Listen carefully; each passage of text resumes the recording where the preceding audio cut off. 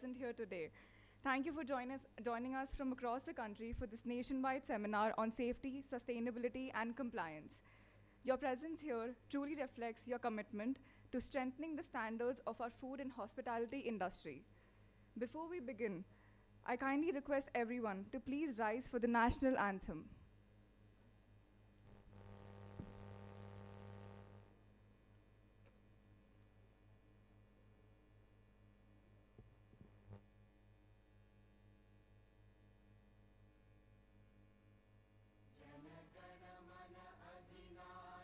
जय हे भारत भाग्य विधाता पंजाब सिंध गुजरात मराठा द्राविड उत्कल बंगा विंध्य हिमाचल यमुना गंगा उच्चल जलधि तरंगा तव शुभ नामे जागे तव शुभ आशीष मांगे गाहे तव जय गाथा जन गण मंगलदायक जय हे भारत भाग्य विधाता जय हे जय हे जय हे जय जय जय जय हे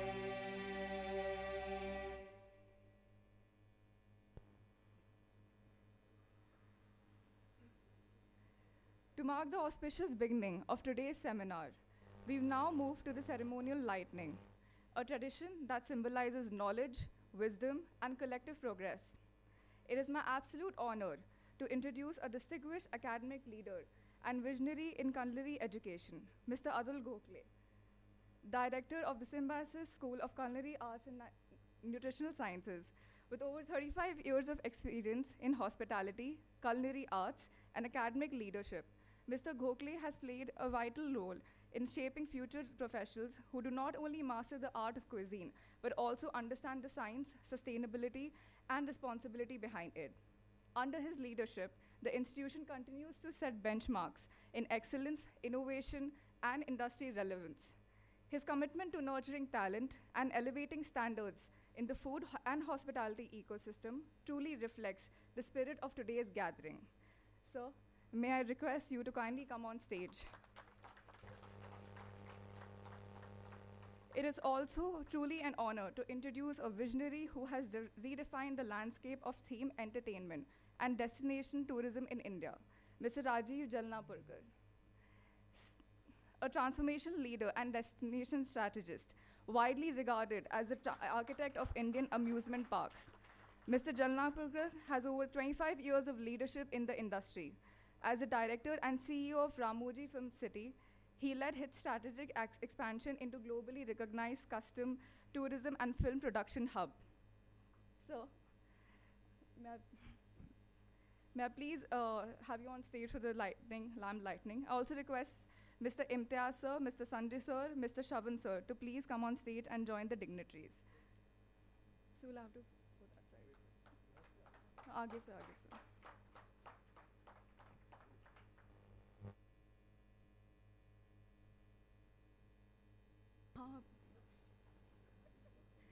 Pramod sir, obviously I would like you to have on stage. From Mr. Pramod sir.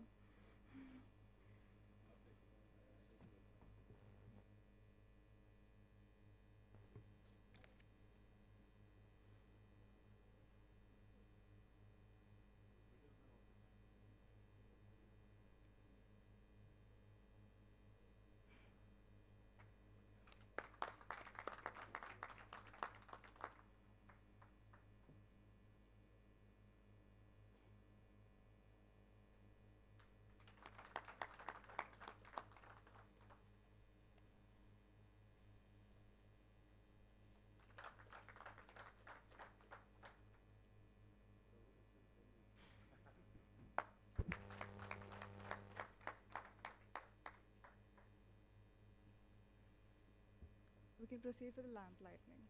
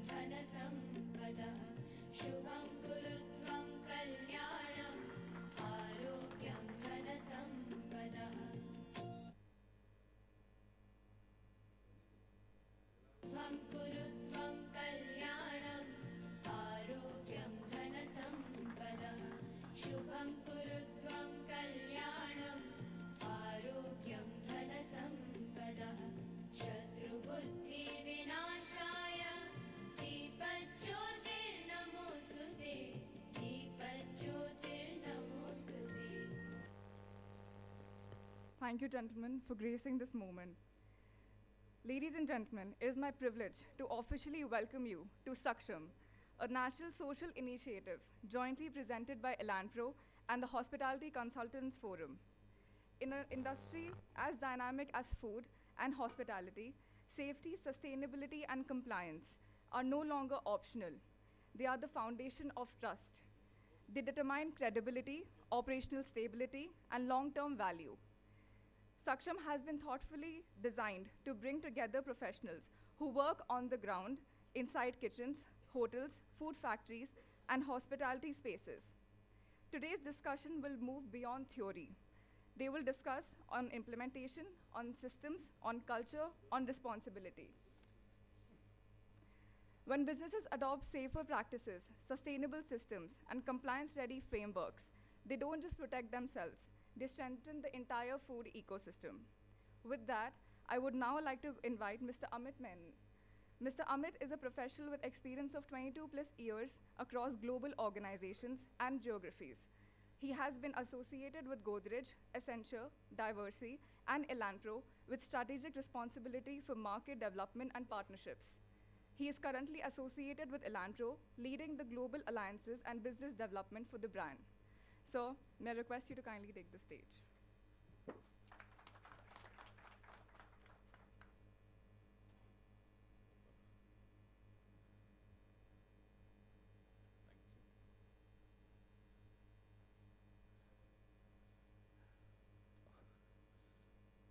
Thank you. Thank you, Vasundhara. Thank you, everybody. I think I would really like to welcome all of you, and I would like to ask apologies for the delay that we had. Anticipation of Pune has been something that we think we got it wrong. Pune being Pune is a city that I know Pune from 20 years ago. Yeah, almost 20, 25 years ago. Things started a bit leisurely, relaxed, and a little laid back.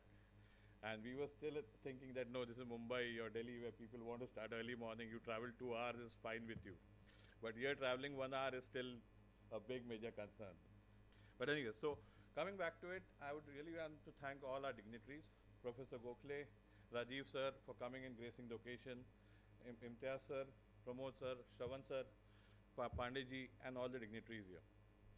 So, so basically coming to SAKSHAM, this is something we started about when I was with Sanjay sir 2.5 years back, which came as an initial discussion when Shravanji were there and we visited and they sat down about understanding how and what way the environment or what way we can look at a transformation or what can we do to make the industry grow as a whole unit, right? Now food per se is one of the 3 basic necessities. You always have food, lodging, and clothes, right? So food has been growing for this 1.5 billion population, and it is one of the sources that needs to be actually taken care for. And then we thought how you can help make the industry better, how you can help the industry evolve. Now there are 2 Indias, which all of us know. There could be many more. One is what we see, the razzle-dazzle of the high cities, the razzle-dazzle of the big places, Delhi, Mumbai, the home deliveries and everything. The second part is India, where we go out, we have a vada pav, we have a cutting tree, we still enjoy on the stall, which is a very different India. And there, do they really have the means to reach? Do we want the same implementation? You go and eat a golgappa. Now Delhi, they have they started wearing gloves, which is things evolving, where we are growing, we are becoming better. And this is what gives us a feeling of safety. This is what gives us feeling of actually feeling that things are taken care of. Now, so to enable it, to bring it to a place where it will make a lot of sense, we designed the program and it came out and we came down to something called SAKSHAM. Now, SAKSHAM means capable, SAKSHAM means competent, and SAKSHAM means skillful. Now, I did this and Copilot gave me this meaning, so it's all on open platform. Now, this is what helps us to actually do things. So what happens when you do it? You actually become capable, and it helps you achieve things and have achievements. And that's what we want to do. We want to reach every corner. We want to have people enabled. We want to make sure that people gain out of this entire program. Now, coming to the moot point, why are we doing this? So, maybe some of you might agree to this, some of you will think through this, but this is definitely something that all of us have seen and all of us have experienced across. We have had multiple cases and incidents which are happening, multiple cases and incidents which related to this industry, which can be related to food safety incidents, which can be related to fire, which can be related to lack of safety, injuries to people who are operating in those environments. And these are happening more frequently, and with the current focus and this health and hygiene is how you take it forward. Now this was the why which prompted to bring about this kind of a program, where we think we can help people understand it better. We can leverage on the collective experience of the team who's here and make sure that people take benefit out of it. Now, how does this work? Now, SAKSHAM was evolved and was conceptualized as a collaboration between Hospitality Consultant Forum and Elan professionals. The idea was to drive a cultural change. The idea is to drive a cultural change. Let me correct myself. We still have a long way to go. So what we were looking at is broadly putting it, categorizing into three topics: safety, sustainability, and compliances. Again, focused on partners, again, focus on issues, again, focus on systems in food processing, food production, food units, where safety should be the first for internal as well as for external people. Sustainability, where you can improve the sustainability, improve the overall efficiencies, improving operating methodology, giving back to the environment. And compliances, which, as we always said, the red letter is something where we face a lot of complaints, a lot of issues. And that is where we can help people understand where are the compliances, especially going to tier 2 and tier 3 cities, and then looking at it. Sorry, that is my bad, as it's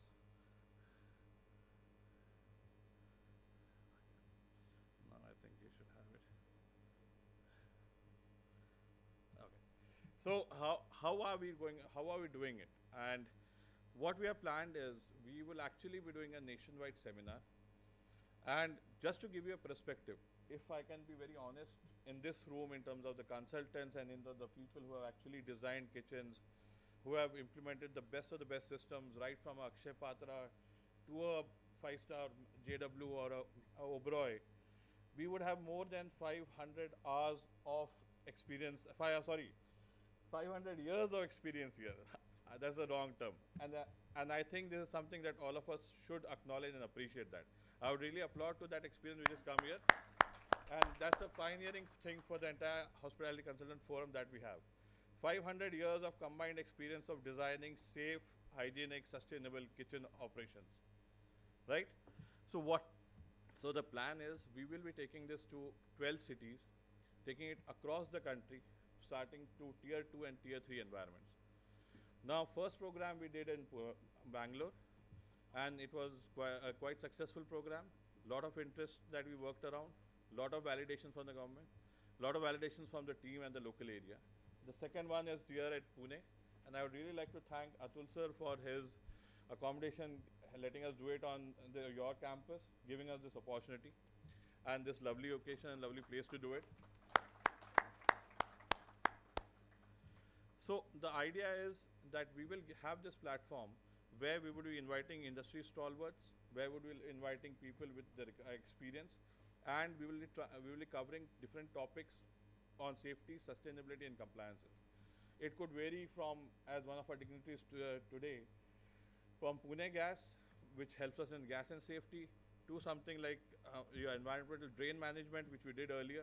So these are specific topics chosen by a panel for each area and each segment, and would be involving different segments of industry specialists from food safety, FSSAI, compliances, architects, building compliances, government requirements, to help us evolve and bring it up.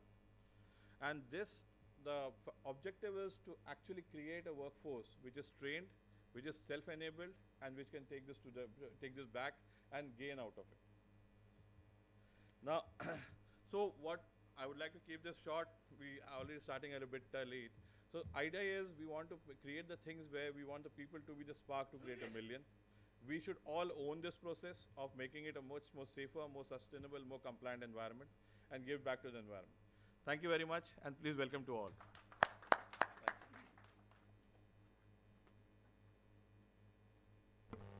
Thank you, sir, for setting the tone of today's deliberations.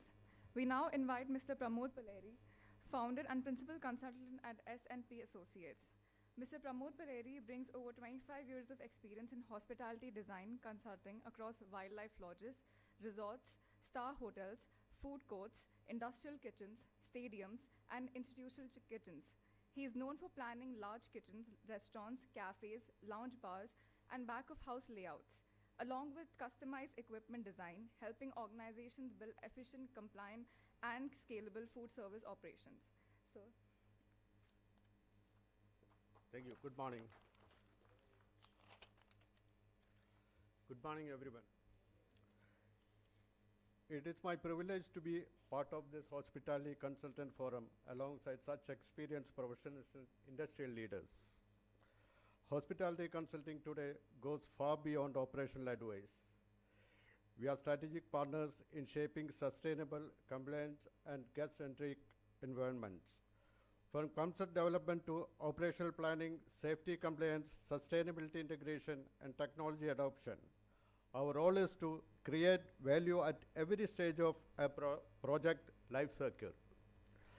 In an industry that is constantly evolving, driven by guest expectation, regulatory requirements, and global standards, consultants serve as a bridge between vision and execution. Our responsibility is not only to enhance profitability, but also to ensure quality, efficiency, safety, and long-term sustainability. I look forward to meaningful discussions, knowledge sharing, and collaborative opportunities that will strengthen our collective impact on the hospitality sector in this SAKSHAM event. And thank you, Align Pro, for organizing such a wonderful thing. Thank you, and Jay Singh. thank you, sir. We would now like to invite Mr. Atul Gokhale to share a congratulatory note.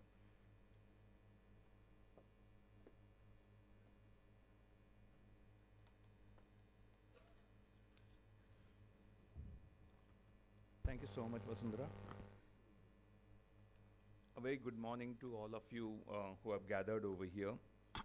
The dignitaries, the esteemed speakers, industry leaders, faculty members from my college, chefs, entrepreneurs, few of my students over here who are sitting in the audience, and friends from the food and the hospitality industry. A very good morning to all of you, and welcome to Symbiosis. I'm so glad that Symbiosis as an university is in the pioneer of culinary and hospitality education today. And I'm glad that such a kind of an seminar has been organized over here by the Hospitality Consultants Association along with Elan Pro. I would like to give them a big round of applause for actually choosing Symbiosis to come over here. It gives me a great, immense pride and pleasure to be attending SAKSHAM, the National Safety Program, a collaborative social initiative focused on three important areas of safety, sustainability, and compliance in the food and the hospitality sector.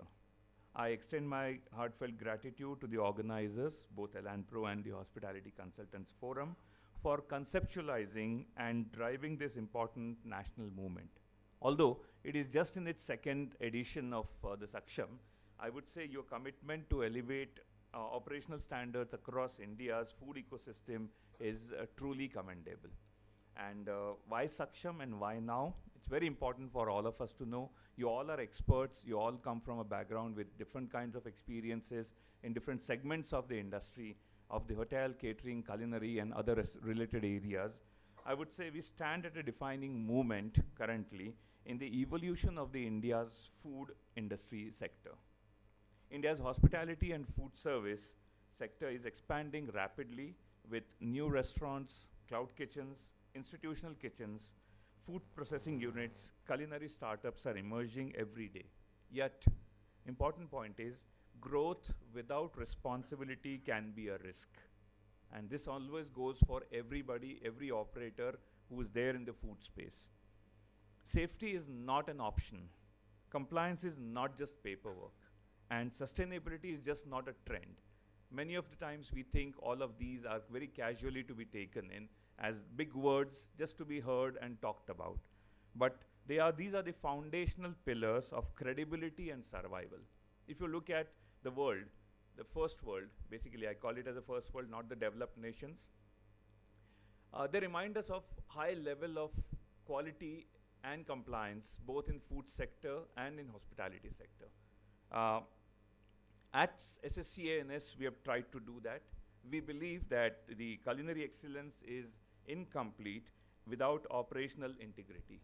And that is why when we train our students, we really want them to look at a plate or a dish, which will lose otherwise all the meaning if hygiene is compromised. A profitable kitchen loses its future if compliance is ignored. A modern establishment cannot call itself world-class if it is not environmentally friendly. And as rightly Mr. Menon pointed out, this needs to be a cultural transformation. And I would say why this is a cultural transformation, because today's theme speaks about responsibility as a cultural transformation in food sector. Culture is not created by policies or documents.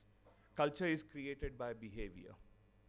Imagine when a chef washes his hand instinctively without being reminded, that's culture. A storekeeper checks temperatures as a habit, not as a formality, is culture. An owner invests in safer equipment, even if margins are tight, that's culture. A team segregates waste because they care about the planets, that's culture. And that is what I require everybody, including my students and all our people over here who are sitting, to believe it. It moves us from reactive to preventive, from compliance fear to compliance pride, from minimum standards to global benchmarks. And I would say this is very clearly important for everybody of us to implement. Second part of the theme of today's thing is safety. Protecting lives, protecting trust. Food safety is fundamentally about trust.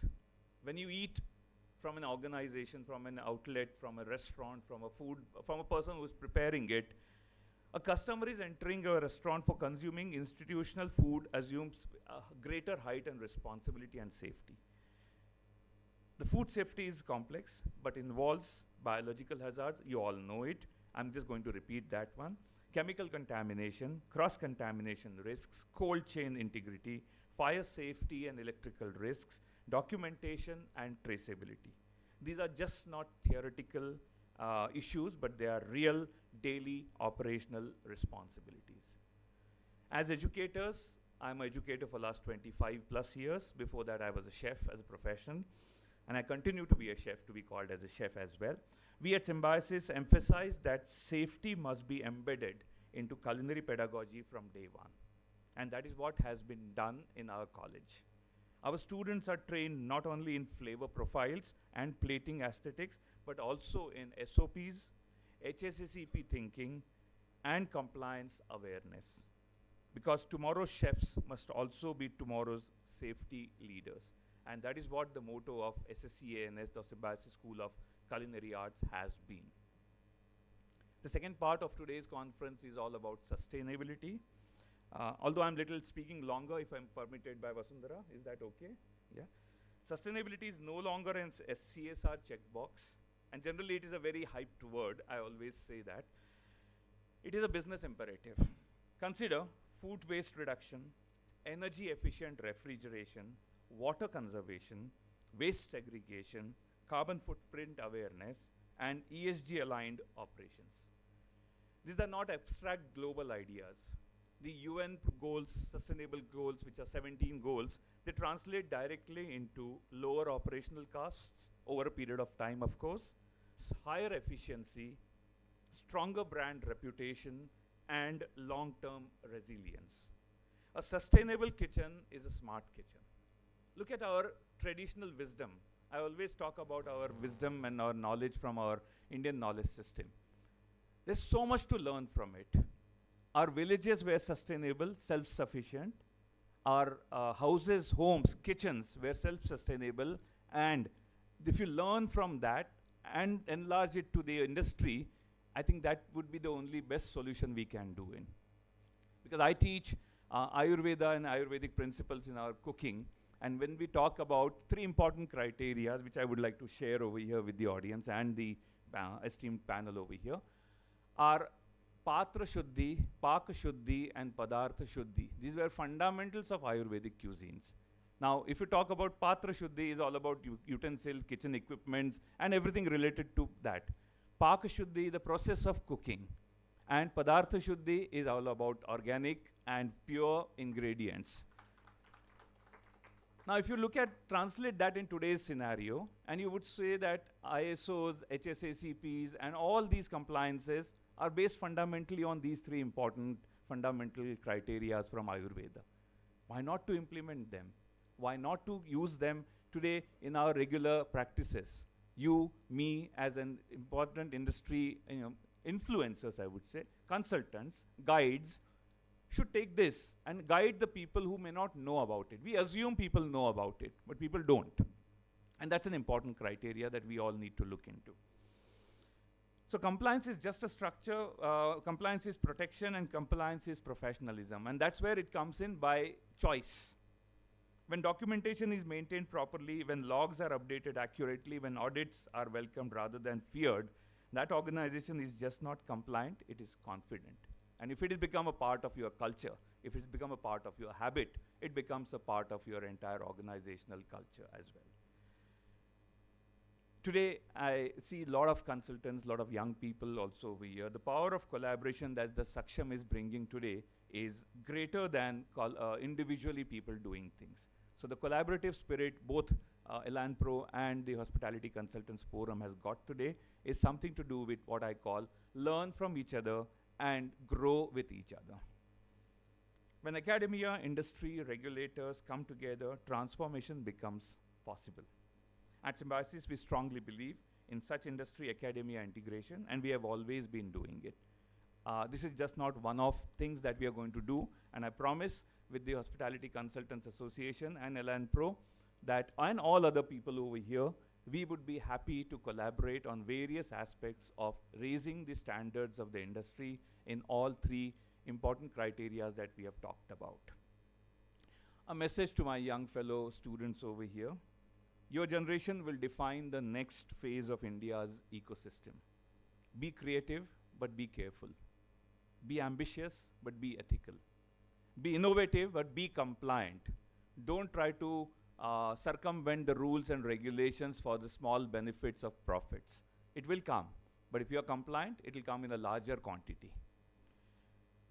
Remember, true professionalism is invisible. When nobody sees what you are doing, that's true professionalism. You are doing it correctly.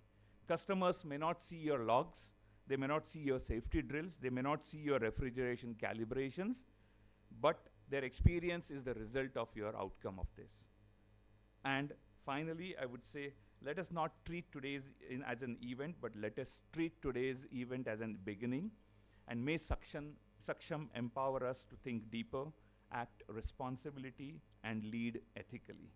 To build kitchens and institutions that are safe, sustainable, and compliant by design. On behalf of Symbiosis School of Culinary Arts and Nutrition Sciences and Symbiosis International University, I welcome you all and wish SAKSHAM Conference a tremendous success. Thank you, and let us begin the journey towards a safer and stronger food system. Over to you. Thank you. Thank you, sir, for your encouraging and thoughtful words. We now begin our first plenary session, Safety. In the world of hospitality and food service operations, safety is not an option. It is a foundation. And one of the strongest pillars of safety lies in the standardization of equipment, ensuring efficiency, compliance, and risk-free operations. It is my greatest privilege to introduce an industry veteran who has dedicated over 2.5 decades in advancing excellence in kitchen planning, design, and operational safety. Mr. Sanjeev Deshmukh, founder of Kitchen Solutions, brings with him over 25 years of expertise in commercial kitchen designs and consultancy. His work spans across hotels, standalone restaurants, restaurant chains, cafes, industrial kitchens, training institute kitchens, central kitchens, banquet facilities, healthcare kitchens, and institutional food service operations, both in India and internationally. Known for integration advanced technology, HACCP standards, and operational best practices, Mr. Deshmukh has played a key role in shaping safer and more efficient kitchen environments. His extraordinary contribution has also been recognized by by the Institute of Hotel Management Mumbai, which honored him among the legends of IHM Mumbai. Today, he will be sharing valuable insights on the highly relevant topic, standardization of equipment towards greater safety. So, yes, I'll just, yes.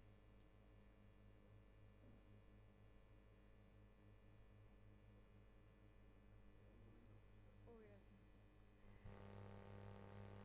Shravan sir, can you please present the memento to Atul sir?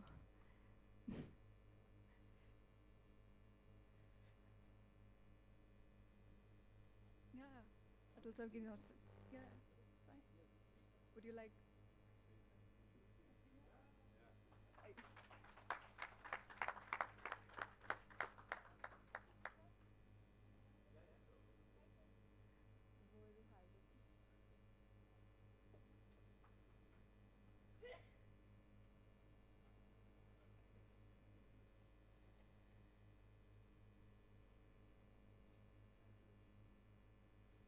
thank you, sir.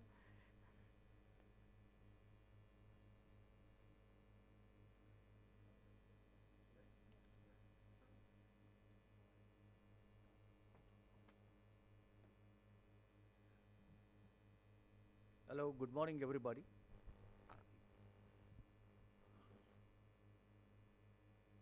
Very intelligently, my friend has put me as an opening batsman, and the opening position in the Indian team is always vulnerable.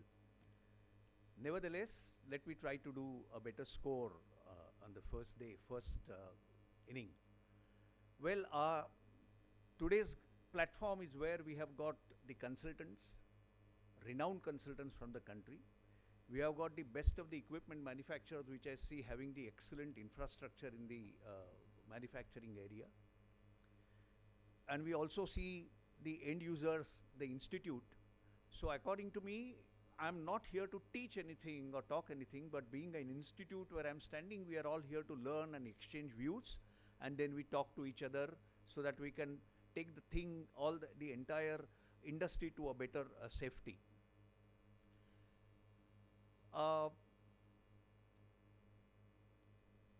think all my colleagues who are here from the kitchen equipment manufacturing company would agree that equipment industry has grown since last about 35, 40 years, but it has only grown horizontally. There has been no vertical growth of any industry after a turnover of maybe about 20 crores or maybe 15 to 20 crores. We have got equipment traders who are trying to do a job of trading of imported equipments. I can see few of them here. The reason is that the industry itself is not allowing anything to do with standardization.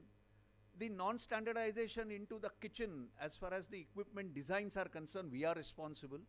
The idea today is that I voice it out to my consultant friends, I voice it out to the equipment manufacturing people, and also voice it out to the end user as to what can be done collectively, and where can we head the whole thing to ensure that our kitchens become safer kitchens, the safety factor is considered, and how standardization is going to help all these factors of safety and even the other compliances what we are talking about.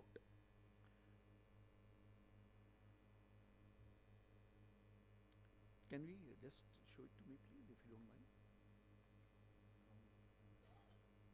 I don't think it has started. And now this one?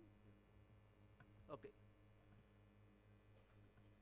I have just written down on the screen, see the display. I do not have a lot of pictures because I'm from the manufacturing stainless steel kind of a stuff, so there are no rosy pictures at all.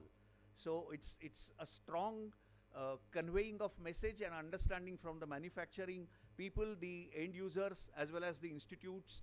That I can see some students there. Please feel free to ask any questions if you have, okay? We are saying industry demands non-standard equipment. That's the something which is there. I speak myself about my layouts. We demand that. The end user demands it. The chefs who are there, they speak about, they think they are talking standard product, but they are talking habits because they use the same equipment on the previous place where they were working, and that's how they are demanding. But the ultimate demand is for the non-standard equipment. Suppliers are discouraged to bring automation. I can vouch for all these manufacturers that if at all we talk about certain, don't worry, I'll manage. I could do it because it's a standard product. Okay, so the thing is, equipment manufacturers are also discouraged to do the automation, because if at all they bring automated equipment to produce things, they require the same size in multiple numbers. I will not touch today about the advantages in terms of delivery, quality, etc. We are talking purely on the safety factor. So what happens is they are discouraged. So it leads to manual manufacturing. You will always find so many processes, the processing of cutting, the processing of bending, the processing of polishing, burr removing, everything is happening manually. The end result is that you have got equipments, because of the faults of the manual operational, it becomes an issue about the safety factor. Exposes to the human errors, quality issues, and it leads to the safety factor. I'll give you an example. We speak about the non-standard equipment, custom-built fabricated equipment. Here. The fabrication details are not standardized at all. The kind of bidding which we want, the kind of splash which we want, the internal bidding which is done, and it is resulting into the fact that if we say that we are going to have the final bidding which is going to be done is with the flat bidding, maybe what happens is that you don't need to do any grinding by which the burr is removed, and one person who is doing, like when I started, it was also there as a utility staff when somebody is trying to do, and the level of hygiene, he needs to put his hand underneath the table and do the cleaning of the table. If the burr is not there, if there are sharp edges, you have a cut to the hand. It's just one simple example of it. So if we do the standardization, please come forward, all my consultant. I wouldn't mind having some sessions within us to the end users to say that we will try and do my fabrication detailing absolute standardized. Let us standardize the fabrication details and let us standardize the hardware. As far as hardware is concerned, we have got hardware experts who all are here. We are talking about the individual presentations are also there, so I wouldn't elaborate on that per se. Gas equipment. I am sure everybody will agree, one of the biggest factors is that we have got distinction in terms of purchase guy is only talking about the cost factor, the end user is talking about the volume of production, the kitchen stewarding guy is talking about the timelines in which he wants the equipment, and in the whole bargain what happens is that there is no apple to apple comparison. A guy who is really wanting to do a proper design of a product, he sells something because the equipment is saying generic name, 2 burner gas range, period. There is no detailing further, whether it has got any ignition, auto ignition is there or not, flame failure is there or not. And I can tell you one of the incidences which has happened when I was working in a kitchen, 4 burner range with a gas oven. After the end of the day, it was switched off, the ignition was stopped, but it so happened that this guy forgot to do the ignition stoppage for the pilot burner in an oven, and the whole night it was not ignited, but the gas was coming out, and it was a chamber full gas. Next day morning, one of my colleagues, I feel very sorry for him, he came in and he opened the door to ignite, and the whole thing goes just burst. So that is something which is happening because a simple flame failure device was not installed. I am sure the gas guys will be talking about it more. Solenoid valve. You do not have anything as solenoid valve into the gas operated defat fryers. Defat fryer unfortunately made are purely only, it is supposed to be stability of the kadai which is seen, and there is no probe, there is no solenoid, there is no thermostat. So that issue also creates a lot of problems. Thermostat controls are not there, overheating is happening, gas catches fire. These issues are also happening. Welcome to my Bombay friends. Welcome, welcome. So we are talking about gas equipment part of it. Steam equipment.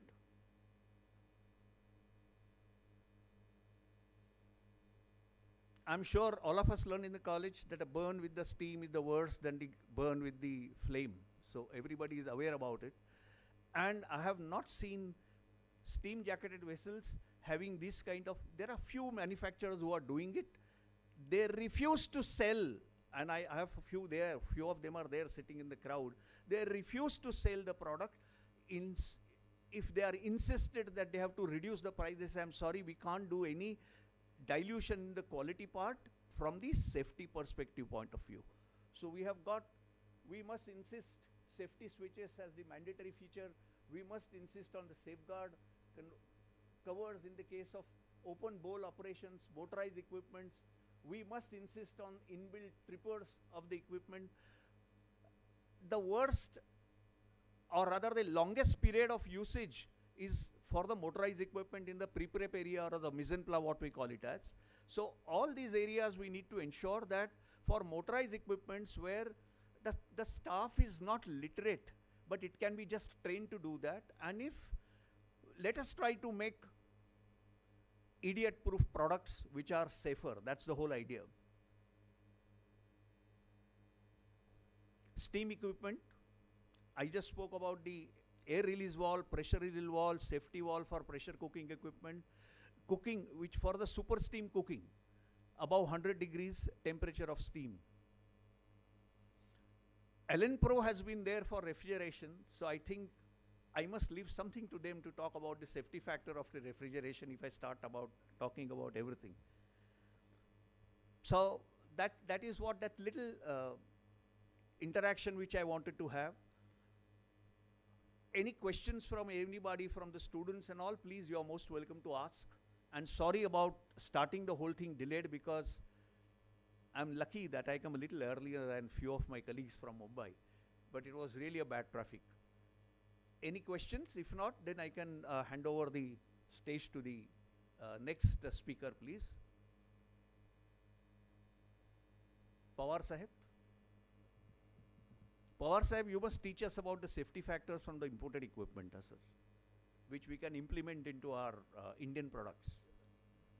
We want to have make in India, make in India, make in India all the time. Okay, thank you very much, sir. Thank you very much, everybody. Thank you.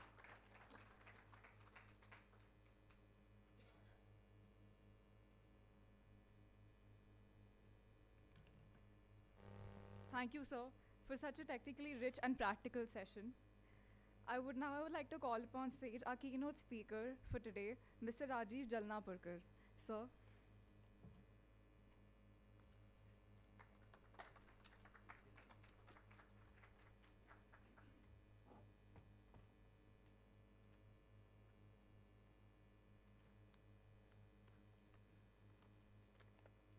Good morning, everybody. I'm not here to give a presentation. I'm here because of Shravan Kumar, our consultants. I come from the film industry infrastructure, Ramoji Film City.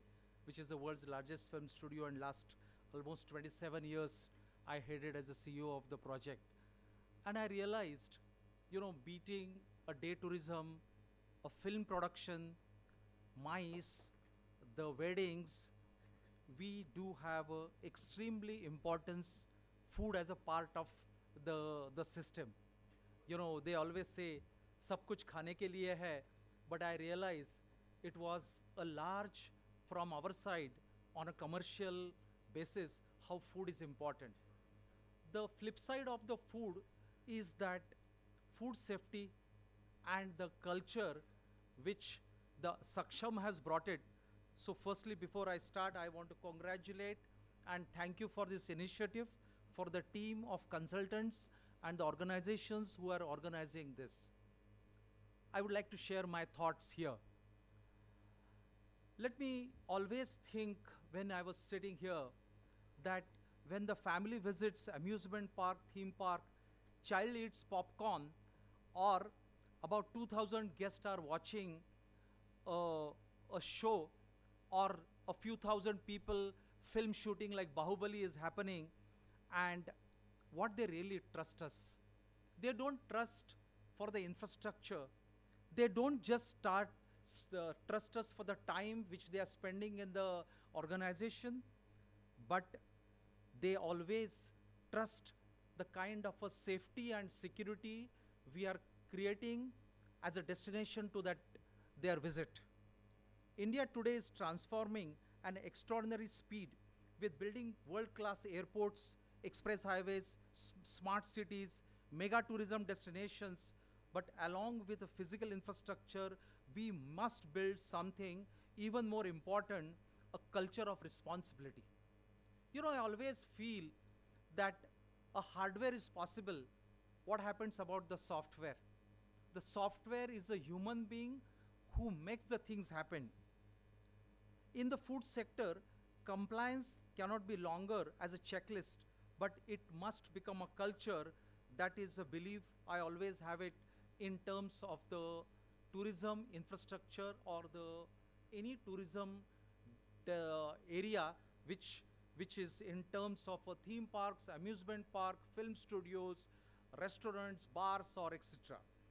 In the large-scale destinations like amusement park, water park, integrated entertainment hubs, large malls, or the place like Ramoji Film City, thousands of guests dine every single day. Let me tell you, having a past chairman of Indian amusement parks and theme parks, every day about 16 million visitors eat at the different locations of 150 parks of India, 2,000 family entertainment centers, and the shows, rides, and attractions areas. They dine that number of people. Our revenues per day into these places are almost 30% of the ticket cost. So I always feel the food and the food safety is extremely important. Coming from the industry, I must talk about the international players. I cannot or nobody can deny to use the word of Walt Disney World. One place of Florida, almost 25 lakh visits per day with almost about 50,000 cast who works. So when we look at globally, a large-scale destinations where we look at Disneyland, where the food safety in operations has been designed as a part of a design which cannot change and which has not changed for last 100 years.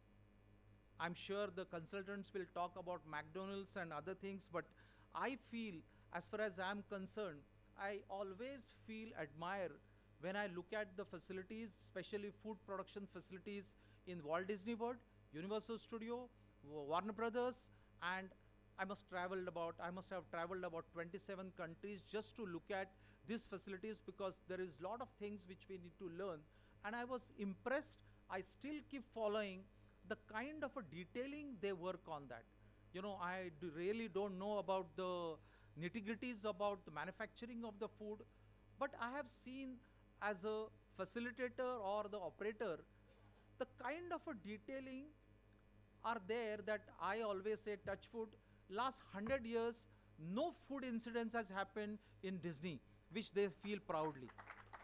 Last 27 years, once again I say that at Ramoji Film City, there was a time we used to cater, my team used to cater 11,000 people when we were shooting Bahubali per day, where breakfast, lunch, the high tea, dinner was served for almost 2 years. And believe me, not a single percentage of errors were accepted because it was a commercial call. A cultural transformation means hygiene to be believed. Safety is practiced. It is not a documentation. People always feel that somebody is coming for inspection, so a big files or probably now lot of computer notes.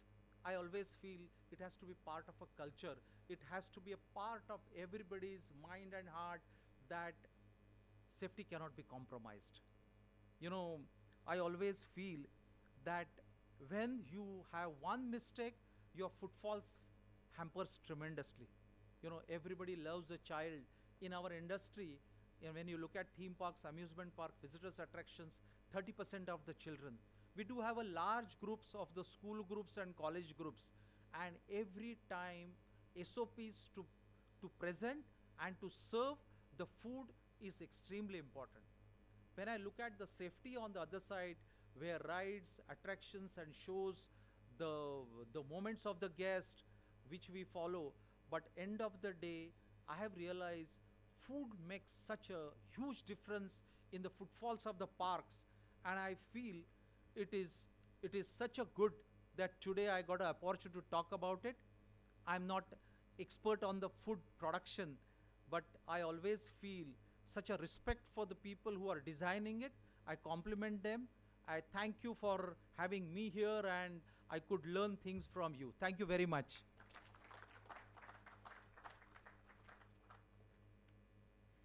Thank you, Rajiv sir. Sir, can we please have you on stage? Rajiv sir. And Pramod sir, could you please give him a token of appreciation?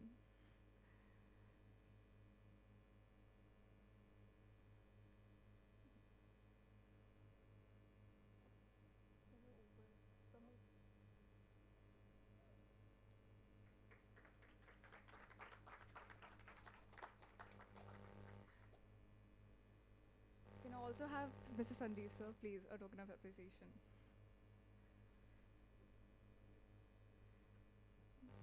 Sanjay sir, yeah, I thought both of you can give it together.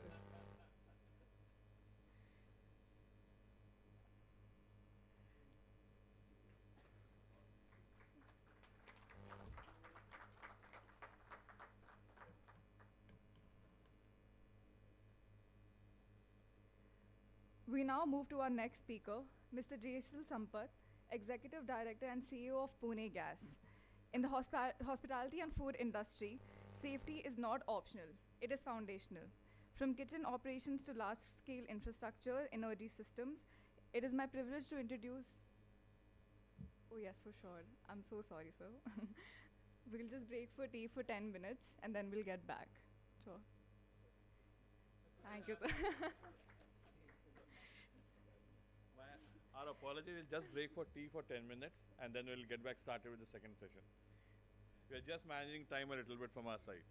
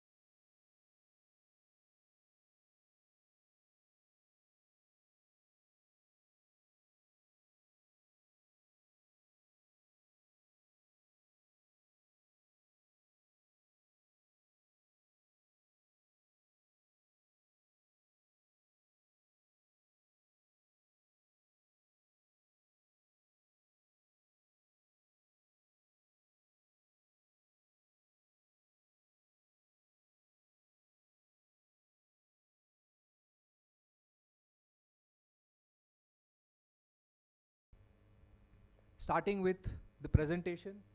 Oh, I don't know, it's not, okay, it's there now. So, starting with the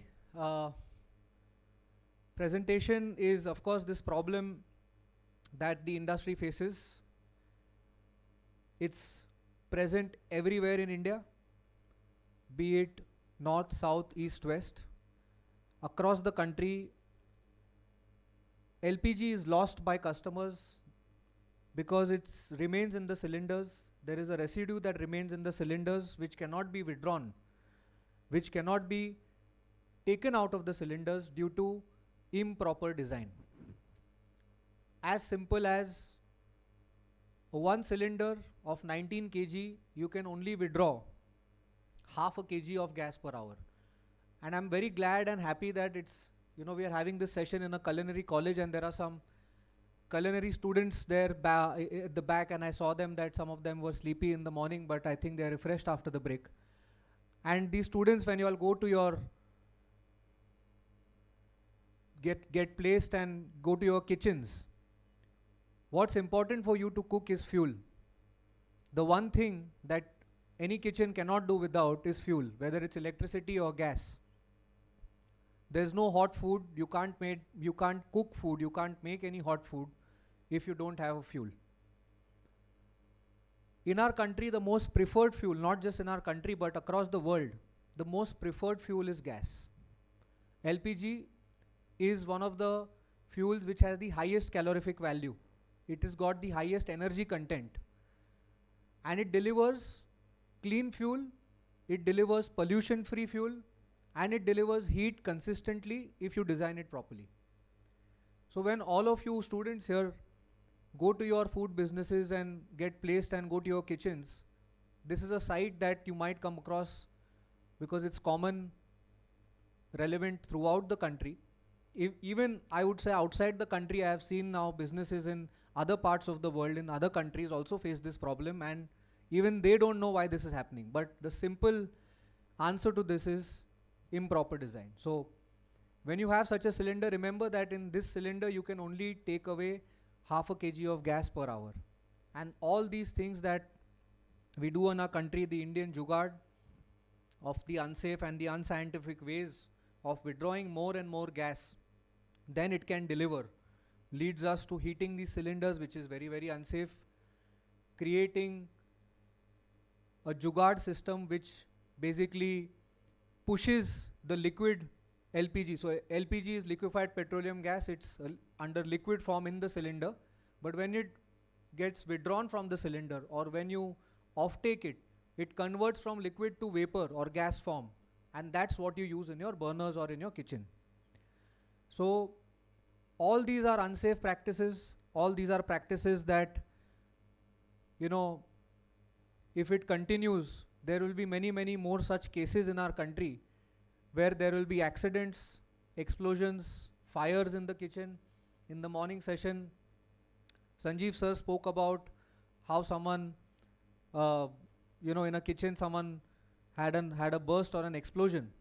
This is going to keep happening if we don't design and if we don't understand why certain things are happening. And this is all common sense. So first, understanding why is important, and then taking the right action is important. I would also like to point out here is one fact and data point that in India, according to government data, which is publicly available online, there are 40 lakh industrial and commercial businesses that consume LPG for their heating application. 40 lakh in the country. And of course, if you dive in deeper into the data, you also have region-wise and state-wise number of customers.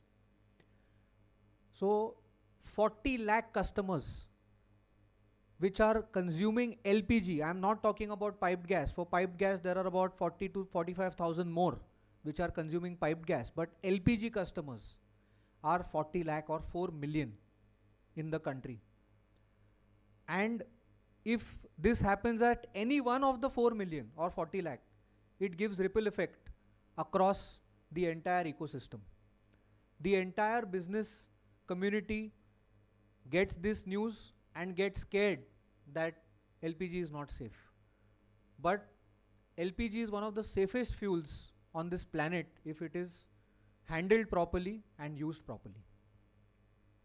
So, with this, I would come to what are the important elements and aspects from IS 6044, which has been in place since many years, and the last revision came in 2018 for LPG installations for industrial and commercial purposes. I'm going to show you a few slides, and if you have questions, please feel free to ask me after that. One of the most important points that people forget is every LPG installation, according to the standard, must be done by an authorized agency. Authorized agency does not just mean somebody having a diploma or somebody having a degree or somebody doing LPG installations since 20 years or 40 years or 50 years or 5 months. There are many people in the country, and our country being very unorganized in many industries. People are mechanics, people are unskilled, they learn somewhere, they work at a company, they get trained, and rightly so, they have their enterprising ambitions, and to achieve those ambitions they start their own business, which is fine, nothing wrong with that. But the important element is, are they authorized to carry out installation, design, testing, maintenance by a distribution company? Now the distribution companies in India are Indian Oil, BPCL and HPCL, which are the 3 government oil companies that control 90% of the market. If you are authorized by any one of these 3 companies, you are authorized. But in our country, hardly 8 to 10 agencies or 8 to 10 companies would have an actual authorization letter from any of these companies. 8 to 10 is my assumption. I don't even know exactly how many companies would have that. But an important element for consultants, students, kitchen equipment manufacturers, end users, anyone in the food fraternity and culinary fraternity should check whether that installer is authorized to carry out an installation. First and most important thing. Second point I would want to talk about is the point of delivery. Again, I have just handpicked a few points from the standard which I want to talk about today on this topic.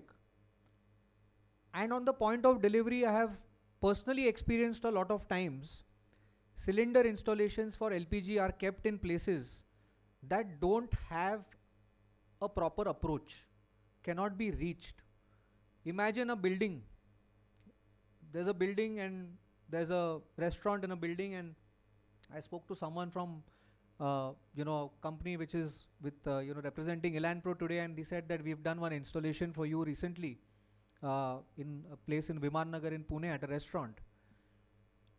I'd say that that restaurant, because they did not have space, it was a commercial building, and most buildings these days are not provisioning for gas, are not provisioning for utilities, are not keeping additional layout and areas in their architectural plans for gas to come in.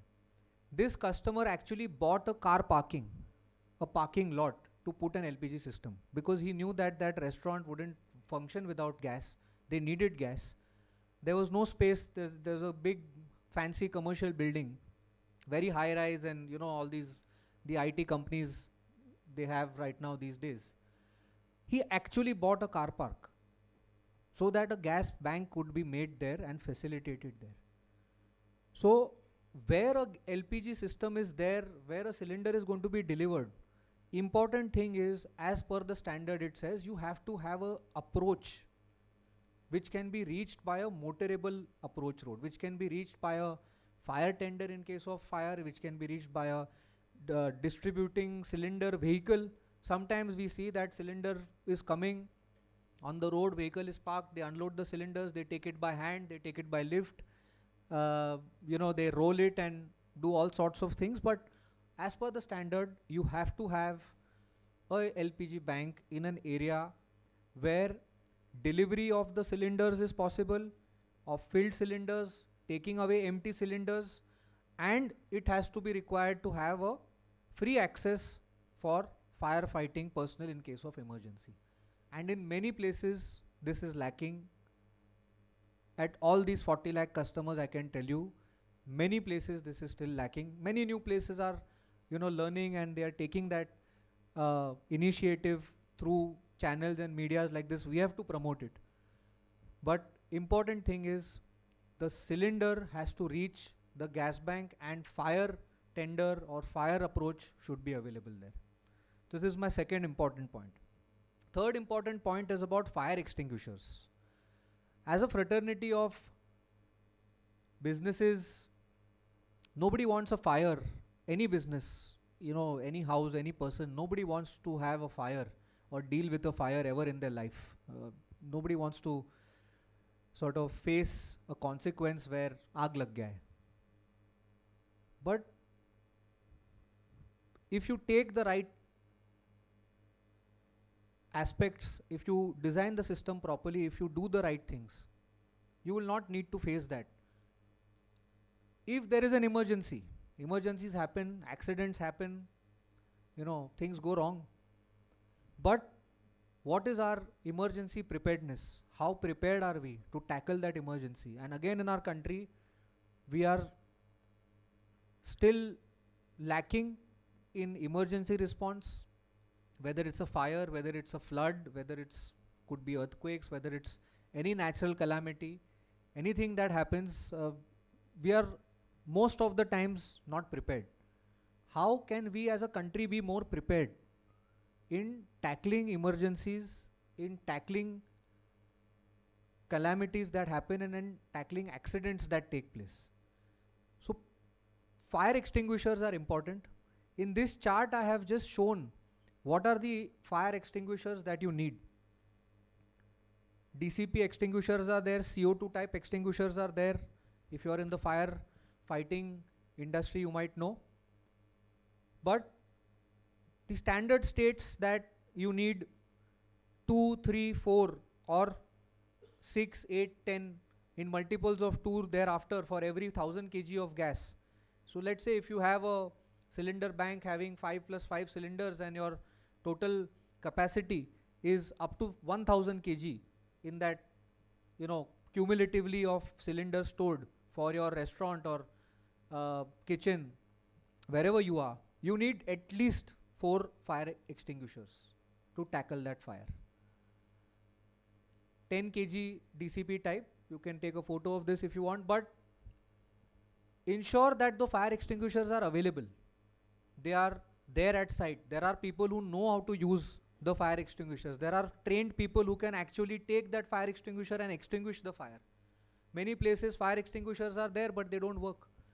They are not, refilled with the chemical powder. So fire safety, we have to all be prepared and ensure that fire extinguishers are available, and there are trained people who can extinguish the fires as well in case there is an emergency. The next point, every installation should have caution signs. LPG, danger, highly inflammable gas, no smoking, etc., which is very, very legible. It should be on the face. People should be able to read it from a distance. Many cases, people don't even know that you cannot smoke near a gas bank. There are people smoking. And wherever the gas system is kept, LPG is kept, LPG is being used, you cannot smoke. It's basic common sense. Whether it's inside a kitchen, whether it's outside a kitchen, in the vicinity where cylinders are kept, smoking is not permitted. So we need to have these signs pasted, which is one other important key element which gets missed out a lot of times. The fifth point is pressure protection device. Again in the morning, Sanjeev sir spoke about gas safety devices like solenoid valves and flame cutoff features. This is one of the feature according to the Indian standard that it is mandated to have a overpressure shutoff valve. Overpressure shutoff valve is basically to protect all the downstream appliances, the kitchen equipment, the fryers, ovens, whatever is there, from any failure. So if in case the pressure increases because of the damage of the regulator or something goes wrong, and if you have a shutoff device, that shutoff device is responsible to cut off the supply of the gas, restrict the flow, so that gas at high pressure does not go inside the kitchen, which can save a very big catastrophe from happening inside the kitchen. So overpressure shutoff devices are available. They are simple mechanical devices. Some of them come inbuilt with a regulator as well, with a PRV as well. So you can just go for one and it does not really cost. And safety is always, it's not like if you want safer something you have to pay. I don't think that every time that is important that safety comes at a cost. Sometimes safety comes at no cost, but we are just negligent towards it, or we don't know. Simply we don't know, we are not aware. As a country we don't know. It's okay. Please ask. Please ask, please go through the standard, please make yourselves aware as much as possible, and there is no harm in asking on how a kitchen can be made safer. One of the other few points, 3-4 more points are there. A flexible hose, imagine a kitchen equipment or an appliance. And again coming back to the gas safety part from morning. Sometimes we see that the flexible hoses are running 50 feet, 20 feet from one room to another. Gas bank is somewhere, gas cylinder is kept somewhere, and a flexible hose is just put and it is taken from one side of the wall to the other side. It is passing through a door, window, anything. That is not permitted. As per the standard, it has a major risk of safety. What if the door bangs and the hose breaks off, cuts off? Whatever, somebody closes the window in a very aggressive way. So such simple things are there, but to save something, I don't know what saving is there, but putting a simple steel pipe or a copper tubing does not cost much again. So flexible hose are not permitted to go from one room to another. The maximum length of the flexible hose should be 5 feet, 1.5 meters, not more than that. One of the other points is many of the times we get asked by kitchen equipment people that what should be the distance between gas piping and electrical wiring. What is the distance? Gas piping and electrical wiring should be at 600 mm distance. 600 mm between a gas pipeline and an electrical cable. As simple as that. Please ensure that the electrical cabling is going through a conduit. Maybe it could be armored. Maybe it could have a proper insulation. Many of the places it is concealed. That's fine. In case it is not concealed, then it should be 600 mm, and the gas piping should run below the electrical wiring if it is LPG. Why? Because LPG is heavier than air. If LPG leaks, LPG will settle down. If there is a cable below the LPG and if the cable has a short circuit, it could catch fire. So electrical wiring should be on the top and gas piping should be on the bottom with a 600 mm distance wherever you are designing for LPG. Few of the last points. As you all know, gas leak detectors or gas monitoring is important, is compulsory, is mandatory for all commercial and industrial installations wherever gas, LPG or natural gas is used. Even now, in many places, gas detectors are not installed to save cost. they could be a defining equipment or an appliance that could save your kitchen or you from losing millions of rupees due to a fire or an accident. And a gas detector again does not cost much. Last, we also should train our customers, the consumers, the people in the kitchen, the chefs working inside the kitchen on how the whole system operates, on how LPG system is working, what action is taken if there is a leakage. Many people panic. Whenever there is a leakage, they don't know what to do. If there is a short circuit, they don't know what to do. If there is an accident, they don't know what to do. Many people panic. How to not panic? What is the action to be taken in case of a leakage, in case of fire, or in case of any damage, failure to any part of the installation? Training the customers is in our hand. We are working with hundreds of customers on a day in, day out basis, on a personal, individual basis, on individual capacity. It is our duty to train them, to make them aware of how things work and what to do if things go wrong.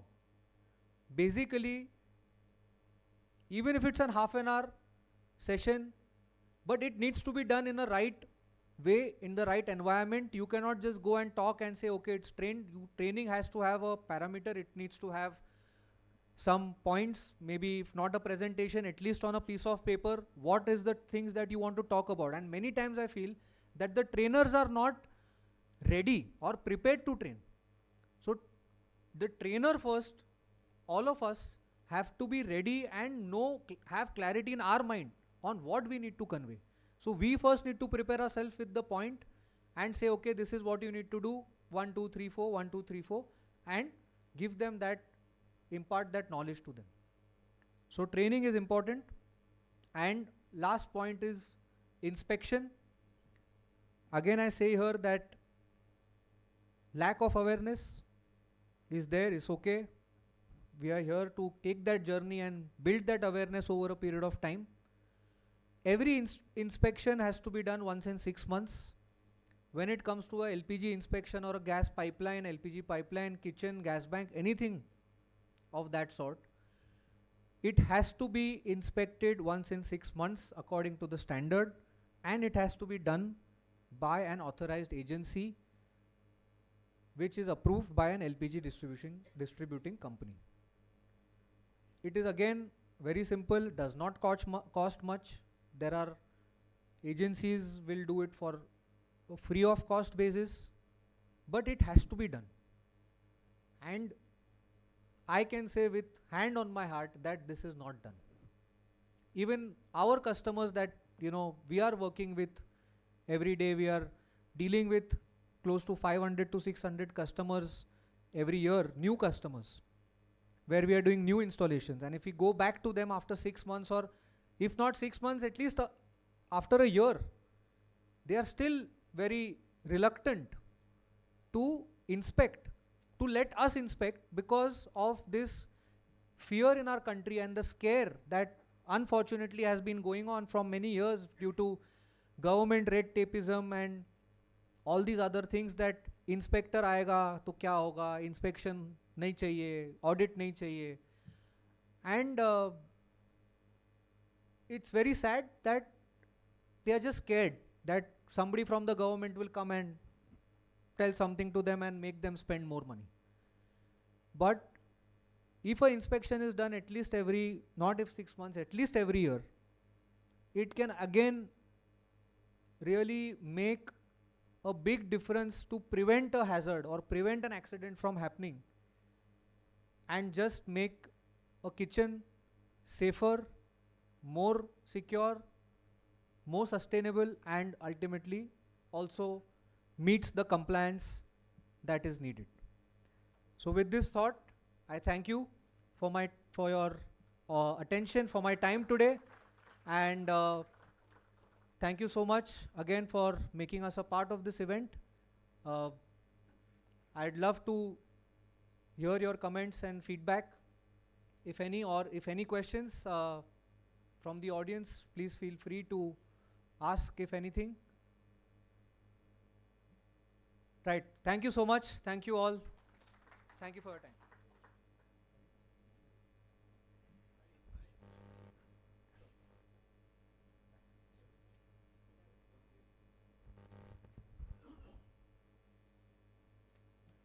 It's not a technical question. Quite often we come across clients or the food business operators, especially in tier 2 and tier 3 cities, that they are being harassed by the Department of Civil Supplies, who claims that they have control and authority over the LPG installations, and they come up with their own whims and fancies. Is it true?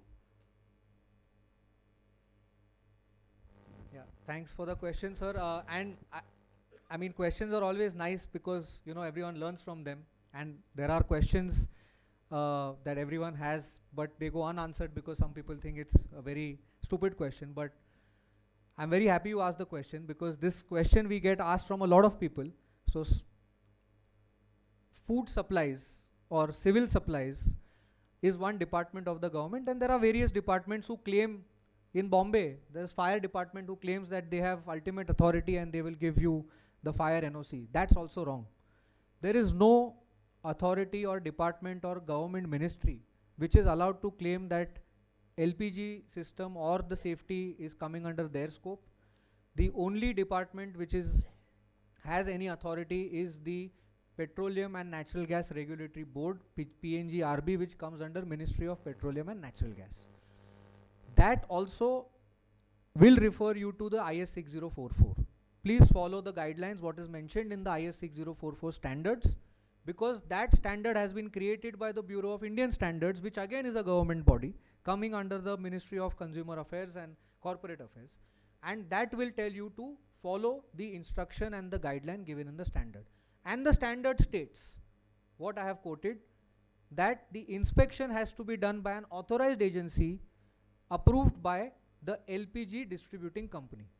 So in totality, the LPG distributing company, which is the HPCL, IOCL or BPCL, actually have control or authority to ask a customer to change something or to improve something. But unfortunately, they are also government companies and PSUs, and their objective is only to sell gas. Their objective is to sell more and more LPG.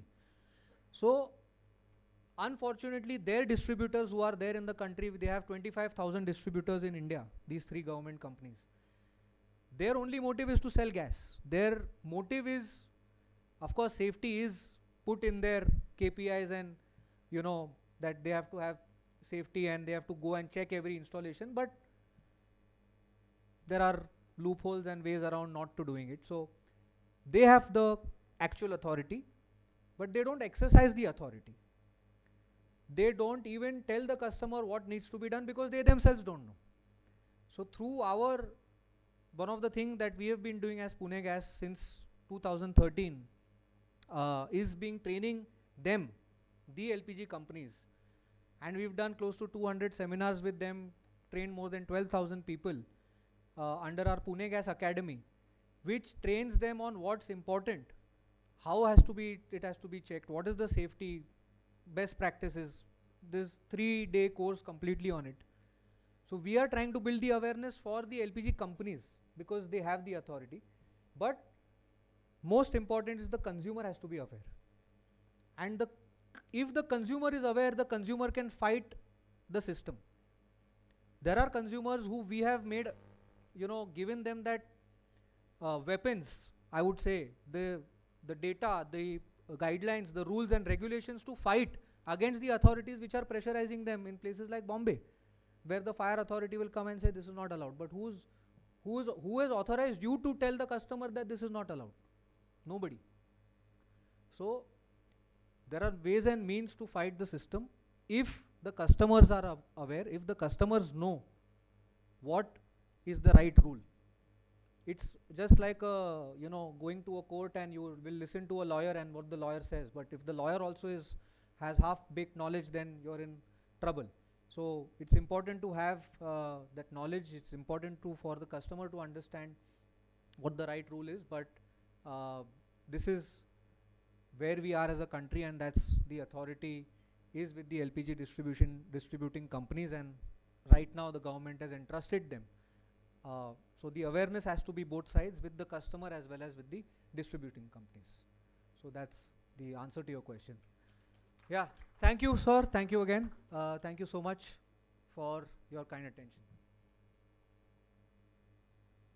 Thank you, sir, for enlightening us on such a critical topic.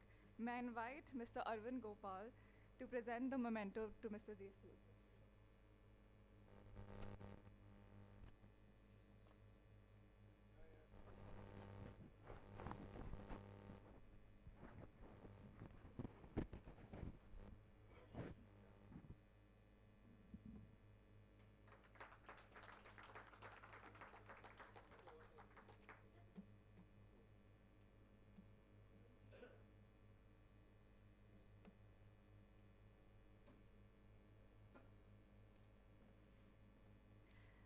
We may now invite Mr. Sanjay Jain, co-founder and director of Elanpro. With over 25 years of leadership in commercial refrigeration and a professional journey spanning Nestle, Blue Star, Selfrost, and Elanpro, he has consistently positioned cold chain management as a strategic pillar of food safety and compliance. Today, he will address cold chain, an essential ingredient in the food sector. So,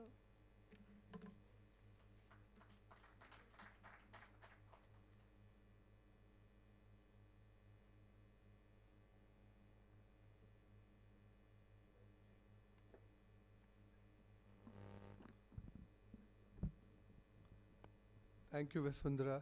Good afternoon, everyone. It's a coincidence कि गरम के बाद अब ठंडा की बात करेंगे. So, welcome all of you. We are going to talk about refrigeration, and before that, I just want to understand from all of you, because all of us, either at home or in our professional world, we are using refrigerator one way or the other. Whether we know it or not, we are dealing with it in our day-to-day life. If your milk is stored at 8 degree centigrade instead of 4 degree for 4 hours, will you be able to distinguish immediately? Anyone?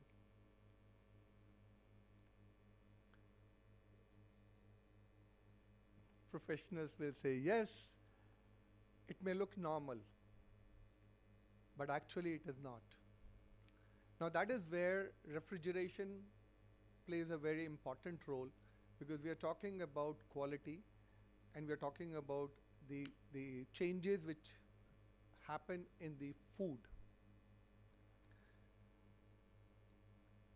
Cold chain is invisible, but it directly affects your customers and profits. And that is what I would like to talk about, because many times we compromise because we say it's a cost. Cost is there anyway, whether you like it or not. You pay directly or you pay indirectly. The cost which you pay indirectly actually is more damaging than what you pay directly. That is what is about fire also. So we'll talk about that. So this is a little bit for all of you to understand and grasp. India faces 92,000 plus crore food loss. Obviously, this we are talking about end to end, from agriculture to the table. But this is where we are talking about that half of our population goes to bed without one proper meal a day. Can we afford it?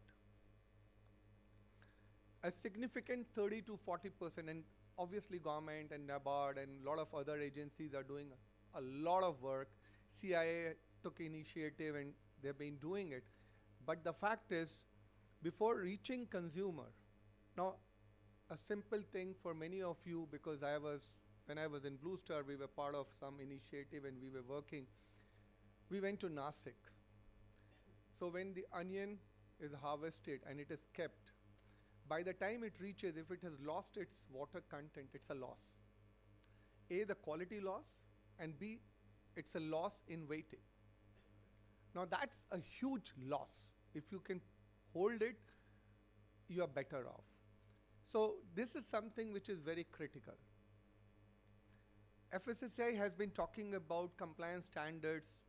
They demand stricter temperature control throughout the supply chain. Incidentally, as it happened that we did the first such seminar in 2019 in Goa.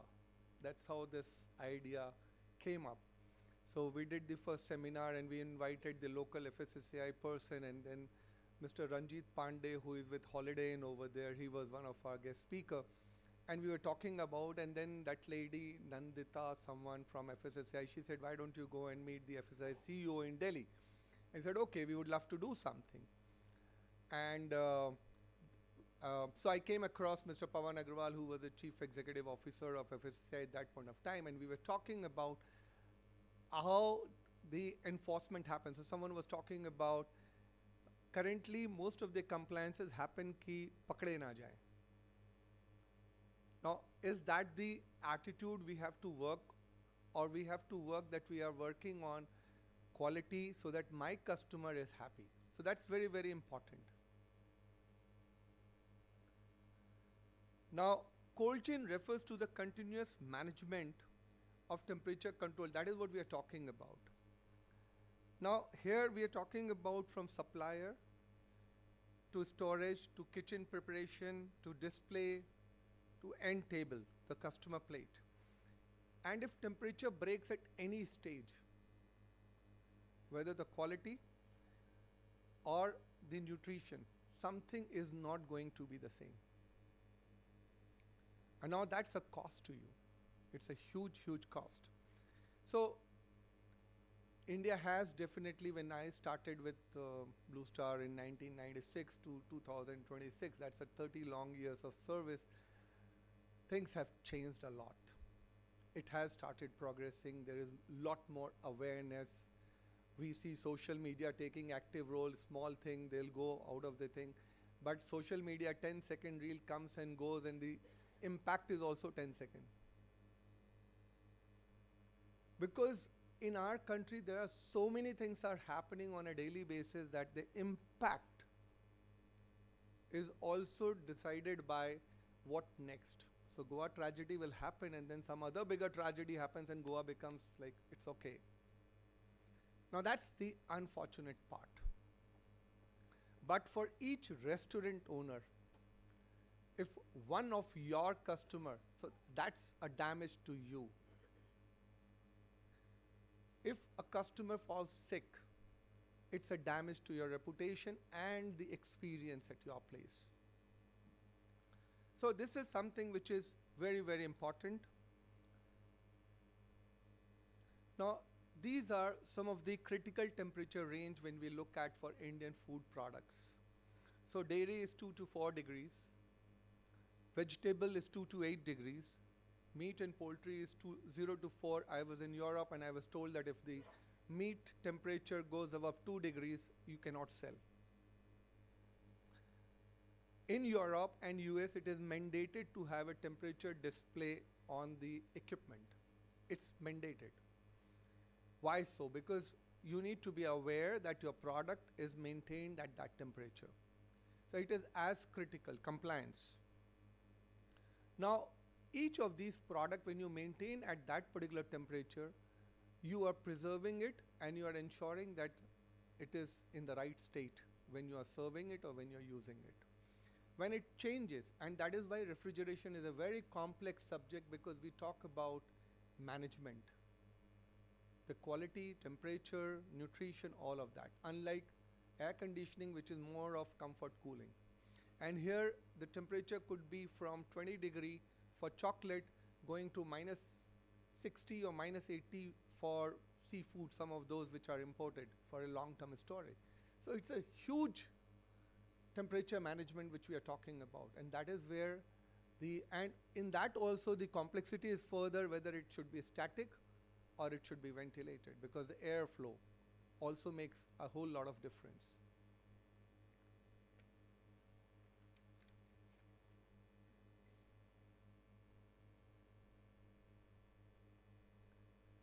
We're talking about where actually many of us make mistake. And this happens because even though the chef may be aware, the challenge is not at the chef level. The challenge is at the lower level, where because his support staff, there is a frequency, the changes are very rapid. The industry is growing, so the trained manpower or the understanding also is missing. So if you're not keeping the product in the right place, it can also be a problem, because your refrigerator is designed in a way that you need to use it in a certain ways. So if you overload it, obviously when there is no air circulation, you will have a temperature variance in different pockets, which will impact your food. You will not realize, because on the display you may still see 2 degrees and you are very happy. But we are talking about food temperature and not the air temperature. In India, we still talk about the temperature on the display without realizing that temperature on the display is actually a misnomer. So it's very, very critical. Door opening. Now, if it is not controlled or monitored, it can become, because if you keep the door opening very, very frequently, you are going to have a problem with the temperature. The other is whether you are using a domestic or a commercial, because the domestic has a smaller refrigeration capacity, which means you will never get the right temperature. Or if you are loading or mixing your refrigerator with fresh and chilled. For example, very often we see that people bring vegetables, and then the same refrigerator will also have milk products. Milk product is supposed to be maintained below 4 degrees. The vegetables come at 30 degrees. Obviously the temperature goes up. It will have an impact. We don't realize that. I remember long back, that's how I actually fell in love with the temperature management. I started my career with Nestle. They introduced chocolates. Before that, there was another brand, still the most loved brand. They didn't bother whether it is in melted condition, refrozen, वापस. So if you remember, मेरे era के जो लोग हैं, chocolate white हो जाती थी top से. Why? Because the butter will come out and it will form. Now that is not the chocolate which you want to eat. उस समय तो chocolate मिलती कम थी, so we will still eat. But now you are conscious about it. So Nestle introduced refrigerated ones, and they said, no, you cannot store. So we used to have dummy packs on the table and chocolates in the refrigerator. उस समय में countertop display नहीं होता था. No one had that. So they started then. Same thing happened in ice cream. Our ice cream industry, actually, I'll say, is far more advanced than many other industry. Many of us used to have ice cream with crunchy. What was that crunch? Ice. Melt ho gaya, refreeze ho gaya, and we were happy to eat. You eat gelato. It's so much creamier. It melts. It's so smooth. But we were happy to eat that. बहुत सारे brand आते थे, Vita, Rita, Gita, God knows all that, push cart में, and we'll be happy eating that. That changed with many companies introducing better quality freezer. They said, my product deteriorates. It is not in the same shape, color, everything changes. And if my customer is not experiencing the right ice cream, though it is still minus 18, maybe it is actually hard now, but it is not the same thing which he is experiencing. And so they adopted this way back in, I'll say, 1999, 2000. And we saw a revolution in ice cream industry where people started talking about temperature, okay, what temperature it will maintain. Things have changed. So I am sure even this industry, our kitchen industry, will also change, because there is a lot of new blood which has come into, so that will happen. Another thing is no temperature monitoring. So I was talking to one big chain of hotel, and they said ki Sanjay, we have a protocol. I am sure aap log wo karenge, and they'll have twice people going, taking out an oil bottle, put the probe 1 minute minus 15 or 1 minute below 4 degree, and if it is done, it is okay. Now this is good for log, but that's a postmortem. You don't know what happened to your refrigerator overnight. You don't know. So that is another thing which will transform, which will happen. So we will very soon see smart refrigerator which will give you alerts so that you can preserve your food, or you may decide to discard your food rather than serving it to your customer.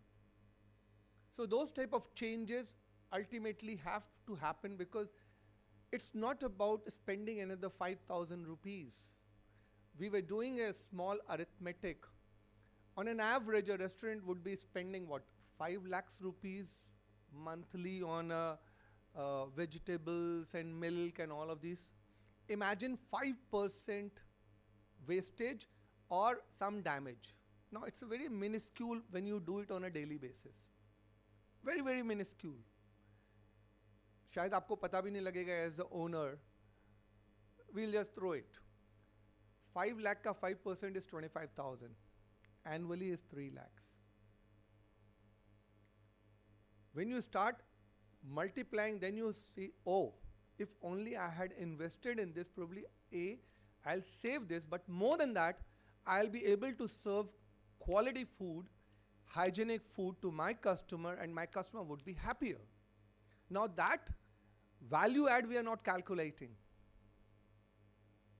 Now that's very, very critical. And now when restaurants are opening, मतलब in Gurgaon तो मेरे को लगता है कि शायद I throw a stone, there are 5 restaurants. मतलब उससे ज़्यादा दारू के अड्डे हैं, which is a different thing, but restaurants हैं. Now if my family wants to go out, they always say, let's go to a new place. So how do you build loyalty? Only quality. Customer will go and then come back again. Otherwise, he'll always say, it doesn't matter, I'll just go to a new one.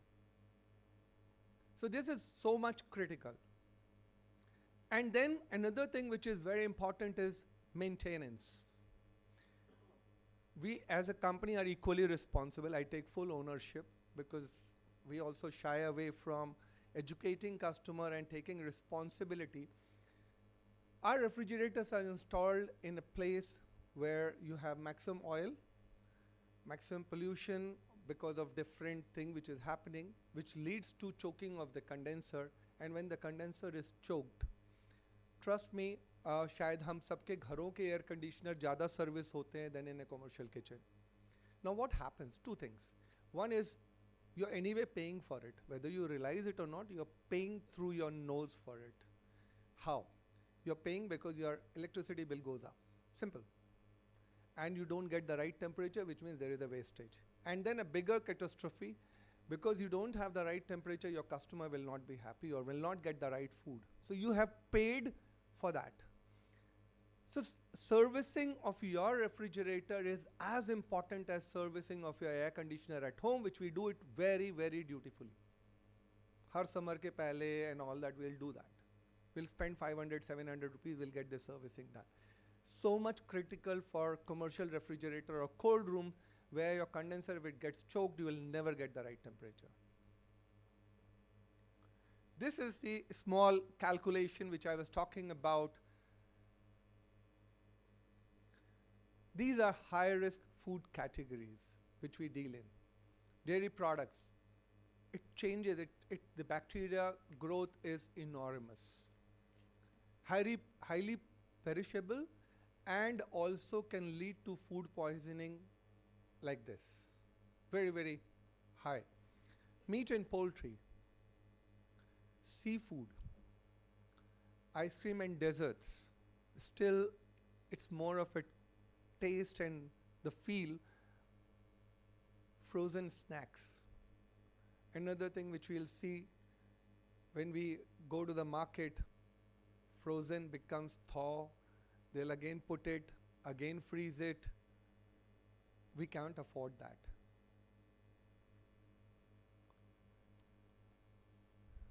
Why commercial refrigerator matters? Not because Elan Pro is talking, but from your perspective, they are designed for commercial rugged use, or I would say misuse. Multiple openings, temperature where your product is coming at a higher temperature. So it is designed that way.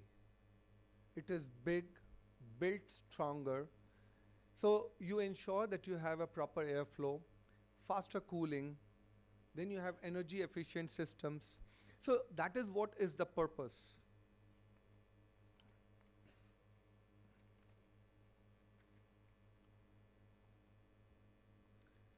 So I'll come back to the role of monitoring and maintenance before we close this entire thing. It is important because now there are smart solutions which are available which gives you alert.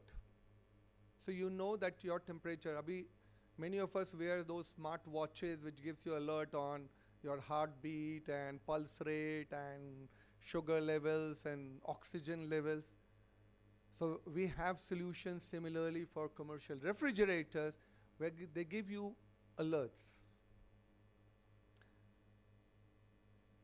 so that you can act. You want to change, you can change, or you want to discard, you can discard if the damage is done, but you don't serve it to your customer. So it will lock temperatures because, like we were talking about traceability and all, if something happens, you know that you have logs that it was maintaining. It can give you a pre-alert for preventive maintenance to save you huge cost. Because if your preventive maintenance is not done, your cost is going up, your temperatures are not maintained. So these are some of the benefits which happen. Now these are some of the compliances from your perspective we are talking about. So FSI inspection, now there are different agencies FSI have introduced where they come, they can seal it and all.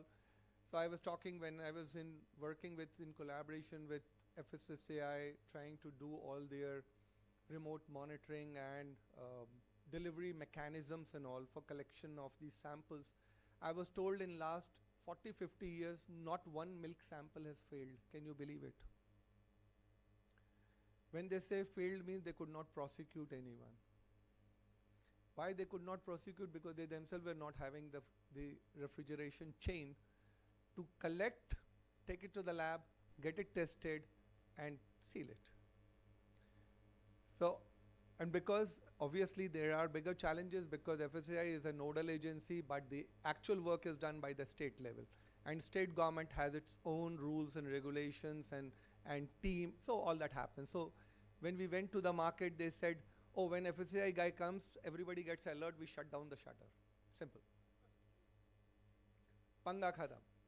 Or as yesterday or in the morning we were talking about unke liye hai ki dho diya, so there are no flies and all that and everything is clean. So are we working backward of FSSAI because of regulation, or we are working forward to ensure we do proactive?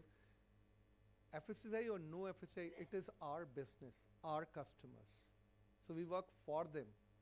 That's very, very critical. Now, we all know that social media is actually a pain also. But in certain ways, it is pushing us to become a little more compliant and aware, because one reel and it goes viral and the business is shut. Hamari industry mein, when I'm talking about refrigeration, we may have little less challenge. Food industry, it actually goes viral. It's a huge, huge impact. And so that is also pushing people to, but do we comply because of the fear? It's like a small child. When I was a kid, I'll read comic book inside the study, and then if my dad is coming or someone, I'll just climb. So am I studying because of the fear, or I am doing it for myself? So that is something we need to change the mindset. And actually that is what is the idea of SAKSHAM, that we create awareness. We say we do it for us. It is for us. These are some of the, because many of us get a little confused as what refrigeration means. So every equipment which has a little bit of cooling, whether it's storage, dispensing, or preservation, is refrigeration. So on the storage side, you may see a cold store, you may see a reach-in under counter or a chest freezer. Then you may also have equipment like dispensing equipment, whether it is ice cream, ice cube machines, bubblers, these are all refrigeration. In every place there is food, and that is why it is critical. And the technology differs for each one of them.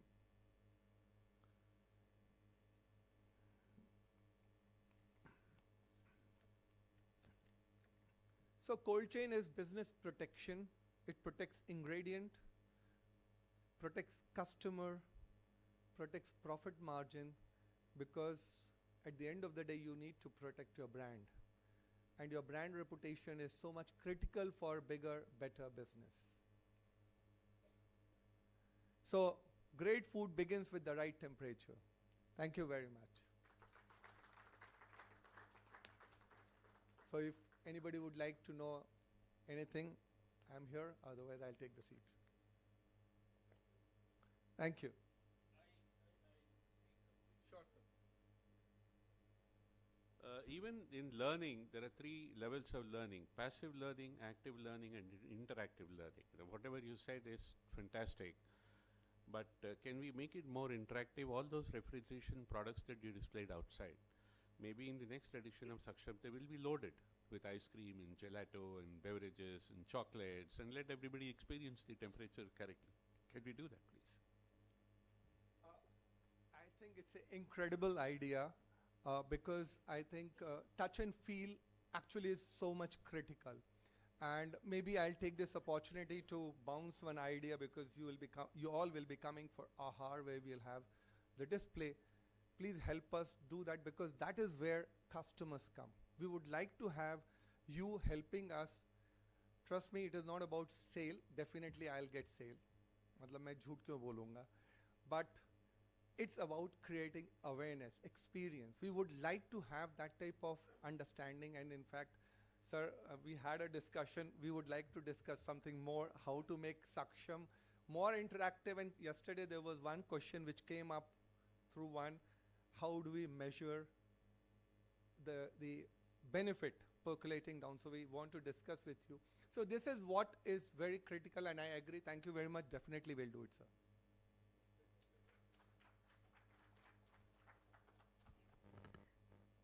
Thank you, sir, for reminding us that cold chain is not a back-end function.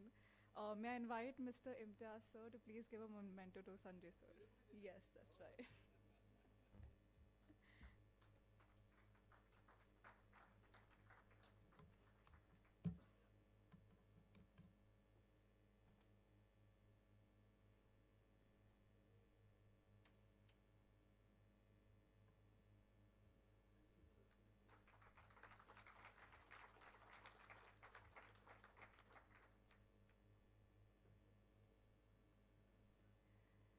May I invite Mr. Swapnil Deshpande?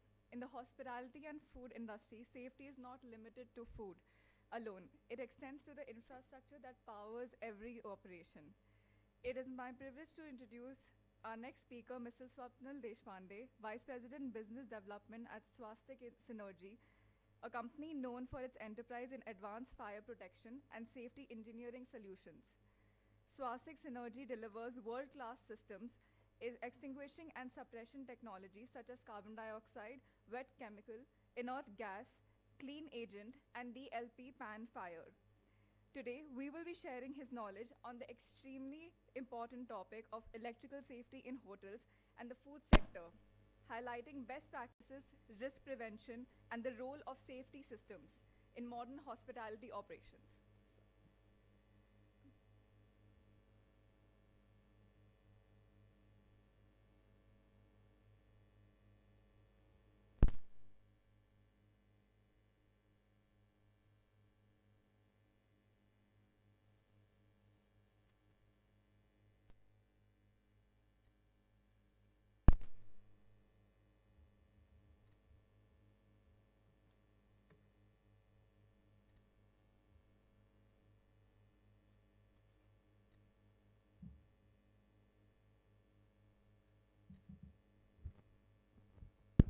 Thank you so much.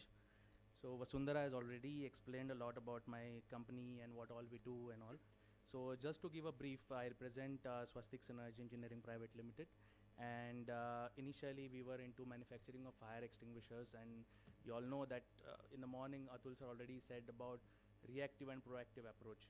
So when the fire was initially was a topic which was to be, सब लोग उसको देखते थे यार fire है मतलब क्या है, it's not so important, it is something which is ज़रूरत पड़ा और कुछ होता है और फायर ब्रिगेड है, अगर कुछ है पहले से बचपन से हमको सिखाया गया है हमारे स्कूल में दैट अगर कुछ होता है 100 डायल करो पुलिस के लिए, अगर कुछ होता है 101 डायल करो फायर ब्रिगेड के लिए. बट हमको स्कूल में कभी ये सिखाया नहीं गया था that if anything happens how to run that fire extinguisher.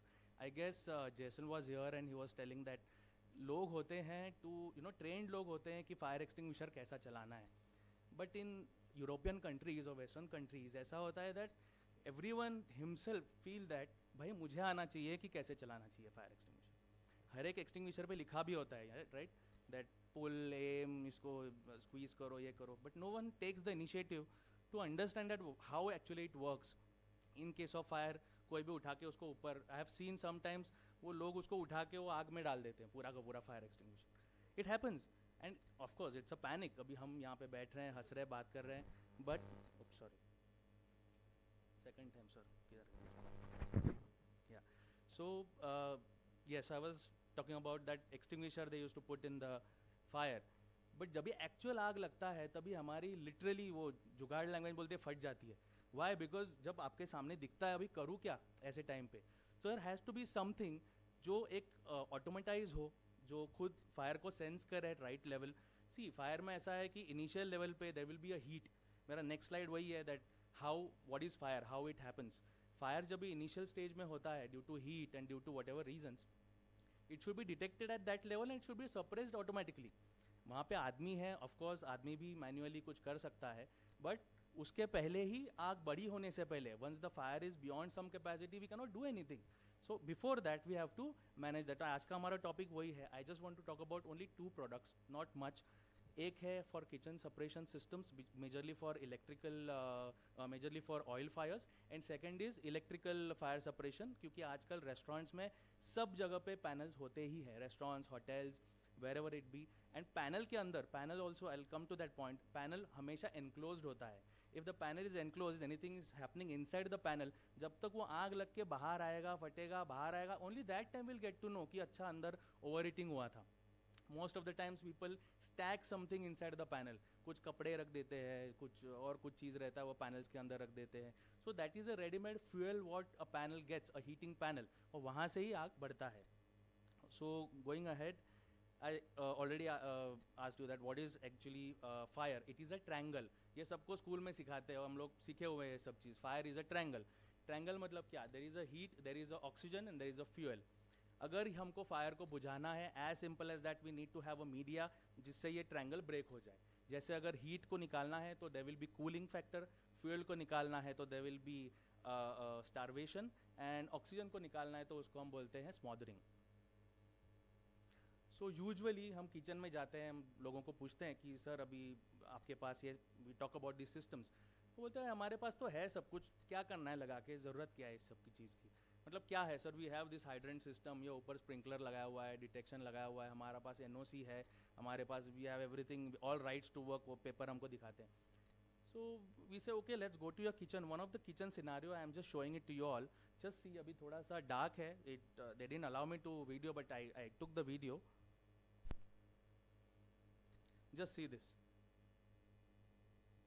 Sparks literally going inside the exhaust. What if इसके बाजू में कोई फ्रायर है या कुछ है, और ये जो फिल्टर्स होते हैं, we all know, we are from the industry, कितना क्लीन होता है ये चीज़. जब भी उसको रिमूव करते हैं, we can see that exhaust भी शायद चल नहीं रहा है, तो इसमें जितना दिख रहा है किया. Then we call one of the कॉमी बोलते हैं जिसको, उसको बुलाया, we asked him that boss, now if there is a fire what will do? Nothing sir, आग से तो, पानी से तो आग बुझता है, राइट? पानी से आग बुझता है. तेल में, आप कढ़ाई में oil, if there is oil and it's pre heated oil, if there is a fire what will do? Nothing, पानी से आग बुझ जाता है. सो अगर पानी से ऑयल वाला आग बुझ जाता है, I showed him one photo which I will show you right now. What will happen if there is a oil fire and if we put water on that kadhai or whatever fryer, this thing is going to happen. It will explode. It will explode like anything. तो वो अच्छा ऐसा होता है. Of course. So that training needs to be given.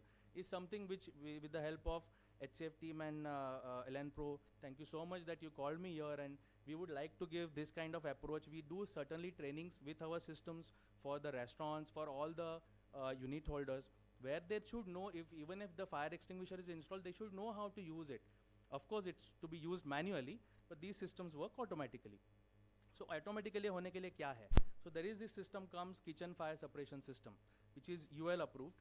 इसके लिए क्या ज़रूरी होता है? इसका जो cylinder है, this cylinder has a pressure. So a PESO certification body which is there in India, which certifies any pressure cylinder activations. So that is there. Second, in NBC, National Building Code talks about this fire suppression system in detail. Whenever there is a commercial cooking, a system needs to be placed. So ये धीरे धीरे अपने fire norms में भी आएगा. But right now, entire India, this 2016 से ये it has been a mandate, and now they have clearly given different types of equipments, different type of occupancies. मुझे नहीं लगता है कोई restaurant वाला says मेरा I have a small, जान की value तो same है. Whether it happens at restaurant, whether it happens at dhaba, or whether it happens at 5-star hotel, अगर किसी का फायर के वजह से, चोक होने के वजह से अगर किसी का जान जाता है, it is the same value for everywhere.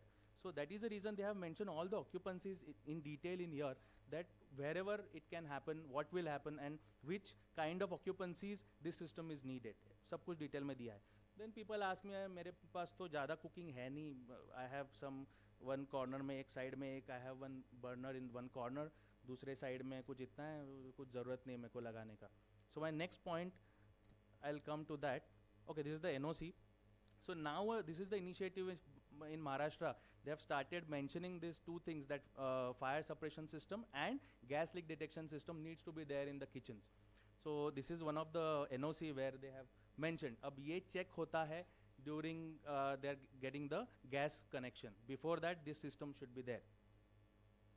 So yes, so I was on the topic that when people say that okay मेरा पूरा ये है, only fryer के लिए मुझे एक nozzle दे दो, बाकी I do not need anything. So we can say that अगर fryer में आग लगा, okay, that nozzle will work. What about अगर बाजू में आग लग गया? तो बाजू में आग लगा तो we have nothing, and how you can guarantee? Also the plenum which he is using, the inside the exhaust, it is the common. So the oil is certainly going to spread from one point to other point. So for that we have to have a certain approvals. So fire में UL is the approval, Underwriter Laboratories. So this is the approval which talks about the design. ये आके test करते हैं, हमारा inspection होता है, being a manufacturers हमारे factory में आते हैं, हमारे साइट्स पे जाते हैं. So they do test these systems and they say that whether the design which we have made, whether it is proper, not proper, पूरा डिटेल में करते हैं. Coming about the system, I'll just give a brief about this system. So these are the nozzles which we can see. These are the nozzles above the equipment. There are nozzles inside the plenum, and there are nozzles in the mouth of the duct. So in case of fire, the temperature will rise. Inside the plenum, there are my detectors, fusible links. These fusible links will detect the heat temperature beyond 180 degrees Celsius, and then it will give a signal to the main panel. Panel will activate these nozzles which are located downstairs, sideways, and upright. All these things. Also, these systems are connected. The next PPT, the next slide is also about that. It is connected with the BMS systems. So why? Because if in case of we have a mall or we have a big facility where there is a FLS team sitting downstairs, they should know that the fire has happened upstairs. So they can come down with whatever, they have a fire extinguishers or they have some modus operandi, they can carry out that kind of things. So this has a fusible links. It comes with the SS piping, and this is how installed suppression system components look. I will talk more about the design part. Now in design, all the systems what we did design, it is as per overlapping design. What is overlapping design? It starts from the start of the exhaust hood till the end of the hood, and we cover it equally. Why we cover this like that? Because most of the times, अभी हमने mall में काम किया है, बहुत जगह पे, we in the project stage we do the work. If it is equipment specific, समझो यहाँ पे आज fryer है, बीच में शायद table है, उसके बाजू में there is some other equipment. Right now it is like that. In project stage आपका काम हो जाएगा. What if after maybe 6 months, 8 months कोई chef change हो गया, कोई मेन्यू चेंज हो गया, and if someone comes and he says okay there is a table below that exhaust hood, निकालो यार इसको, put some different equipment where जिसमें ऑयल फ्राई होता है, सम होता है. अब वो टाइम पे if like in this next slide हमने अगर वो कवर ही नहीं किया है, if there is a fire below that, we can not say that this is entirely protected. This is the reason we give entire coverage from start to end so that it will equally protect the entire hood. So this gives chefs the flexibility to shuffle the equipments, or if even if anything needed, it is fire compliant. You do not need to do any R&D or any kind of rework in fire systems at that time. और कोई करता भी नहीं है बाद में. So there is one funny incident at one of the place in one of the good renowned restaurant. हम पूरा installation हो गया, everything is done, systems operation, restaurant is in operation. हम लोग जाके एक बार जस्ट मिलने के लिए उनको गए, and we saw that we could see there is a glass partition जो दिखता है अंदर का kitchen. We could see from वहाँ से अंदर, we could not see the droppers of our fire suppression systems. So we went inside and we asked them, boss क्यों? Nothing sir, वो हमारा जो अभी नया शेफ आया है, that chef has a good height, तो उसको वो अड़ता है ऊपर से, that's why we removed it and we kept somewhere. I said wow, तो फायर हुआ तो हमको पता ही नहीं है कि ऐसा कुछ है. Why they don't know? Because the system is not under AMC. Because no one has trained them. Of course, at the project time, we train everyone. We tell them in case of fire, you manually आप खींच सकते हो. You can start the systems. But AMC नहीं दिया हुआ है. Till certain extent, we maintain the systems. But this training part, उसका जैसे सर ने अभी थोड़े टाइम पहले संजय सर ने भी बताया, the investment is already done. आप ऑलरेडी पैसा दे चुके हो, सब कुछ लग चुका है. Now maintain is something which is only a 3-4% cost of it. But if anything happens, something has happened in Kamla Mills. Everyone knows Kamla Mills. Why? Because किसी का जान गया है, कोई फायर ऑफिसर का जॉब गया है. So knows. Recently something happened in Goa. Everyone knows. Why? Because just before 31st December, वो जो week है उनका business week जिसको बोलते हैं, उसके just पहले it happened, and then Goa Fire Brigade said we'll stop everything, needs to be fire compliant, ये वो सब. Just for 1 month, 2 months, we know something is happening, but उसके बाद क्या? Nothing. People will start forgetting things, and this is what is happening. So AMC's trainings is something which needs to be done regularly, so that if you have something, the person should know how to use it. Integration part I talked about. So there are hard signals, there are soft signals, and we also connect our system with the gas leak systems and the gas shut-off valve, so that in case of the fire, the gas inflow will cut off with the help of these gas leak detection systems. Apart from this separation system, there can be, in kitchen, there can be fire blanket can be installed, so that immediately, in case if needed, can be used. Smoke detection, in case of smoke detectors, heat detectors can be installed. Of course, cooking area should be out of the sprinkler coverage, because exactly I showed you the picture, what will happen if the sprinkler will start on the hot oil. It will explode. K-class fire extinguisher comes, so that can be installed, that can be kept, whether in proper visible conditions. Auto cutoff of electrical equipment, and regular maintenance of fire systems, plenum, ducts, everything. So this is about my first product. Second product is fire suppression systems for electrical panels. Now these are tubes, which are polymer tubes installed inside the electrical panels. Every kitchen, हर एक kitchen में एक panel होता ही है, which is the main panel of that entire kitchen. What will happen? अगर वहाँ से अगर ये आग अंदर लग गया, तो it should these tubes will detect that fire, and it will suppress that fire. That's it inside. So I have one small video about it. I'll just show you that, and I'll end off my presentation.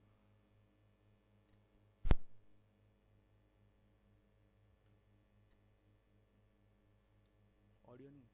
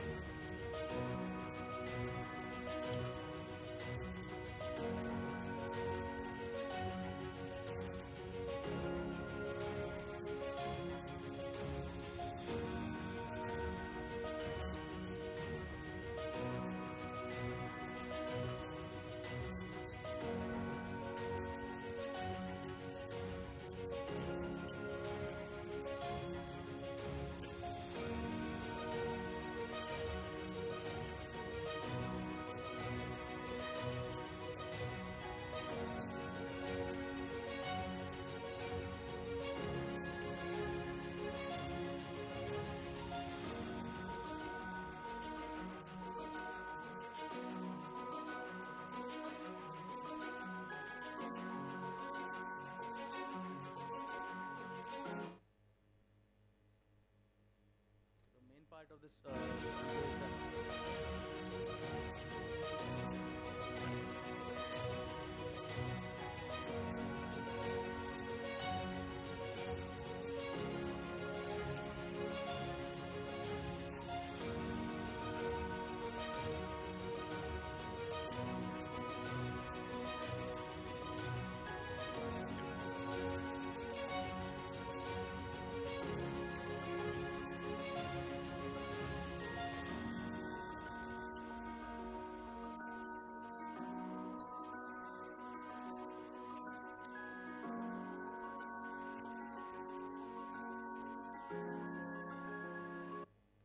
So what are the applications of these systems? So we can put these systems in oil and gas sector, hospitality sector, wherever and whenever there is a kitchen, जहाँ पे हमारा cooking हो रहा है, there has to be one panel for that particular facility. We can put this system in that facility.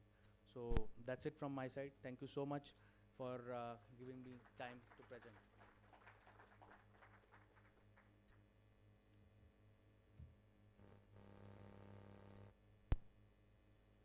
Yes, please.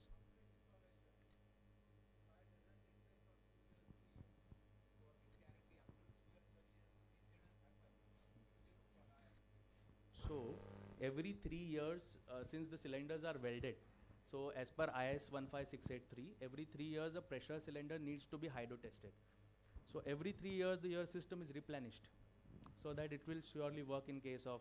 But again, the AMCs needs to be there. Yes.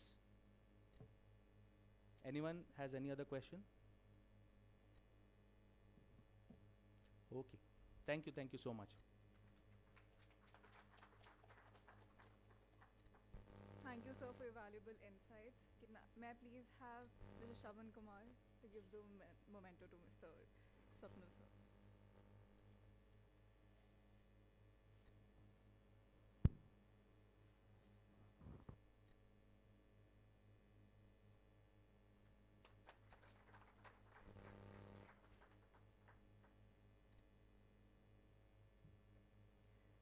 We will now break for lunch and will resume at 2.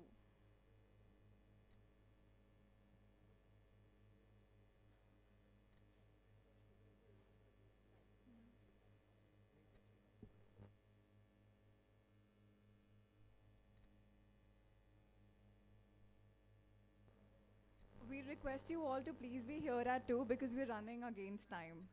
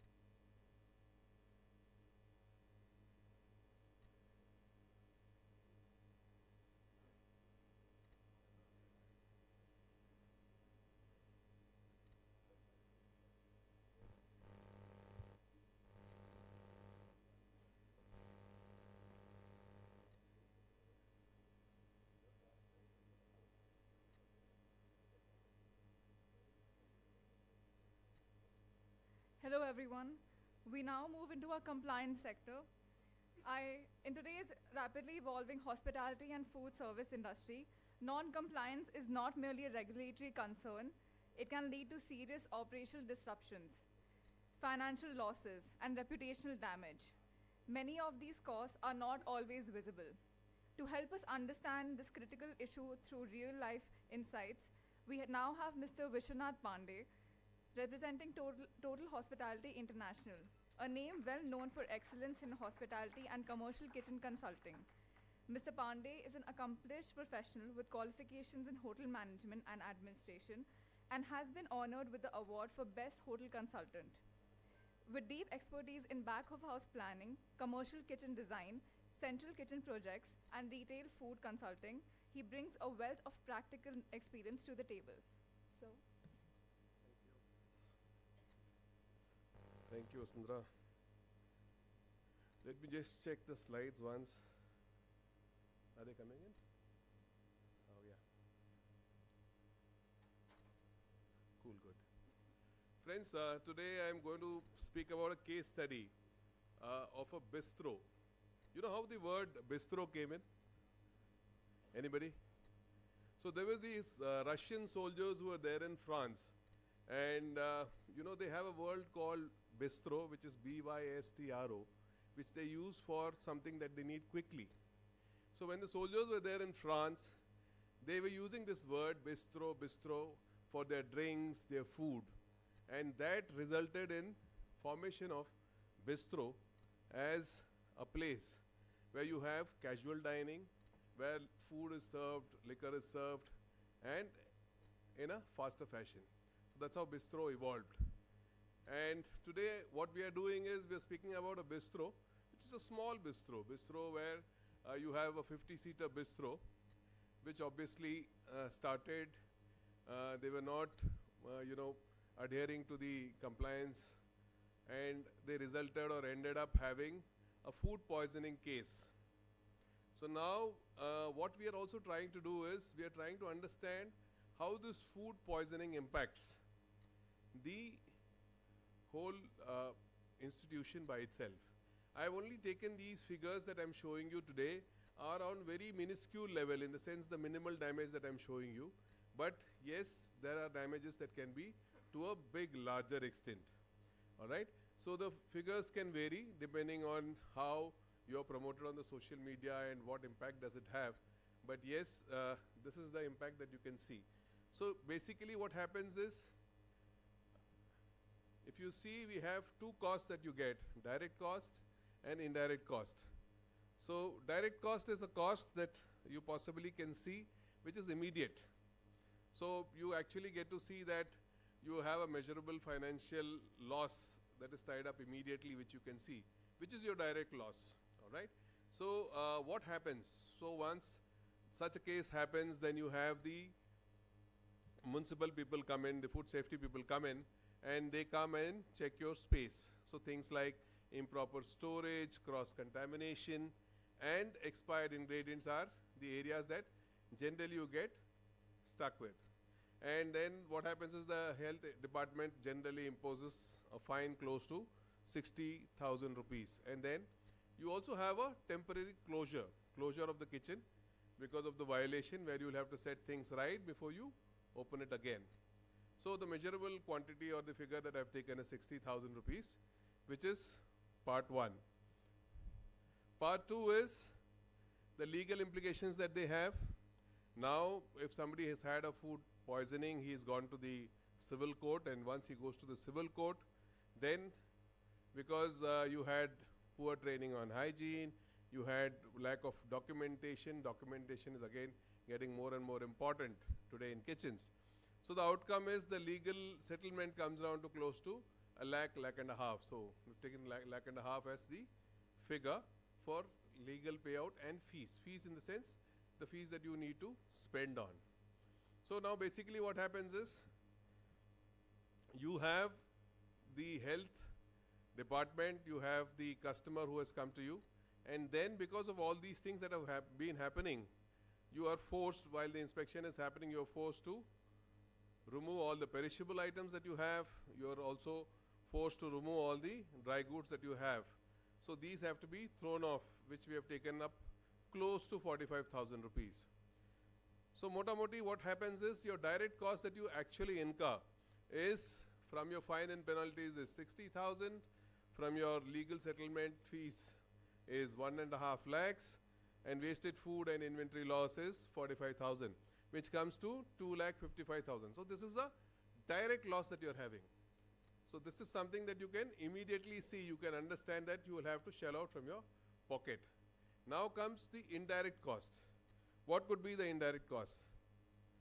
So the indirect cost is the cost that it is not an immediate fine, but losses that affect the restaurant over time. So what happens is, we had a series of events that happened in Hyderabad. We had a new commissioner who came, health commissioner who came.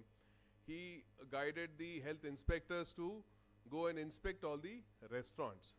So they have been doing these raids on restaurants very regularly. And wherever there is a small thing found, the social media is so active that people take the restaurant's name and then speak about that restaurant having expired food product in their store or having some contamination that's happening and things like that, which actually deteriorates or makes the value of or the brand value of the restaurant down.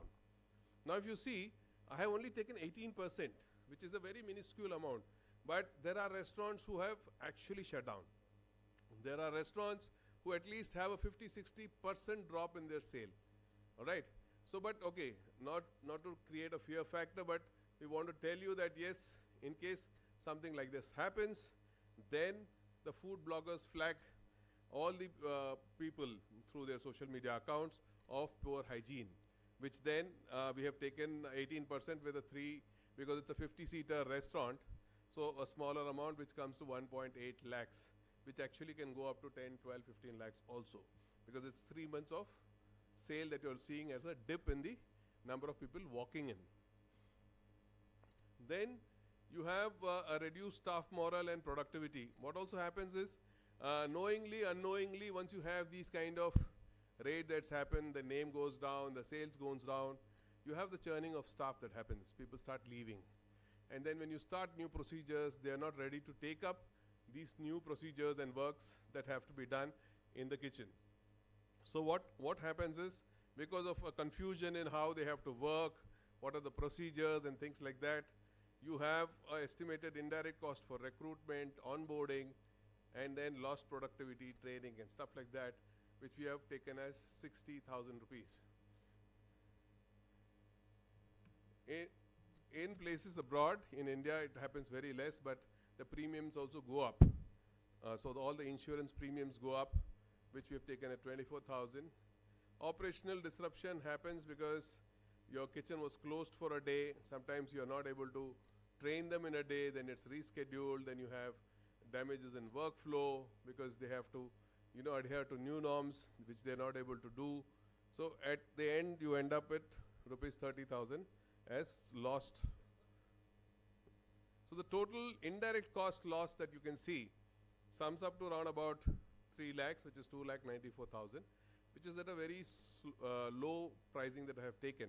For example, we have such an incident that happened in a restaurant in Hyderabad, which used to serve a lot of biryanis. And to be very frank, every month they had a loss of around about 20 odd lakhs.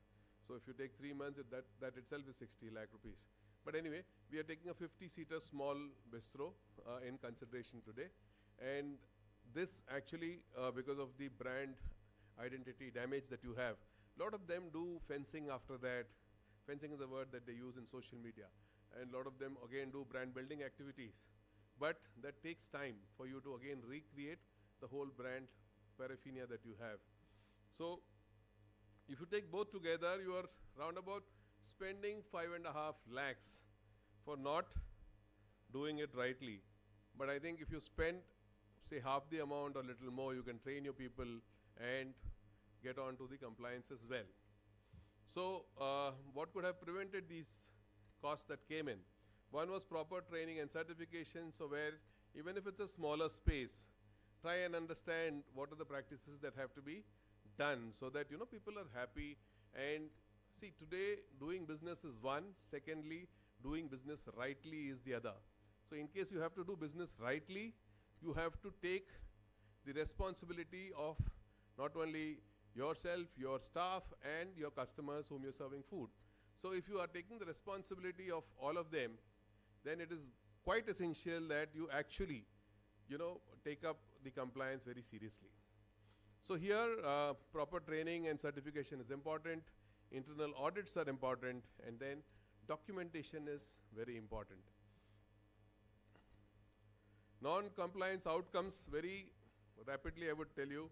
If you have a regulatory violation, then fines and closures, pure hygiene practices, you will have customer health issues, lack of training, legal exposure. This happens abroad, legal exposure, because they come check the paperwork that you're doing. If it's not done rightly, then you have a lot of issues that come up.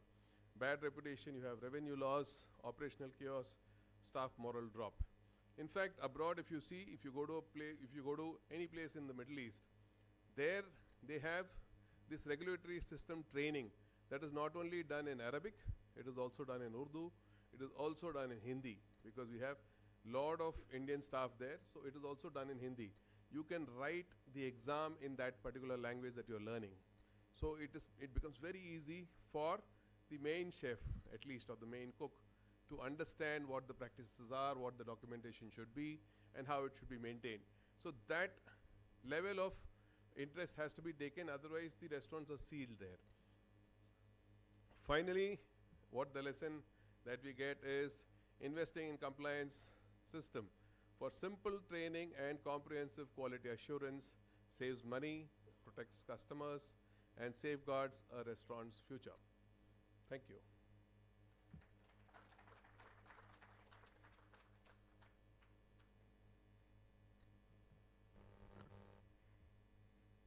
Thank you, Vishwanath sir. Can I please have Mr. Sanjay Jain to give the memento to Mr. Vishwanath?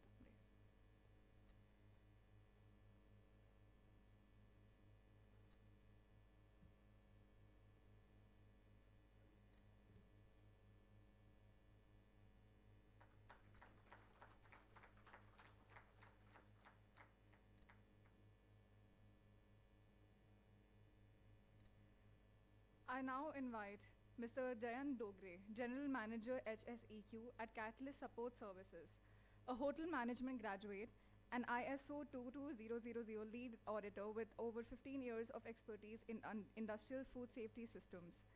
He will speak on food safety as a culture in food operations. Sir.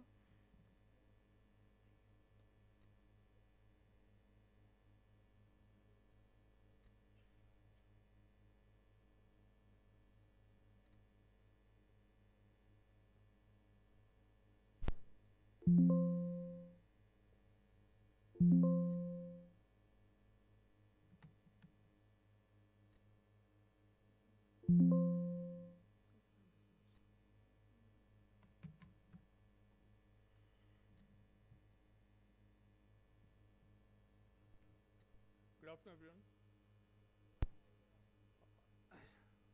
First of all, thank you so much for giving me an opportunity to speak on such an important topic, food safety. I've been told that we are running short of time, so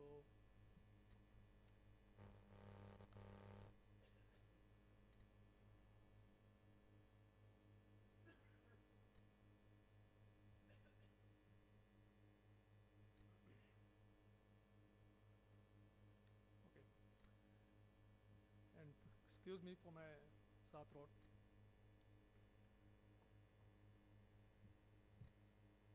So food safety. Food safety is an important topic, but if we see, it's not that much difficult also. Simple है. Food safety, सबसे पहले कि मतलब you should know what is food safety. Okay. What is the importance of food safety? What are the factors which affect food safety, implementation of food safety in our day-to-day operations, right? So food safety is what? Food safety is not just a product, food is trust, food is health, food is responsibility, okay?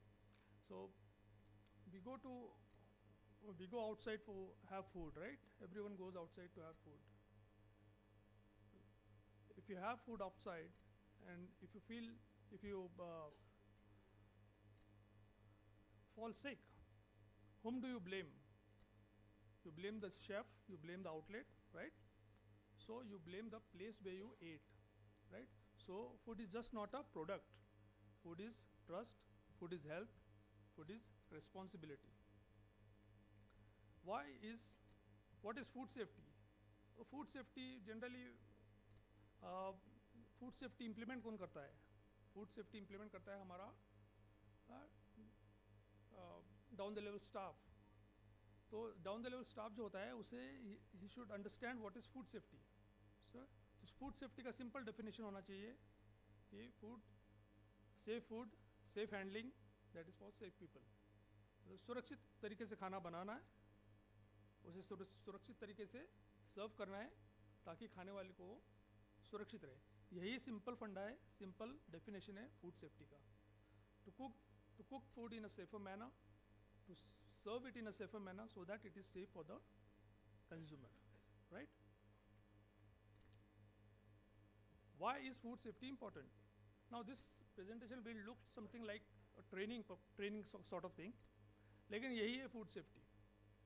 ठीक है, food safety को समझ लेना, उसका importance, उसका implementation, यही food safety का तात्पर्य है. So why is food safety important? Health protection. Health protection, when we are talking about health protection, we are talking about the health of a consumer. Okay. Legal requirements. Legal requirements जब हम बात करते हैं तो we are talking about the food safety laws like FSSAI regulations, ISO 22000 certifications, right? HACCP, right? So if this all talks about the compliances, and if you fail in achieving these compliances, what does it cause? It causes food contamination, hospitalization, right? And in severe cases, death also. Business sustainability. Business sustainability, a single food poisoning incident can destroy all all around your hard work. So that hampers your business sustainability. Moral responsibility. It is a moral responsibility to serve a safe food to the customer. Would you serve an unsafe food to your own family? No. If the answer is no, then we should not serve an unsafe food to anyone, right? So it's our moral responsibility. What are the factors affecting food safety? Now everybody must be knowing this thing here. These are the factors affecting food safety, but this is very important. और ये हमारा जो staff जो food safety को follow करता है, those are the मतलब core हमारे ये है जो इस food safety को achieve करते हैं. तो उनके लिए ये बहुत important है कि they should understand what is food safety, what are the factors affecting food safety, right? So there are these three major types which are these factors which affect your which are responsible for the food contamination. These three types are like physical, chemical and biological hazards. Physical, chemical, biological सबको पता होगा. Physical hazard means like बाल मिलना, hair, plastic piece, metal, pin, paper, wood, all these objects, foreign objects, which are never added to the food, which never enhances your food. So these are called as the physical hazards, right? Then chemical hazards.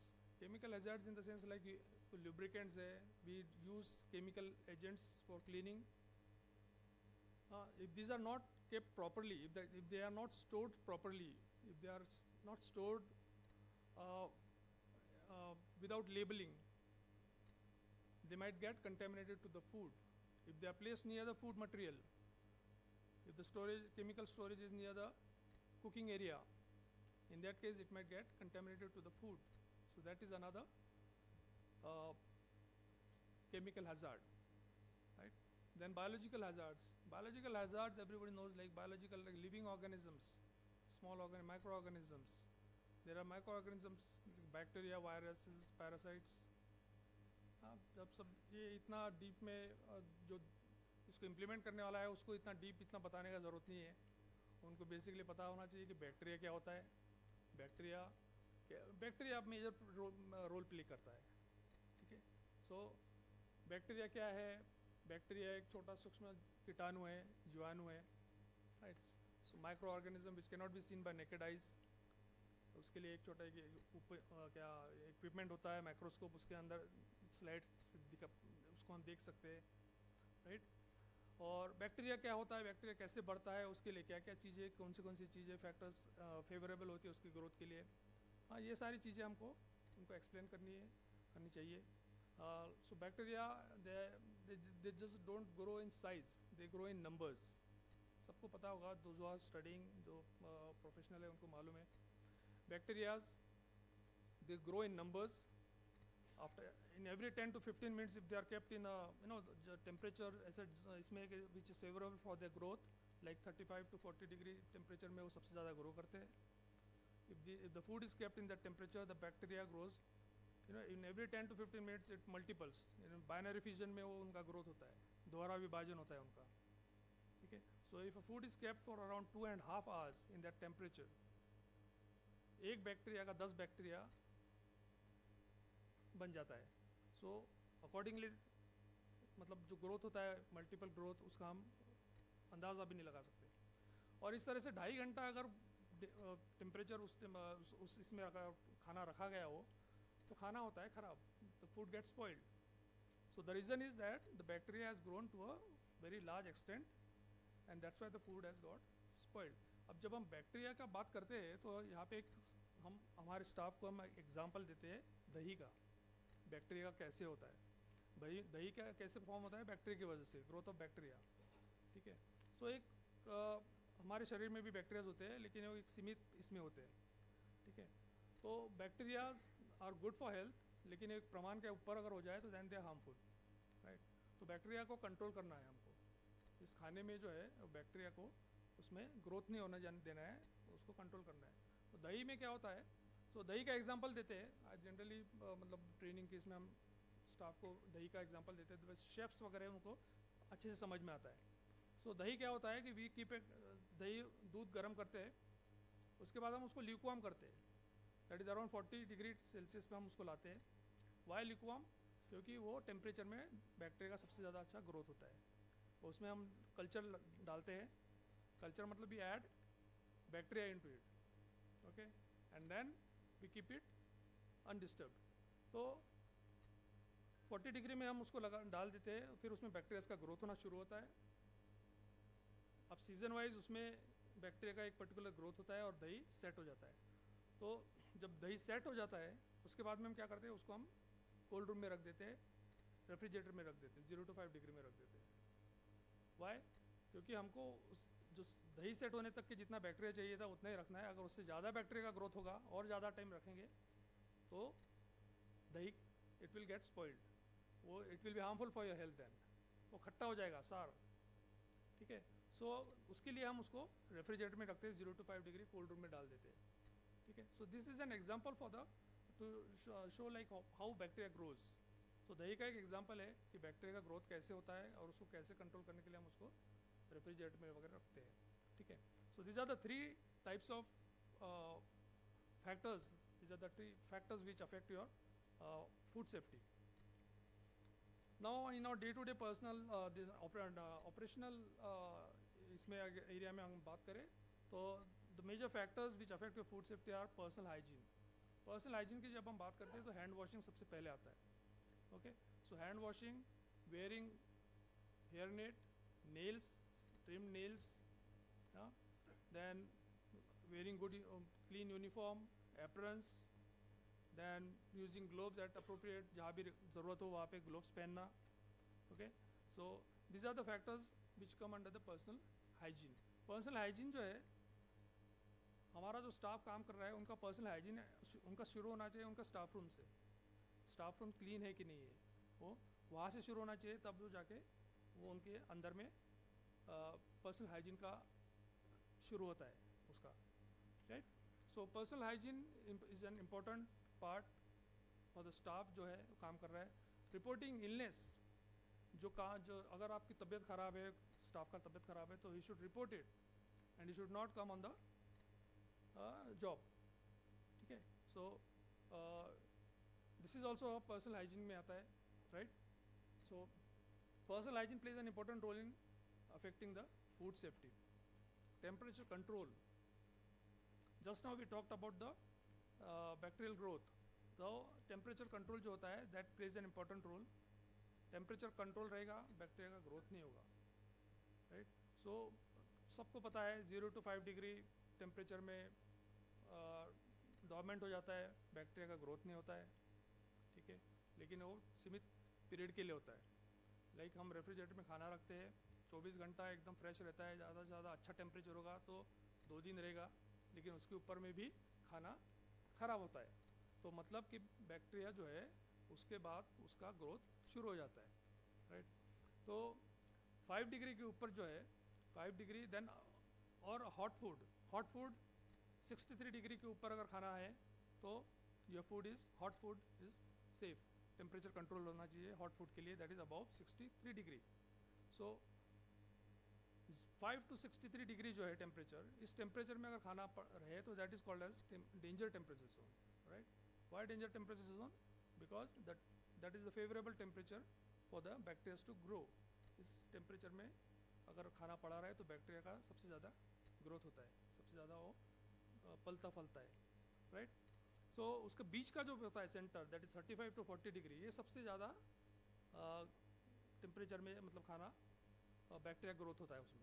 इसलिए गर्मी के season में अगर कुछ खाना अगर बाहर पड़ा रहे इस टेम्परेचर में तो खाना ख़राब होता है.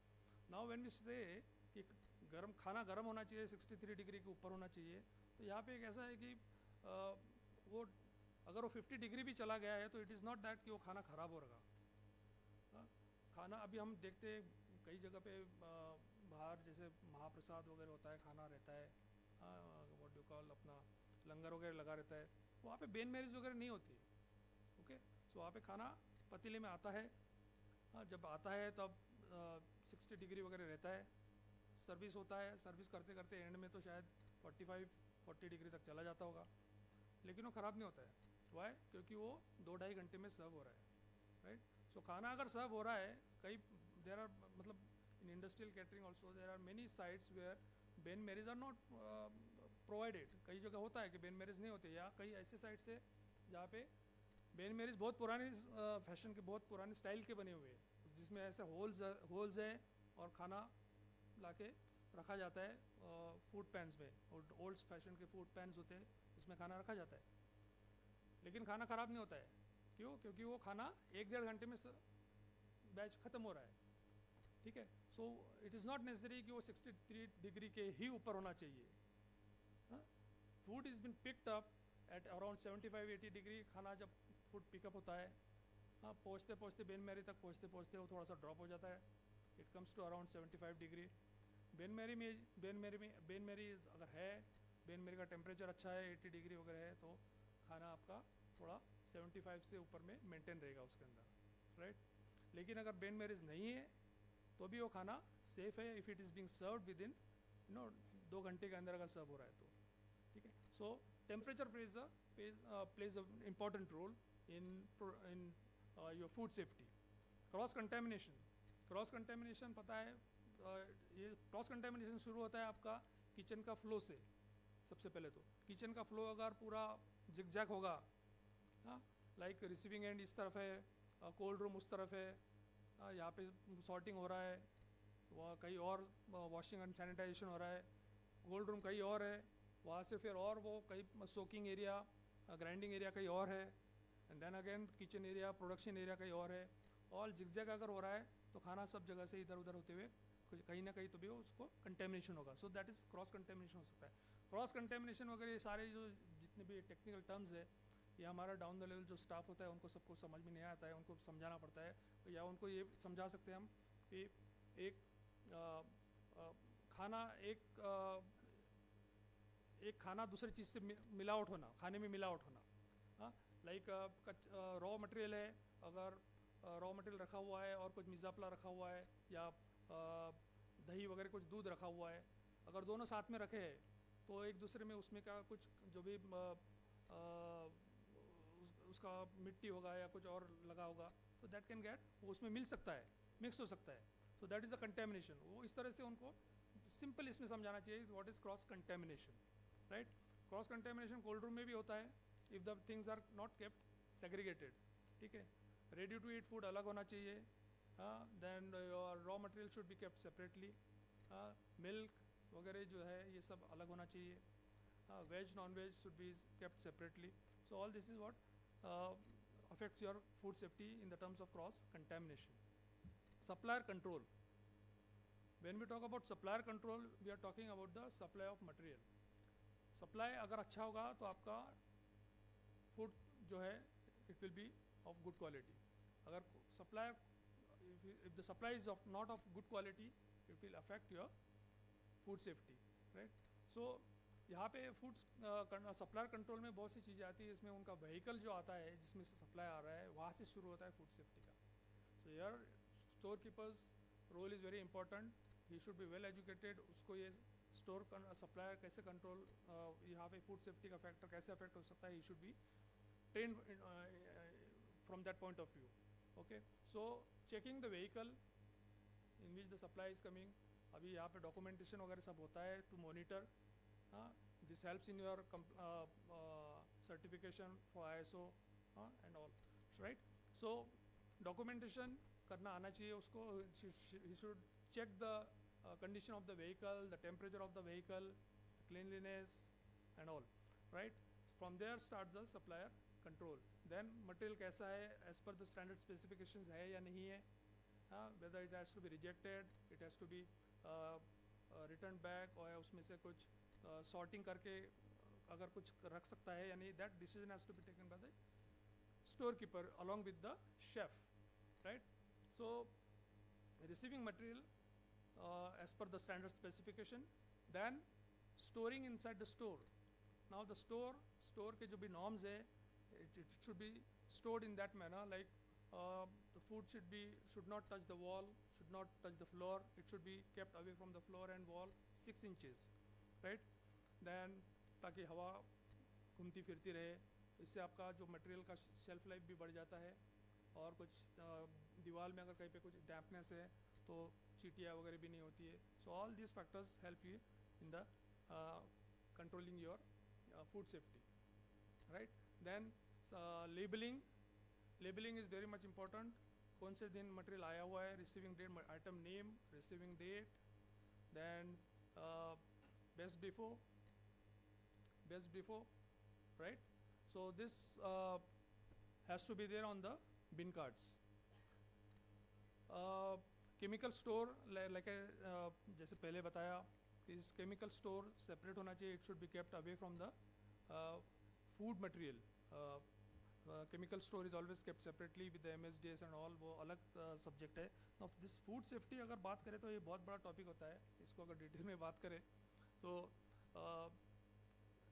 मतलब साइट पे जब हम ट्रेनिंग देते हैं, कुछ ये करते हैं, तो इट गोज़ लाइक 4 hours का ट्रेनिंग होता है, जिसमें कुछ ना एग्जांपल्स बताए जाते हैं एंड देन सेशंस होता है, तो ये बहुत वास्ट टॉपिक है ये। वी आर टॉकिंग शॉर्टली, छोटे इसमें बात कर रहे हैं हम लोग, ठीक है। Then cleaning and sanitization, cleaning sanitization क्या है ये उनको क्लियरली समझाना चाहिए। बस क्लीनिंग मतलब वो गंदगी निकालेगा, cleaning is like it removes dirt,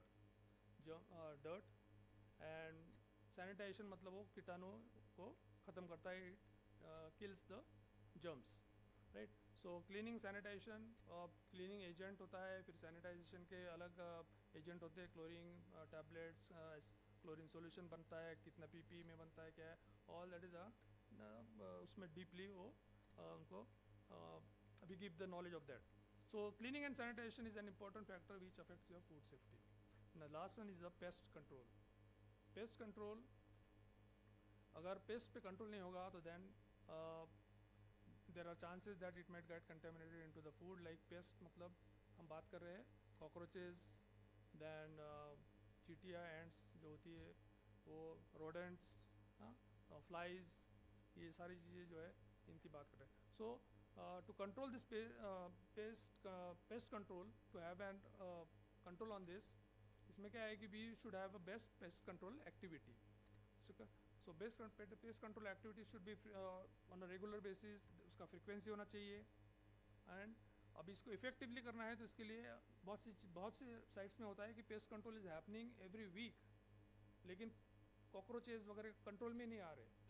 ठीक है, we have had a good case study on this, and there is nothing इसमें कुछ ऐसा बड़ा ये नहीं है. The simple thing is that pest control को अगर एक्टिविटी को अगर इफेक्टिवली आपको अगर चाहिए हो तो सबसे पहले you should seal the gaps. जो भी गैप्स है हमारे, अगर हमारा रेस्टोरेंट या कैफेटेरिया है, सो उसका जो एंट्री है there should be air curtains होने चाहिए और अदर एयर फ्लिप्स होने चाहिए, स्ट्रिप्स होने चाहिए, सो दैट द फ्लाइज वगैरह उसमें एंटर ना हो. अगर एंटर हो, कुछ अगर बाई चांस कुछ हो जाता है तो देन एट पर्टिकुलर डिस्टेंस जहाँ से उनका एंटर होता है वहाँ पे फ्लाई कैचेस होने चाहिए. फ्लाई कैचर, अगर उसमें फ्लाई कैचर ट्रैप हो रहा है तो that means it is being placed on a right position, सही लोकेशन पे. अगर उसमें कुछ आ नहीं रहा है, टेबल पे मक्खियाँ गुनगुना रही है, तो that means that fly catcher is placed on a wrong location. वो फ्लाई कैचर का लोकेशन भी आपके डाइनिंग टेबल से 10 फीट दूर होना चाहिए, ताकि वो खाने में अगर उसका जब वो फ्लैश होता है उसके अंदर में तो उसके फीदर्स वगैरह स्प्रेड होते हैं, हाँ, और वो then it can fall into the plate of the consumer, और फिर it can be a food safety concern. So it should be away from the dining table that is 10 feet, right. So ceiling this gaps, बहुत सी जगह पे old infrastructure होता है तो वहाँ पे सॉकेट्स वगैरह जो होते हैं उसमें गैप्स होते हैं. Sealing those gaps of that sockets, इसके अंदर में जनरली कॉकरोचेस अपना घर बनाते हैं. They hide there and they breed there, they lay their eggs there. Okay, so pest control is a important factor which can affect your food safety. Implementation of food safety. Food safety क्या है समझा दिया, सब कुछ हो गया, लेकिन इसका इम्प्लीमेंटेशन बहुत इंपॉर्टेंट है. Implementation of food safety, mode of implementation. Mode of implementation कैसा है? सिंपल होना चाहिए. लाइक आपने SOPs बना दिए, हाँ, ट्रेनिंग्स ले रहे आप, ऑडिट्स हो रहे हैं, सो ये सब हो रहा है उसका इम्प्लीमेंटेशन चेक करने के लिए और वो इम्प्लीमेंटेशन होने के लिए.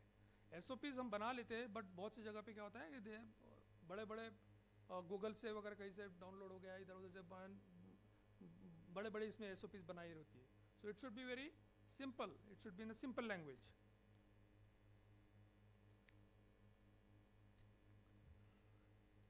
So implementation जो है उसके लिए simple language में हो, local language में है तो बहुत ही अच्छा है, right?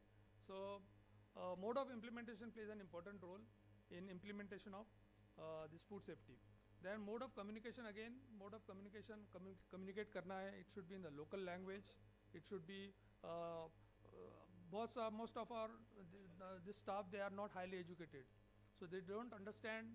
बड़े बड़े मतलब टेक्निकल लैंग्वेज में अगर इसमें बनाया तो दे डोंट अंडरस्टैंड. कुछ स्टाफ ऐसा होता है कि उनको पढ़ना भी नहीं आता, they can't even read also. तो उनके लिए कैसा करोगे? तो it should be a pictorial SOPs, pictorial JSs बनाओ, हाँ. देन ट्रेनिंग्स होता है तो उसमें वीडियो का इससे वीडियोग्राफिकली उसको एग्जाम्पल से दिखाओ. that leaves an impact on their brain, वो उनके दिमाग में रहता है. So mode of communication. Building food culture, food safety culture. What does food culture mean? Food culture मतलब क्या है? अभी इसके पहले भी बात हुआ है कल्चर के बारे में. अगर CCTV कैमराज लगे हैं उसको देख के अगर कुछ ऐसे इसलिए काम हो रहा है, ग्लोव्स काम पहने जा रहे हैं, प्रॉपर सॉर्टिंग हो रहा है, ये सब सारी चीज़ें हो रही है, कुछ एक काम से दूसरे काम पे कर रहा है तो is washing his hands properly. अगर वो CCTV है इसलिए कर रहा है तो then it is not a culture. Okay, culture वो है कि अगर कोई देख भी नहीं रहा है लेकिन वो it is following the right practice, that is the culture. Okay, किसी के दबाव में आके किसी को दिखाने के लिए कुछ ऐसा काम हो रहा है, that is not a culture. So this is what culture, food culture की हम जब बात करते हैं तो विदाउट मतलब किसी के कोई nobody is watching but is doing it in a right practice, right way, that is the food culture. So conclusively message ये रहेगा कि let us follow the rules, right? Do not take shortcuts. आज shortcut लिया है, tomorrow it will turn into a problem, right? So we'll follow food safety in our day-to-day operations. Safe food, safe people, safe business, right? Okay, thank you.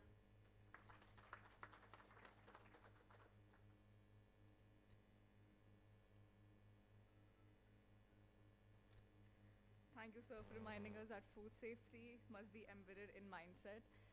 Can I please have Mr. Pramod Paleri, sir, to give the memento?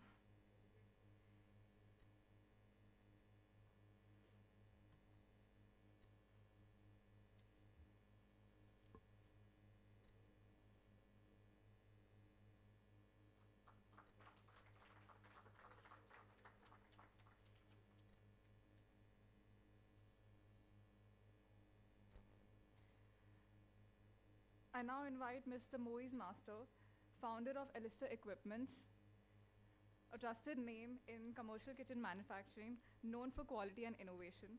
He will speak on smart manufacturing practices towards sustainability. So, can I please have you on stage?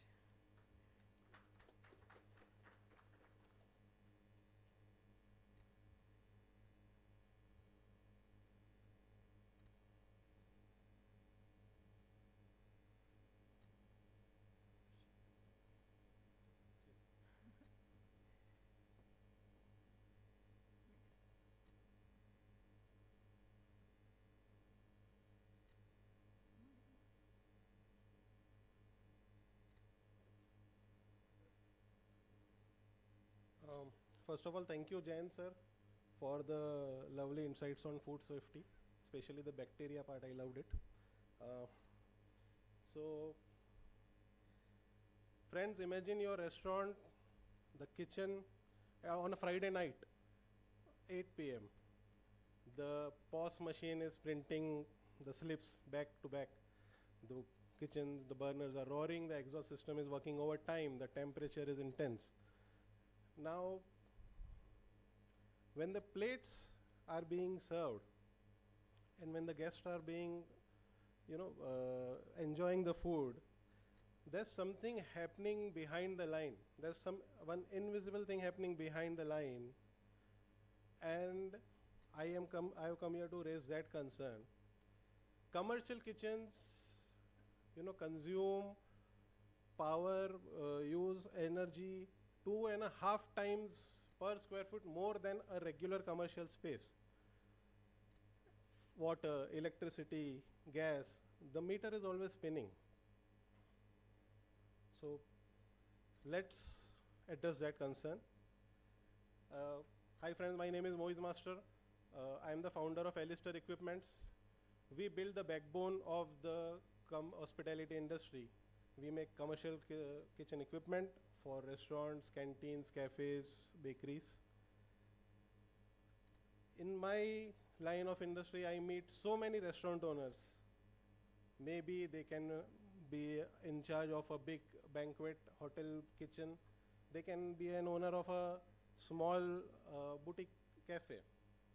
Everybody has 3 worries which keep them up every night.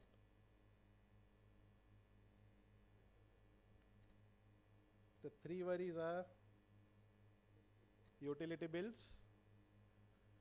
Everybody will agree. Light bill बहुत आता है, gas का बहुत खर्चा है. The second one is safety. How to keep the staff safe, how the kitchen should be safe, the environment should be safe to work for. आजकल इतने cases हो रहे हैं, everybody is in back of their mind worried about the safety.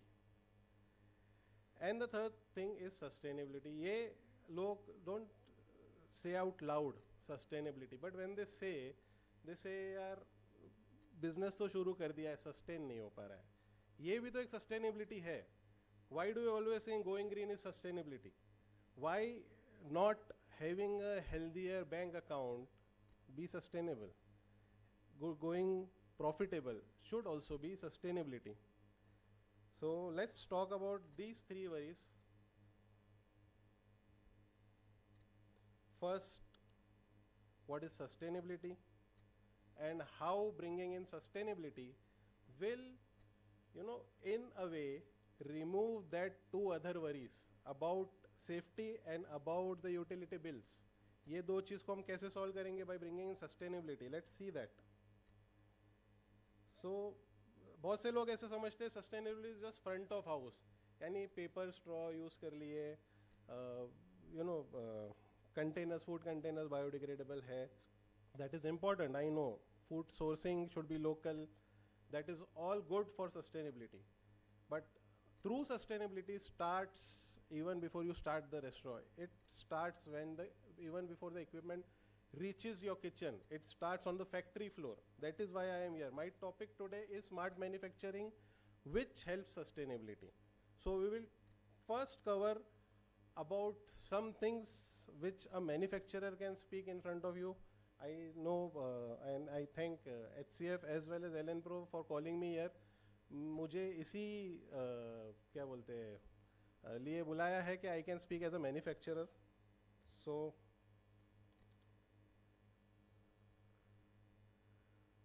let's understand smart manufacturing.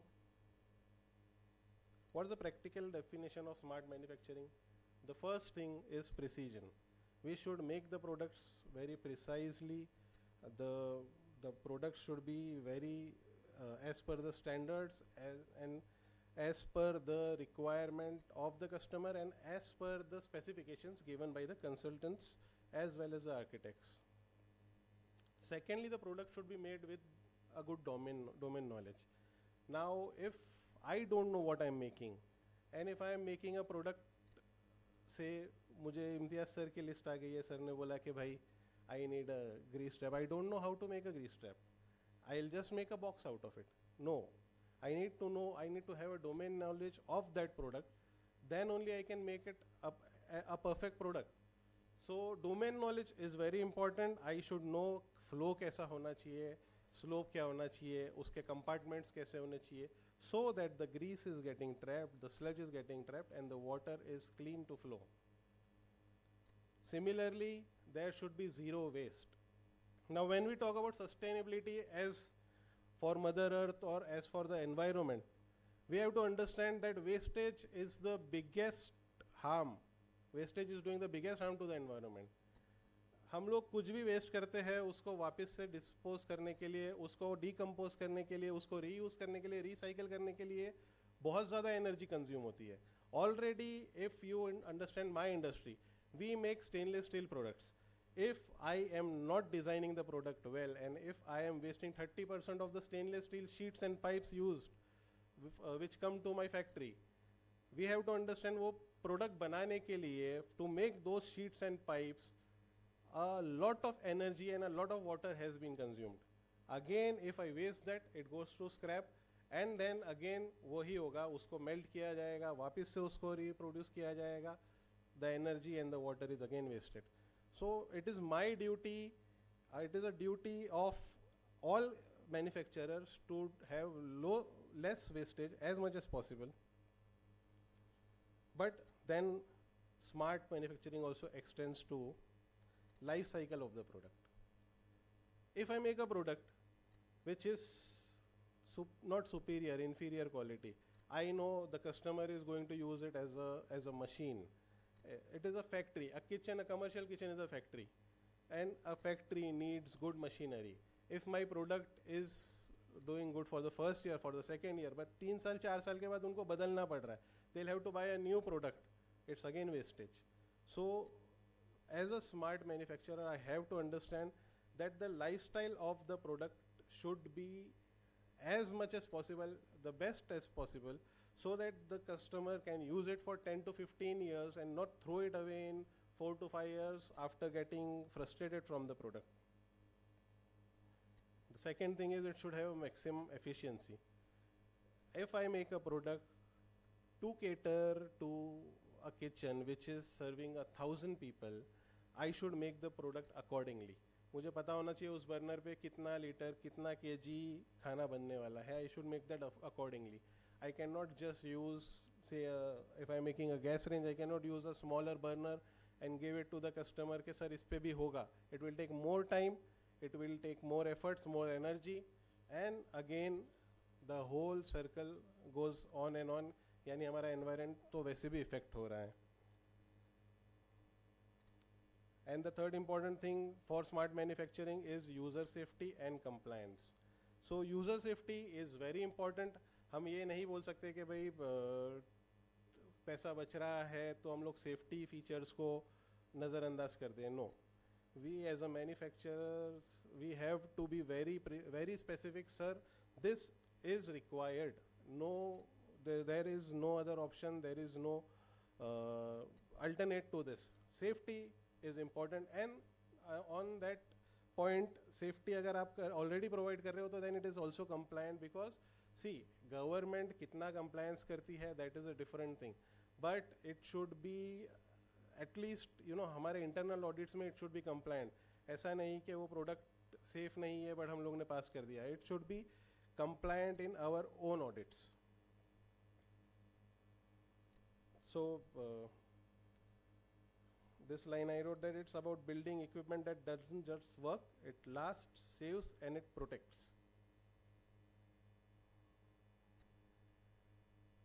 Now, let me talk about the person who is in the center of it all, the chef. Okay.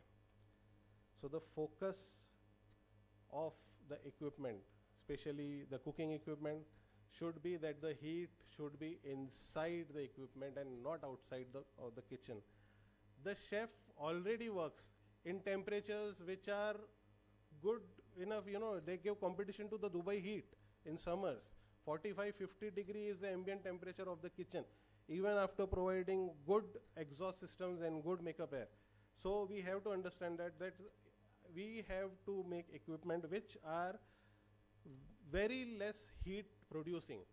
The heat which is produced by the equipment, the BTUs, the watts, the voltages, it should be utilized to cook the food and not to heat up the environment. I'll just give you an example of these ranges. This is a very basic equipment, an idli steamer. If you see the first picture, you can see there's an open burner below the steamer. It is just giving 50% of the heat required, and it is, you know, wasting 50% of the heat produced from that gas. Gas is expensive. Even the system which you are using to cool the kitchen is expensive. What are we doing? We are just wasting because we needed cheap equipment. The manufacturer should be very sure that no, sir, this equipment is not proper for your kitchen. We should be the one responsible. This will save the OPEX of the customers as well as it will save the planet. So the chef and the planet, we have to save them both. We cannot just make the customer happy by giving them whatever they need at whatever price they need. The bigger picture here is what we made, insulated, which has the burners cover almost 85% of the heat which is generated by the burners is directly going to heat the boiler, the tank of the water, and that is how it should be.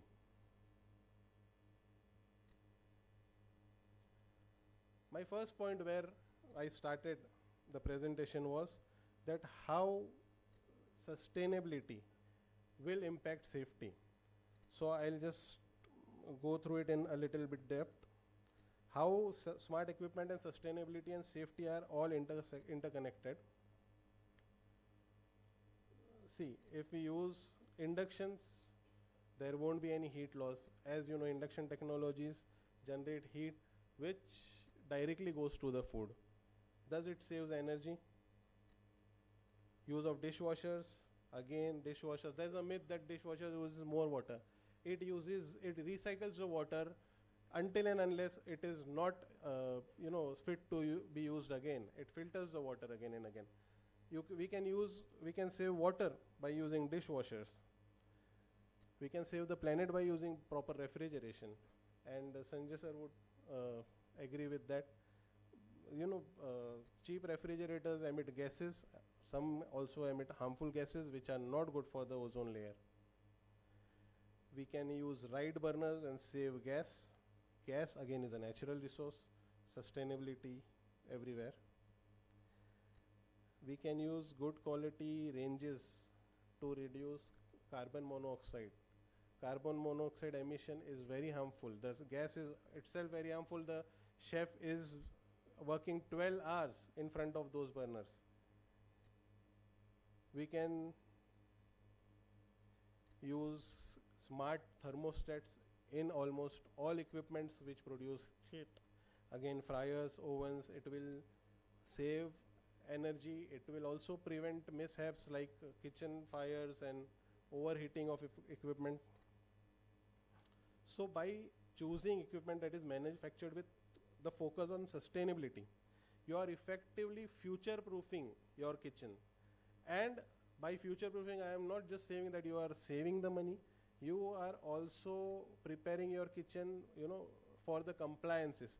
Because whenever there is another rule, there is a government rule which will tell you to be safe, you are already safe. And the most important thing is, most of the customers say, "Bhai, sab theek hai, sustainability, safety, cost mat pada." So let me explain you how it works. How you get the ROI out of it. Okay.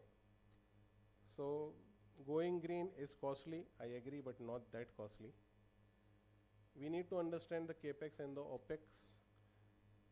How much capital do you add for being safe, for being sustainable, so that it saves your money in the opex. And I have calculated this to the morning only, that if 15% of the initial cost increases, it can reduce 20% of gas consumption by doing proper insulations, by buying better burners, by using the fittings which are perfect. And it will also reduce 30% of the recurring maintenance cost. So how is it expensive? Secondly, which is not measurable, is the happiness index of your chefs and your maintenance department. If the kitchen equipment are working properly, without any failures, without need for repairs and maintenance, who will be the most happy guy? The chef. He will be so happy कि यार चलो बाकी सब tension तो होने ही वाला है, कम से कम ये प्रोडक्ट अच्छे से चल रहा है. हम लोग ही खुश हो जाते हैं, हमारी कार में मेंटेनेंस नहीं निकलता है, 2-2 साल तक के हम लोग चलाते रहते हैं. सर्विस कराना ज़रूरी है, but then we are happy that एक बार में सेल्फ मारो स्टार्ट हो जाती है. That is how the equipment should be. So that happiness is priceless. Even the maintenance guys don't have to call you again and again and have to log complaints. They are also happy. The life cycle of the equipment is important, as I told you.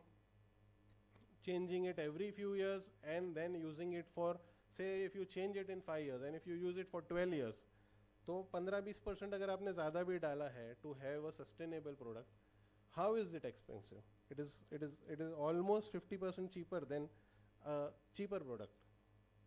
I know it's contradictory, but yeah, it's cheaper than the cheaper product.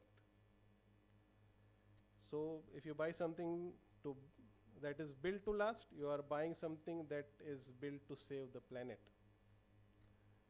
That was my presentation. Thank you, everybody.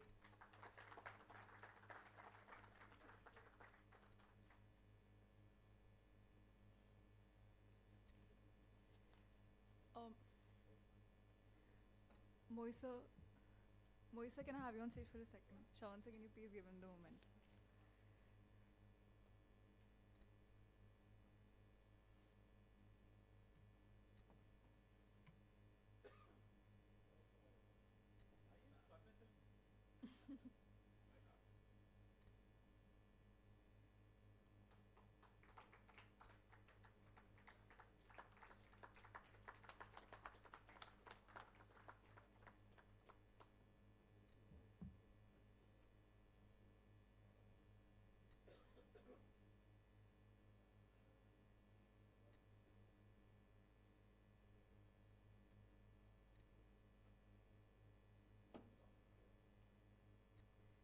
It is my privilege to now invite Mr. Nivedita Dilip, Associate Counselor with CII IGBC, an accomplished architect with expertise in green buildings and sustainable hospitality projects. She will speak on best practices for sustainability in hotels. Ma'am.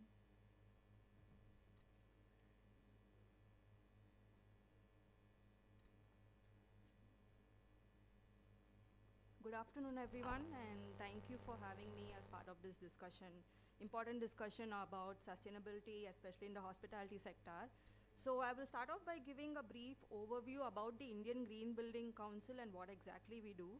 So IGBC is one of the center of excellences under the Confederation of Indian Industries. And the main intent behind developing this council was to promote sustainability concept in the building sector. So this was formed way back in 2001. So if you take a look at the green building journey over the years, so if you look at this picture, this is actually our headquarters in Hyderabad, which was the first platinum certified green building in India. So this was way back in 2001. So what started with this one building, it has grown over the years, over the decades to around 18,000 projects all across the country, surmounting to a green footprint of about 15.52 billion square feet. So if you look at the IGBC, it's basically a certification body, and we have developed dedicated rating systems for the different sectors. So we have about 33 different types of green rating systems addressing the different sectors like commercial buildings, like hospital buildings, hotels, resorts, even residential buildings, even the built environment, industrial buildings. So basically all the places where we stay, live, learn, work and play, they should all go green. And every sector is very different in its nature and in its function. So we felt the need to develop dedicated rating systems addressing the sustainability of that particular sector. So if you see IGBC, so far we have worked with around 150 hotels from all across the country. So we have about 20,000 keys which have gone green along with IGBC rating, resulting in a green footprint of about 38 lakhs of square meter. And these are some of the key stakeholders from the hospitality sector whom we are working with in advancing their sustainability goals and coming up with green hotels. So if you look at the growth in the tourism sector, so all of us know that there is a rapid growth which is happening. The kind of travel which is happening in terms of international travel and domestic travel is constantly growing. And because of which there is also a lot of growth happening in the hospitality, the number of hotels which are coming up. So it is important to look at how we can drive sustainability and look into designing the facilities green so that they also operate green, and thus looking at how we can make this whole sector sustainable. So let's look at what are the environmental impacts associated with the hospitality sector. So we all know that the hotels, they generally run 24/7. So the kind of energy intensity and the water intensity in hotels would be around 2x to 3x compared to any other kind of commercial buildings like an office building. So it is important to look at how we can conserve these resources and use it efficiently. And also in terms of waste generation also, the hotels, they have different types of waste which gets generated, like food waste, there is a lot of packaging waste which gets generated. So it is important to look at how we can have a circular economy and reduce the burdens on the landfills in terms of the waste. So managing it better, having in place systems to recycle the waste, to reduce the waste. So all of these plays an important role in, again, reducing the impact on the environment. And GHG emissions is another very important factor when it comes to the hospitality sector, because the scope 3 emissions with respect to the guest travel is very huge when it comes to the hotels. So that is also another important aspect which needs to be addressed. And in terms of the land use and biodiversity, so more often the hotels, they also do come up in tourist locations which might be, economically, ecologically sensitive areas as well. So it is important to look at how we are designing with respect to the natural site conditions as well. So talking about sustainability in hospitality, it is important to address the triple bottom line, which is planet, people, and prosperity. So in terms of planet, we need to look at 5 basic parameters. to see how you are reducing your impact on the environment in terms of how you're designing your site, how you are conserving energy, how you are reducing water consumption, how you are managing waste, and how you are mitigating the carbon emissions.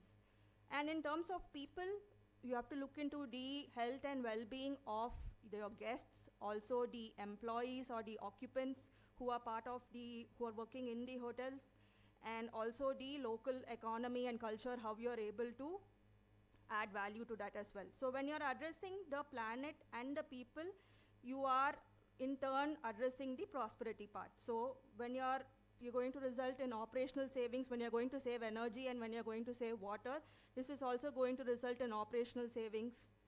And also, when you're addressing the guest experience, you're going to increase your brand value and the guest loyalty. So as a whole, the sustainable hospitality, while addressing the triple bottom line, is going to be a win-win for the planet, the people, as well as for the hotel owners. So this is about the rating system which IGBC has developed specific to the green hotels. So basically, there are two major focus areas which are being addressed.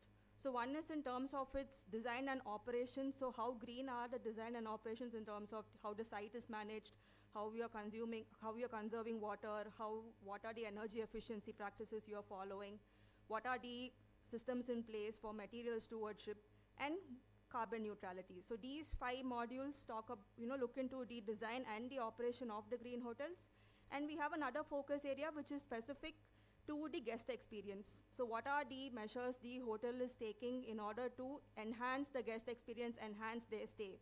So as part of that, we are looking into the kind of indoor environment quality which needs to be provided for the guest comfort, the kind of healthy food and beverage options which the hotel is offering, the green housekeeping practices which are being followed.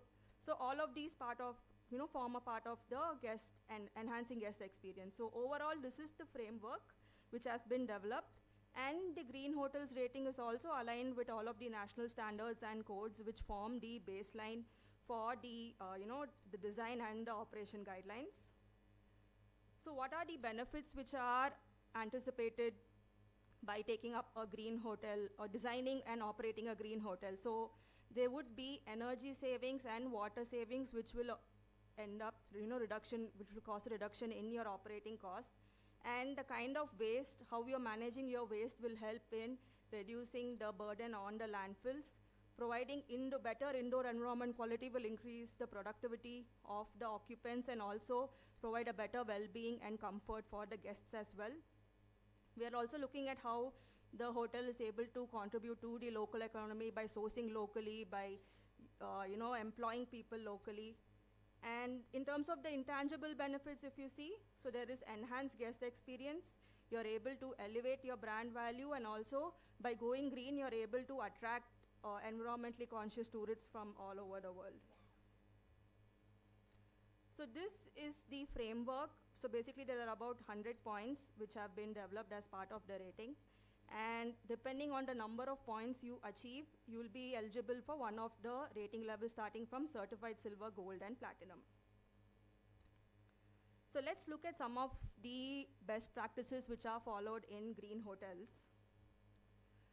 So if you see, landscaping is a very important factor when it comes to how your site is being managed, because all of us know the benefits associated with vegetation and green cover. So it helps in providing a better microclimate, it helps in absorbing carbon dioxide emissions, it helps in better rainwater management, harvesting rainwater.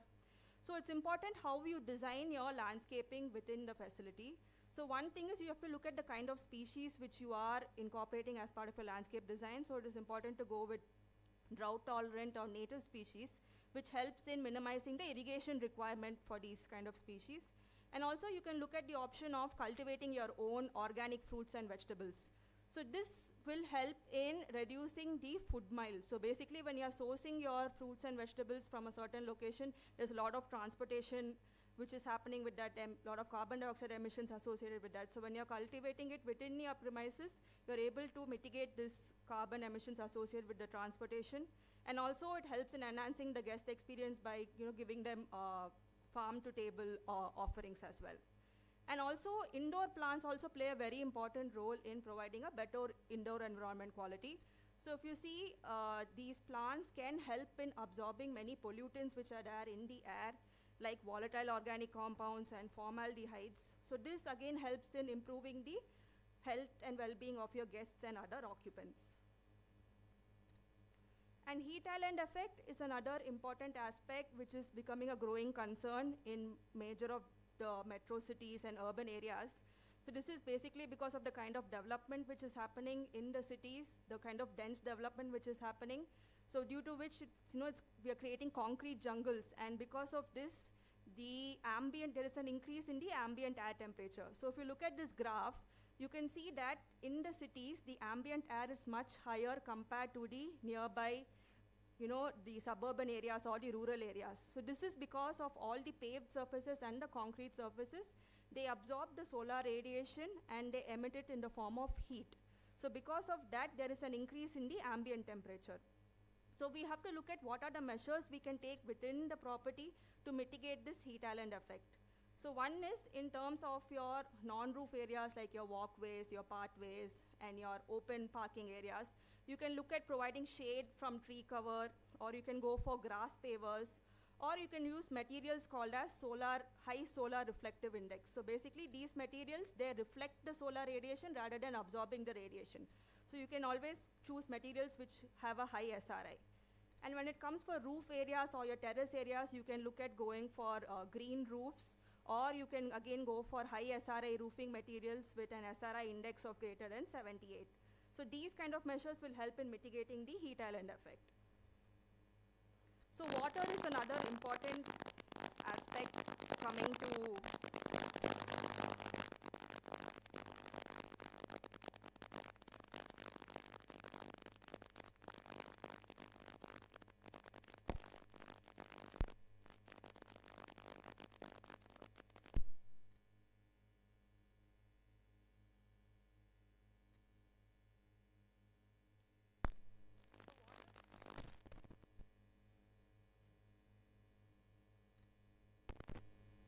water is another important aspect when it comes to the kind of consumption patterns or the intensity of water which we are using in the hotels. So we generally suggest to follow this 3R approach, which is reduce, reuse, and recycle. So in terms of reduce, we have to look at how we can reduce the water demand within the facility. And in terms of reuse, we can see how this wastewater which gets generated within the facility for other purposes within the facility, like for flushing or for irrigation or even for makeup water requirements. So in terms of reducing the water demand, what are the measures you can take? So one is the plumbing fixtures which you are using part of the hotel. So you can always go for low flow or low flush fixtures, which by nature of design itself, the amount of water consumption through these fixtures is less, very less. And you can also, for existing hotels or restaurants, you can also look at retrofitting the fixtures, plumbing fixtures. There are aerators which are available, which can be retrofitted to the faucets. And this reduces the water flow through the plumbing fixtures. And you can also, the kind of appliances which you choose also, you have to be cautious to choose efficient appliances which are using less amount of water in terms of your dishwashers or your laundry washers. And coming to landscaping and irrigation requirements, so like I said, you can always go for native species of landscaping which have very less water requirement, and also going for efficient irrigation systems like drip irrigation systems or the sprinkler-based irrigation systems. So this table basically shows you what should be the flush and flow rates which you need to consider. So this is based on the Energy Conservation and Building Code, where they have mandated that your maximum flush and flow rates should not exceed the values which have been specified here. So while selecting your plumbing fixtures, you can always refer to the specifications and try to choose the right kind of plumbing fixtures which will optimize the water which you are consuming within the facility. And coming to the efficient equipments which you can use, so like already briefed by the speakers previously, so the dishwashers will helps in saving a lot of water in compared to traditional hand washing. And while choosing your dishwashers also, you can look at the kind of water consumption which it's been designed for. So these threshold values will help you in guiding water efficient, choosing water efficient dishwashers. And pot and pan washers also help again in saving the kind of water which you are consuming compared to hand wash. And laundry is also another major water consumption, end use in the hotels. So choosing efficient washers, laundry washers also will play an important role in optimizing the water consumption patterns. And also you can look at systems where you're able to reuse the final rinse water for the pre-wash cycles, which will again help in reducing the potable water which you're using as part of your operations. Rainwater harvesting plays a very important role in reducing our demand, our dependence on potable water. So again, rainwater harvesting, there are two options available. So you can collect and store the rainwater in terms of storage tanks or ponds or lakes, and then you can reuse this. Or there's another option available which is called as percolation pits, where you can percolate the rainwater to the groundwater table and thereby increasing the depth of the groundwater table. So wastewater treatment plays a very important role in enabling a circular economy within the hotel. So whatever wastewater which gets generated within the facility can be treated and can be reused for various purposes, like for flushing and irrigation and cooling tower makeup water requirements. So again, there are two types of treatment options available with respect to wastewater treatment. So one is the biological treatment, which is called as a phytoremediation, where treatment happens through plants. So if you look at this picture here, you might assume it's just a garden, but this is actually the phytoremediation plant in our headquarters in Hyderabad, where the wastewater gets treated to the root zone of these plantation beds. So there are two plantation beds, and through these root zones, the wastewater gets treated, and then the treated wastewater is reused for irrigation purposes. And again, we also have mechanical treatment options like sewage treatment plants also, which can be considered as the wastewater treatment within the facility. So this is an example of the kind of water monitoring which needs to be followed in a hotel. So this basically shows for the Leela Palace in Udaipur, they have about 17 water meters which are monitoring the water consumption pattern at various points within the facility. So this helps in analyzing our consumption patterns, where we are consuming water, most water, and it can also help us in analyzing which areas we need to take measures to reduce the water consumption. And this water monitoring will also help us in understanding or diagnosing any faults, like for example, there might be leaks somewhere. So this can be analyzed from the consumption patterns. You can see if there's any spike in the consumption patterns. It will help us in diagnosing issues like any leaks happening anywhere. So water monitoring is an important aspect which needs to be followed for improving the water intensity within your facilities. So coming to energy.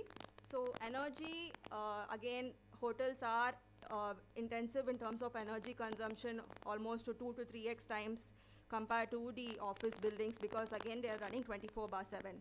So if you look at the major end uses in terms of energy consumption, so the air conditioning contributes to almost 50% of the energy consumption in a hotel, followed by the kitchen, then the equipment and the lighting, etc. So let's look at what are the measures we can take to conserve energy. So in terms of the air conditioning, what are the measures one can take in terms of energy conservation? So generally, if you see in hotels, they are running 24/7. There is a huge part load operation which is happening, mainly because the occupancy keeps changing over the day. You have banquet halls, you have kitchen loads, you have guest occupancy in the rooms, which keeps varying. So it is important to choose the kind of HVAC system which you are going for should be a high efficiency system. So for large hotels, it's generally suggested to go for water cooled chillers which are having high COP values. COP is the performance factor for basis on which you can choose your chillers. And also there are certain measures you can take to optimize your chiller plant. So this is an example from ITC Grand Chola in Chennai, where they have this system called as the Hartmann loop control system. And what this does is it basically optimizes the chiller plant's operations It controls the chillers, the pumps, and it optimizes to the lowest total kilowatt per TR. And it also, continuously monitors the load, and it changes the set points and the temperatures so that there's no there's no wastage of energy which is happening. So this has resulted in an energy reduction of around 20 to 45% for that specific project as well. So coming to the kitchens, so kitchen is the second most energy intensive area when it comes to the energy consumption pattern in a hotel. So what are the measures one can take in terms of efficiently designing their kitchen? So in traditional kitchens, like we heard from previously, we see that, in gas-based equipment, there is a lot of heat loss which is happening, and which is going to result in heating the ambient temperature of the kitchen and increase the heat load and increase the consumption for your HVAC systems. So, and also the kind of pollutants which get generated from these traditional kitchens in terms of carbon monoxide, in terms of SOx and NOx and TVOCs. So we want to, have a shift from the traditional kitchens to electric kitchens. So induction-based and electric cooking equipments, they are much more efficient. They reduce the heat loss which happens to the environment, reduces your cooling loads, and also it provides a better indoor air quality, which can also help in the recirculation of the air. So generally in kitchen, we do not recirculate the air because of the kind of pollutants which are there. But if we are shifting to systems where we are able to have a better indoor air quality, we can also look at recirculating the air and saving the energy as well. And in terms of the exhaust, so the kitchen exhaust is one of the major energy guzzlers in the kitchen because these are always turned on. So this can be optimized. So if you see, the kitchens generally have peak hours of operation. So if your exhaust is able to tune and operate only during the peak hours, it can help in saving the energy. So a demand controlled kitchen ventilation system will modulate the kitchen hood exhaust rate based on the kind of cooking activity which is happening within the kitchen. So this can help in overall energy savings of around 20 to 30%. So coming to cold rooms, so cold rooms is also one of the major energy use in terms of the hotels. So what are the measures one can take to optimize the function or the energy consumed within the cold rooms? So one thing is to look at the envelope of the cold room. You need to ensure that it's properly insulated. And so there is a table provided by the IS 661-2000, which talks about the U values, which is basically the thermal property of your envelope. So you have to design your cold rooms meeting these U values, which will help in reducing the energy which is being lost. And also the kind of O&M practices which you can follow to optimize the energy consumed within the cold room. So you can have these airtight doors with magnetic gaskets, self-closing doors with alarms. You can have timings for the door opening, and also following proper zoning within your cold rooms to reduce the amount of time the door is kept open. You can have strip curtains and air curtains to reduce the infiltration. And also the kind of compressors which you are using, so you can go for high efficiency compressors. And the kind of lightings which you are using, you can go for LED lights which are much more efficient. And having sensor-based smart control systems can also help in optimizing the cold room performance in terms of having the digital temperature and humidity controls and demand-based defrost instead of having a timer-based defrost. So these are some of the measures one can consider while designing the cold rooms. And hot water systems is another major area. So basically hot water we use in many areas when it comes to the hotels. We use it for the guests, we use it in the kitchens, we use it for the dishwashers, for the laundry. So there is a lot of application for hot water when it comes to the hotels. So it is important to choose an efficient system for the hot waters. So generally heat pumps are one of the most efficient systems. So compared to electric heating, they save to about 60 to 75% of energy, and they also have lower carbon dioxide emissions. And so these are some of the coefficient of performance you need to consider for different types of the heat pumps. So while selecting your heat pumps, look into the efficiencies of the heat pumps also. So another alternate option is to go for boilers. So in terms of boilers, the electric boiler is the most, of course, the most efficient type of boilers. But this might not be suitable for, large type of hotels. So when or you can go for a gas-based boilers in such a case, where the efficiencies again is quite good for around 90%. So we need to shift from diesel-based boilers and shift towards gas boilers and electric boilers, which are much more sustainable. So again, in terms of the equipment which we are choosing, like we saw the water, in the water module we saw what should be the efficiencies we need to consider. Similarly, we can also look at the efficiency of the equipment in terms of its energy performance. So these are some of the thresholds which you can consider to understand how efficient the equipment is functioning in terms of the laundry washers, the laundry dryers, and the dishwashers. So, and you can also look at heat recovery systems in the dishwashers, which can help in saving about 20 to 30%, and also it reduces the cooling load in the kitchen as well. So thermal energy recovery is often not practiced in many hotels. So this is one major area where we can look at recovering the energy and reusing it.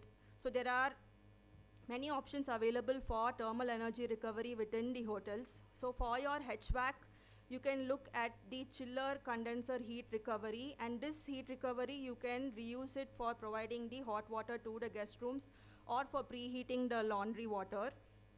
Also, you can look at providing heat recovery wheels in the AHUs, where you're able to, the exhaust air is able to pre-cool the inlet air. So this is again can help in saving energy of about 15 to 30% in terms of the cooling load.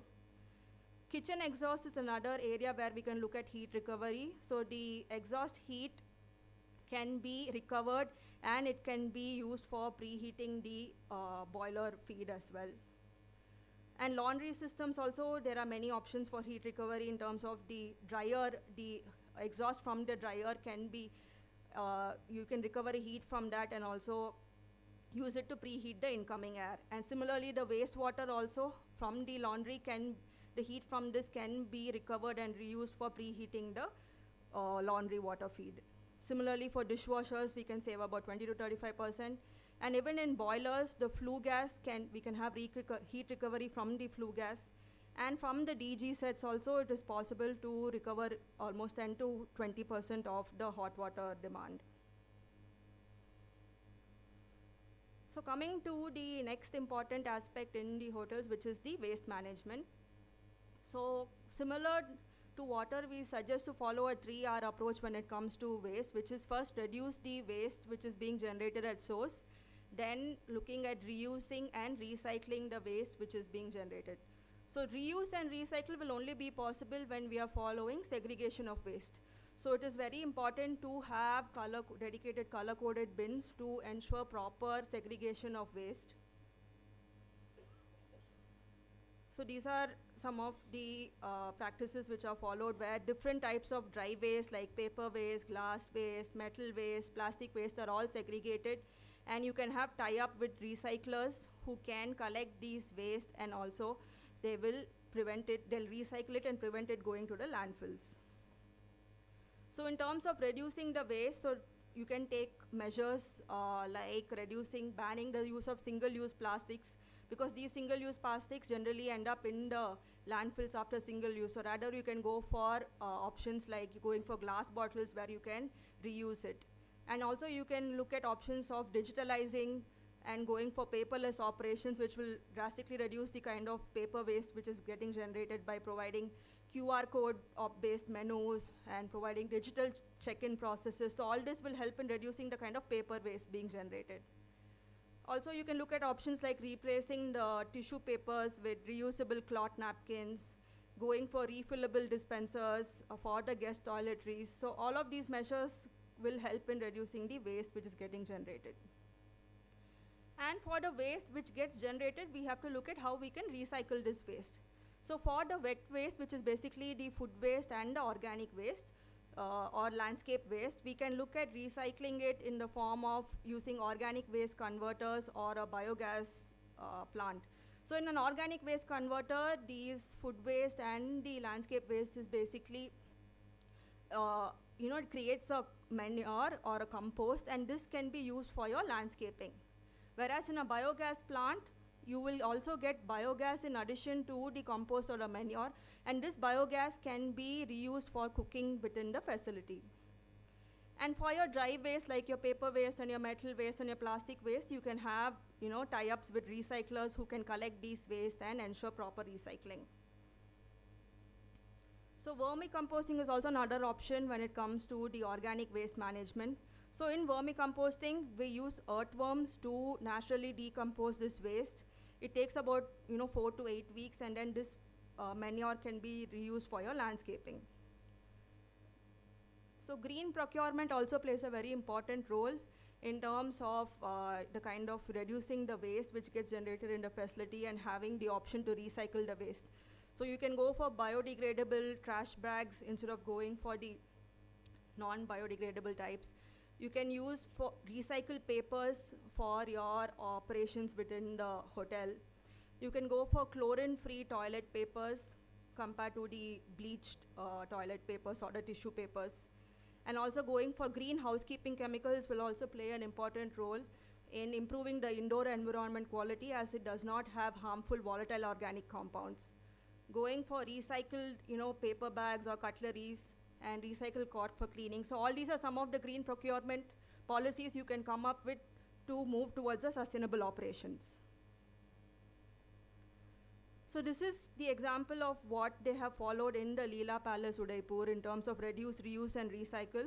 So they were able to eliminate around 3.2 million plastic bottles annually, which resulted in 157 tons of carbon emissions reduction by going for glass bottles with an in-house bottling plant.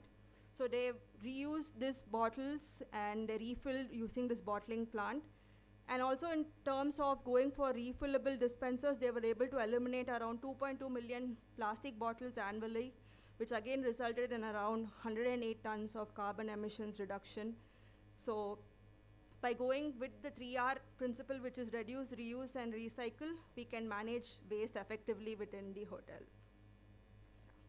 Thank you.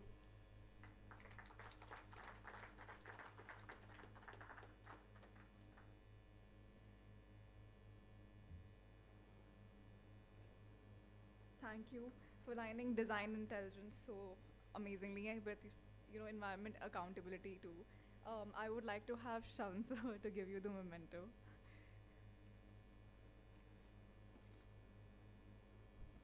Before I do that, I'd like to tell the audience, on the 21st of November last year, Hospitality Consultants Forum, in collaboration with Prego, hosted a full-day food safety conference in Chennai. Architect Nivedita had attended that so graciously, full day with rapt attention. And exactly 1 week ago, the last Wednesday, we met in Delhi in the India Green Building Council's Green Hotel Rating System Conference, or the Technical Committee meeting. Pandeji, where are you, Pandeji? Pandeji and myself, we both met her. We requested her to come here. Ladies and gentlemen, she has flown down from Delhi to speak to us for half an hour. Let us give it to her. Thank you so much. You've been so gracious in accepting our invitation, and you've been so effective in communicating what you want to say. We only hope as organizers that the audience will take note and start one step at a time in the right positive direction ahead. Thank you very much again. Please.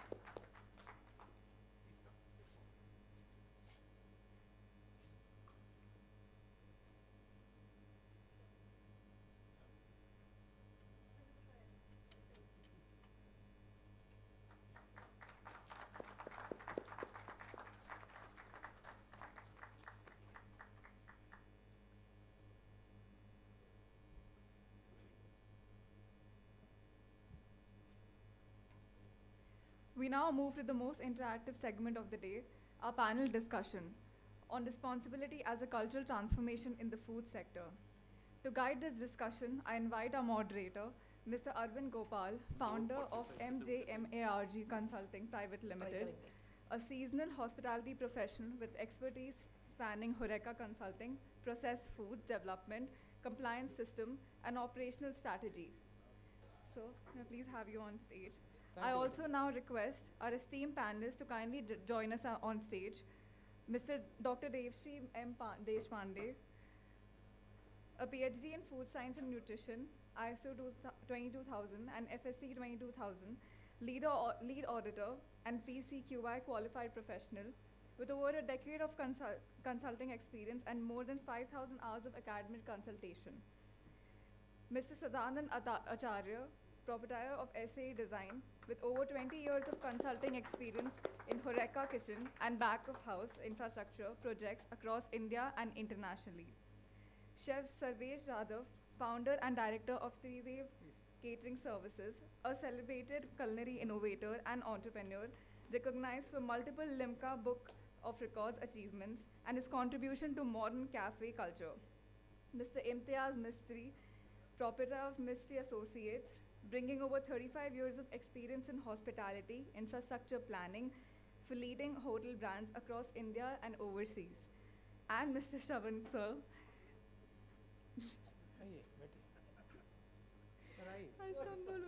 CEO of Excellence Hospitality. It gives me immense pleasure to have you on stage.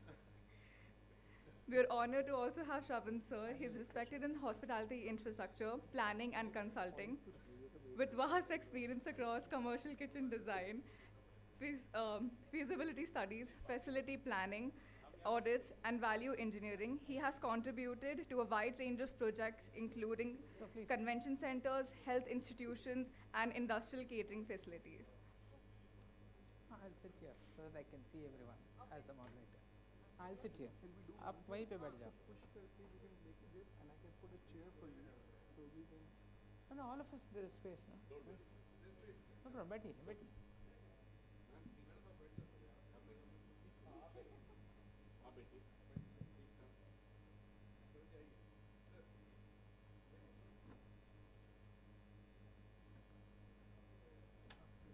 No problem. I can even walk around. Not an issue. I can even walk around. Not an issue.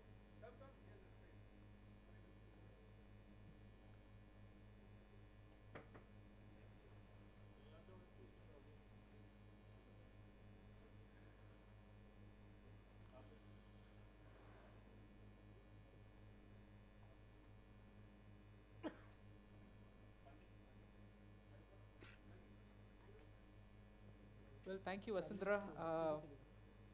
Ladies and gentlemen, thank you very much for having been with us here today. I think I have the most difficult task of continuing to have your interest for the next 20 minutes to half an hour. In fact, Shravanji has already given me a warning that he wants me to finish quickly because he and Pandeyji have a bus to catch in a couple of hours' time. So,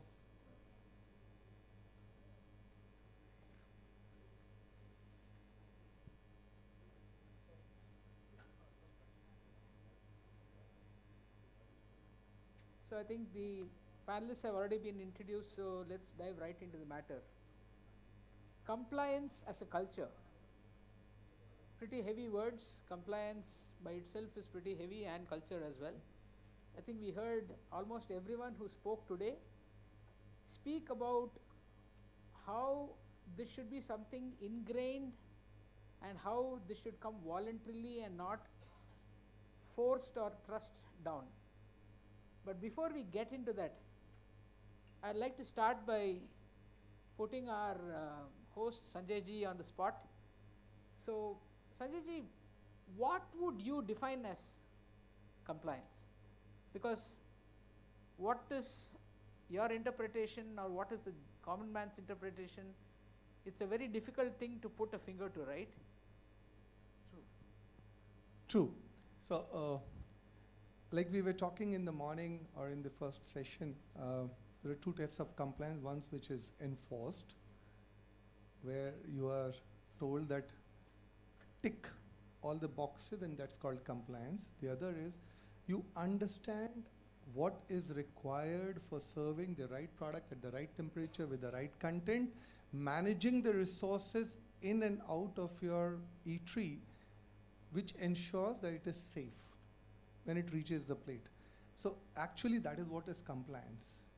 And once you do that, obviously you will also be able to meet the final legal or statutory requirements or whatever are the safety parameters as per HACCP or FSSAI norms. Very well said, sir. Very well said. So, in a country of 1.4 billion, which is spread across the thousands of kilometers that India's span is, and with the number of states and regions, each having its own cultural interpretation and also having the various cultures that have come through the years, how would, Sarveshji, how would you interpret compliance keeping that cultural diversity in mind? Because like Sanjayji rightly pointed out today, in Europe you see food below, above 2 degrees, you have to throw out the meats. That's been culturally ingrained in them, that's a safety requirement.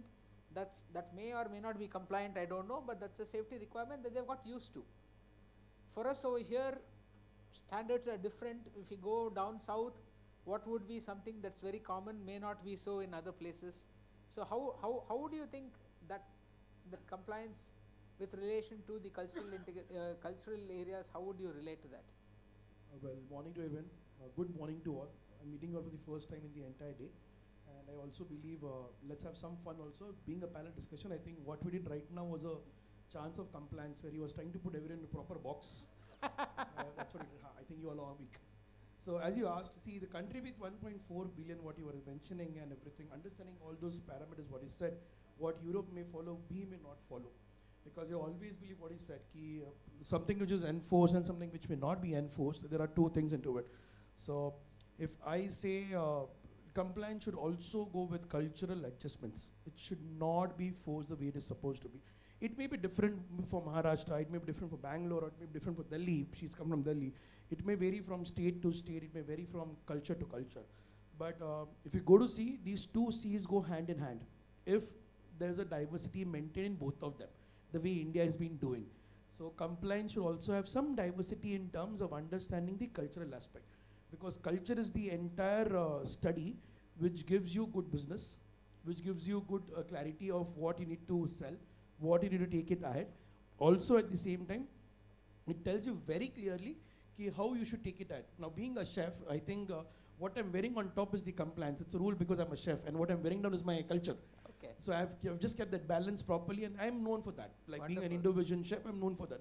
So a chef or a company or an organizers or the entire team should understand how they have to keep the balance in between by not hurting or by not creating any disputes in terms of the system within, also the system outside.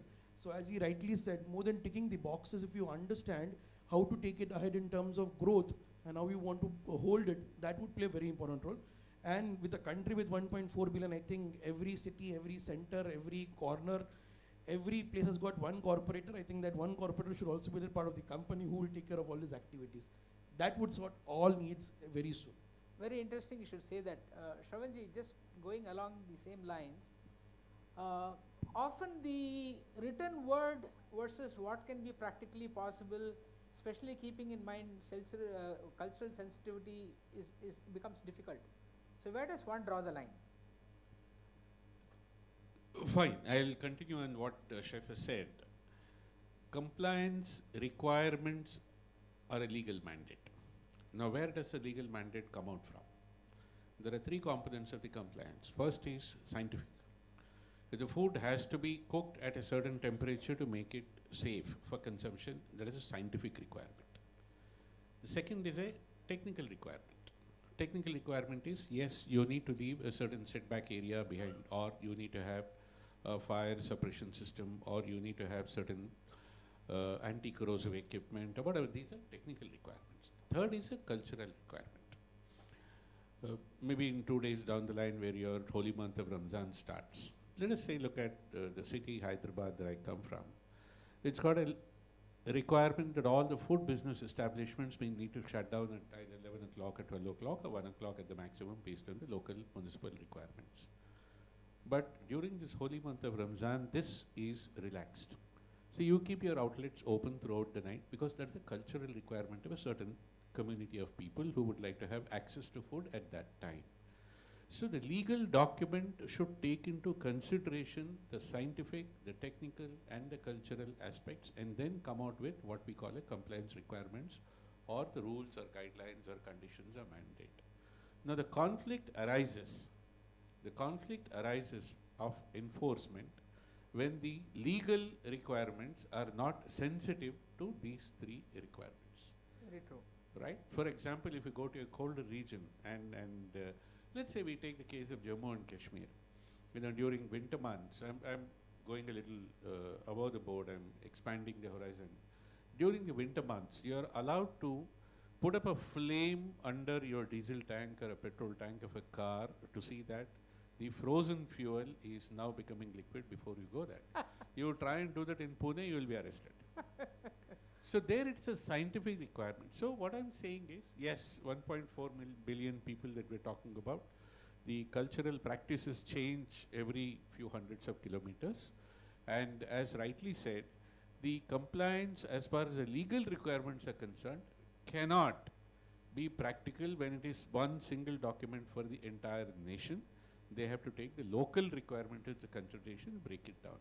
The scientific part can be a unitary document, but when it comes to our technical and cultural practices, they have to be sensitive to the requirements of a region to region. This is my take on that. Very well said. That's interesting. Imtiazji, I think we all can clearly agree that we in India still have a long way to go when it comes to looking at compliance as a culture. In fact, the whole idea we are here today is because of this joint initiative where we are trying to address grassroots level. So often we do require laws to be in place, we do require statutory requirements to see that the basics are addressed. But then human mankind also naturally revolts against any kind of thrust or force that is put on that. How do you think that logjam can be broken? The agencies that are forcing the compliances or enforcing the compliances, government agencies, municipalities, that are policing and making sure that rules are followed, they need to be a little more flexible and they need to play a more important role, kind of advisory role. If you have ever worked in Dubai, the Baledia, which is the local municipality, the first time you open a restaurant or a food service facility, they come over, they open your fridges, they check raw material, processed food, cooked food, recycling of leftovers if at all is there. They give you advice. They tell you that this is not the thing, that should not be the thing. And then they say, we will come after 2 weeks, please get your act together. Whereas in India, the main thing is the owner's intention, fine kitna hoga, and things like that. So it's a very different culture. So our agencies need to be a little more educative and understanding. Authorities need to be understanding and give a little bit of knowledge rather than just be policing things. And a perfect example was, a strange thing that happened in the past. Someone talked about terrace restaurants. In Bombay, there was a fire on a terrace restaurant, and everyone went into overdrive. The next day, all the terrace restaurants were shut down. And one ridiculous thing that happened in our club, we have a senior citizens, dinner on the lawn. So they had the chafing dishes with the fuel pots. They refused to let the fire brigade, the fire officer and his team refused to let the people have hot food, and everyone was served cold food. So our agencies that enforce all these things have to have a little practicality. Apart from that, initiatives like SAKSHAM need to be spread in a big way where you're giving everyone advice. A couple of government officials should be also attending and being given a little of our gyan. We should also be guiding them basically. So what you're saying is basically there is a lot of sensitizing that needs to be done. Absolutely. Even with the authorities as to how to approach the basic requirements. Yeah, the authorities need to be think a little like a customer, not just police the issue basically. That's so what Sanjay ji, that may be your next plan to probably do a string of activities for governments. It's it's very interesting what he just touched upon. So when there was a fire thing going on, and he said ki ultimately it is on the Indian Oil or HP, Bharat Petroleum. So I happen to know someone in Bharat Petroleum. So I reached out to her and I said, hey, we are doing this activity, and what do you do? She said, oh, we have a full department. She wrote me a big WhatsApp message saying that we have, and there are SOPs and all that. I said, okay, maybe we can connect with them, because like he said, it has to be aligned to a particular requirement. You may have a SOP which is more for domestic, or maybe more for those with gas or the banks rather than individual users. Maybe it will be a good idea for us to connect. Similarly, I was talking to somebody in FSSAI and I said, you already have a department which is going around and training on various things like cleaning and hygiene and all that. If we incorporate, because it's a movement which we have to create. It's not one man or this thing which we can do. So like I was talking to Shravan sir and Vishwanath sir during the break, that how do we take it forward? One is we do it, 50 people, 30 people, 40 people coming on board, talking to them. Can we also do something which is beyond this and create where we say, like there are pro bonos work done by lawyers and others. So we'd say we are genuinely interested in actually upgrading. So it's not only here, we can also create something where we can bring in a platform and we say, hey, we'll come and work with you and try and create infra. So that is what I think is the need of the day, and the industry, like we have today, many companies who have come. We would welcome if more and more companies would like to join and do something, not from marketing angle, but really sincerely working from awareness that, okay, we owe this, because everybody directly, like I was talking in the morning hour, that the cost of not following known to us is X. What we do not realize is X multiplier. Same way, if the industry grows, all of us eventually will gain. It's everybody's game. So that is what I think is very, very important. So cost, like you rightly said, is a very, very crucial aspect of it. Non-compliance has its cost, but compliance also has its cost. Ma'am, we all understand the various costs that are involved across the industry. Now, unfortunately, expectations are very different from the consumer or from the end user in different situations or different exposures. For example, we are ready to go and eat pani puri or bel puri out of a roadside cart, where that fellow, wipes his hand on his dhoti or thing and then gives you puchkas and you say, aur thika do, right? But the same thing, you walk into a deli or into a patisserie, and if by chance the guy is not wearing a glove and he just picks up a patty or a samosa, and you say, "Arey, I don't want that, give me a different one because it's a glove," right? So how do you level the playing field? Because for the consumer, it's still dangerous for him to eat the puchka, probably more so for the various other environmental issues, vis-a-vis just picking a patty that's been handled by somebody. Okay, thank you so much for this question. Basically, I just wanted to clear that when we are talking about food safety, it's all about for everyone. So nowadays, when we talk about compliance and everything, major force is given to all industries who are working with, and major, what we can say, questions are asked only for organized industries. So for street food vendors, for restaurants, everywhere food safety needs to be followed because it is for everyone. So I'll give an example. Just I want to ask you everyone that when you visit any restaurant, have you ever noticed FSSAI license is displayed or not? So this is from consumer point of view, it is important for us also to check whether this hotel or restaurant is having FSSAI license or not. So even this is a part of compliance. And when we talk about cost of compliance, so Dubey, Pandey sir and various experts have discussed this, that non-compliance is far more expensive than cost which is required for compliance. So I'll give an example. Now I'm belongs to food industry more, but I also work with hotel industry as well.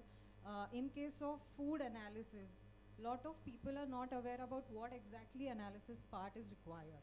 So for example, in case of labeling, people will only show me the nutritional value or analysis which is conducted for the sample, but not they have not conducted analysis for microbial parameters, or when we talk about compliance, we also need to check pesticide residues, then we also need to work for heavy metals.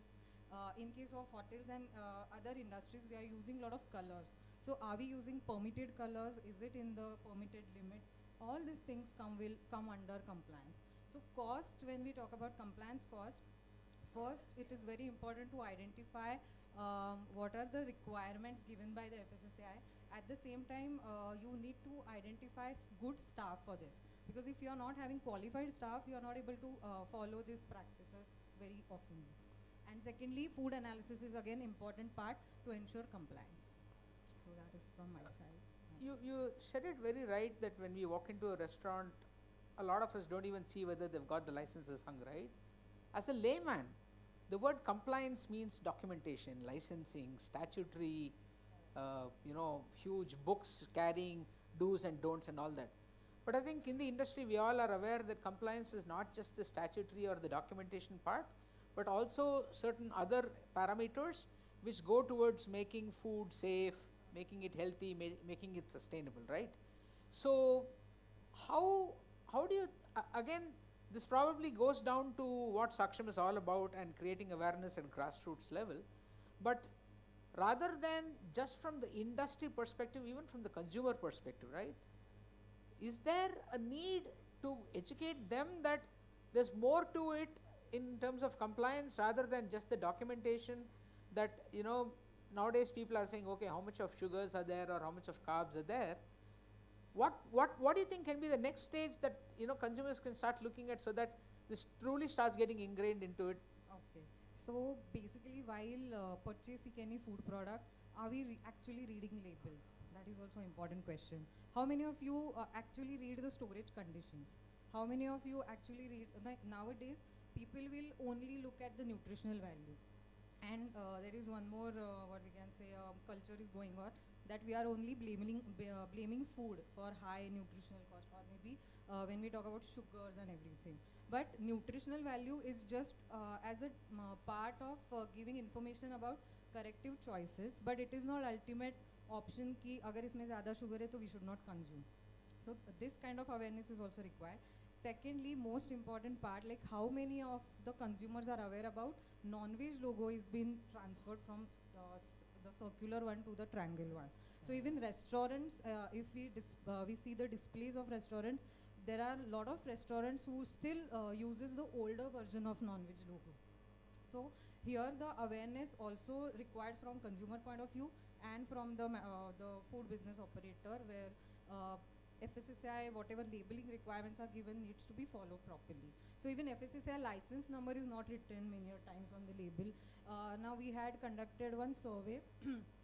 So only 10 to 15% of manufactured product, commercial manufactured product contains all the necessary requirement mentioned by the legal bodies. Otherwise, now if we visit any exhibitions, you can see that there are a lot of products displayed which are not having any label, but still we buy. So here, when we purchase any packed product, it needs to be labeled properly.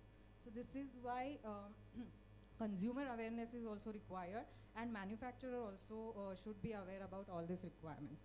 I would also like to add one point. Like in food, we say that, "Arey, ye product aapne acha banaya. Start your business."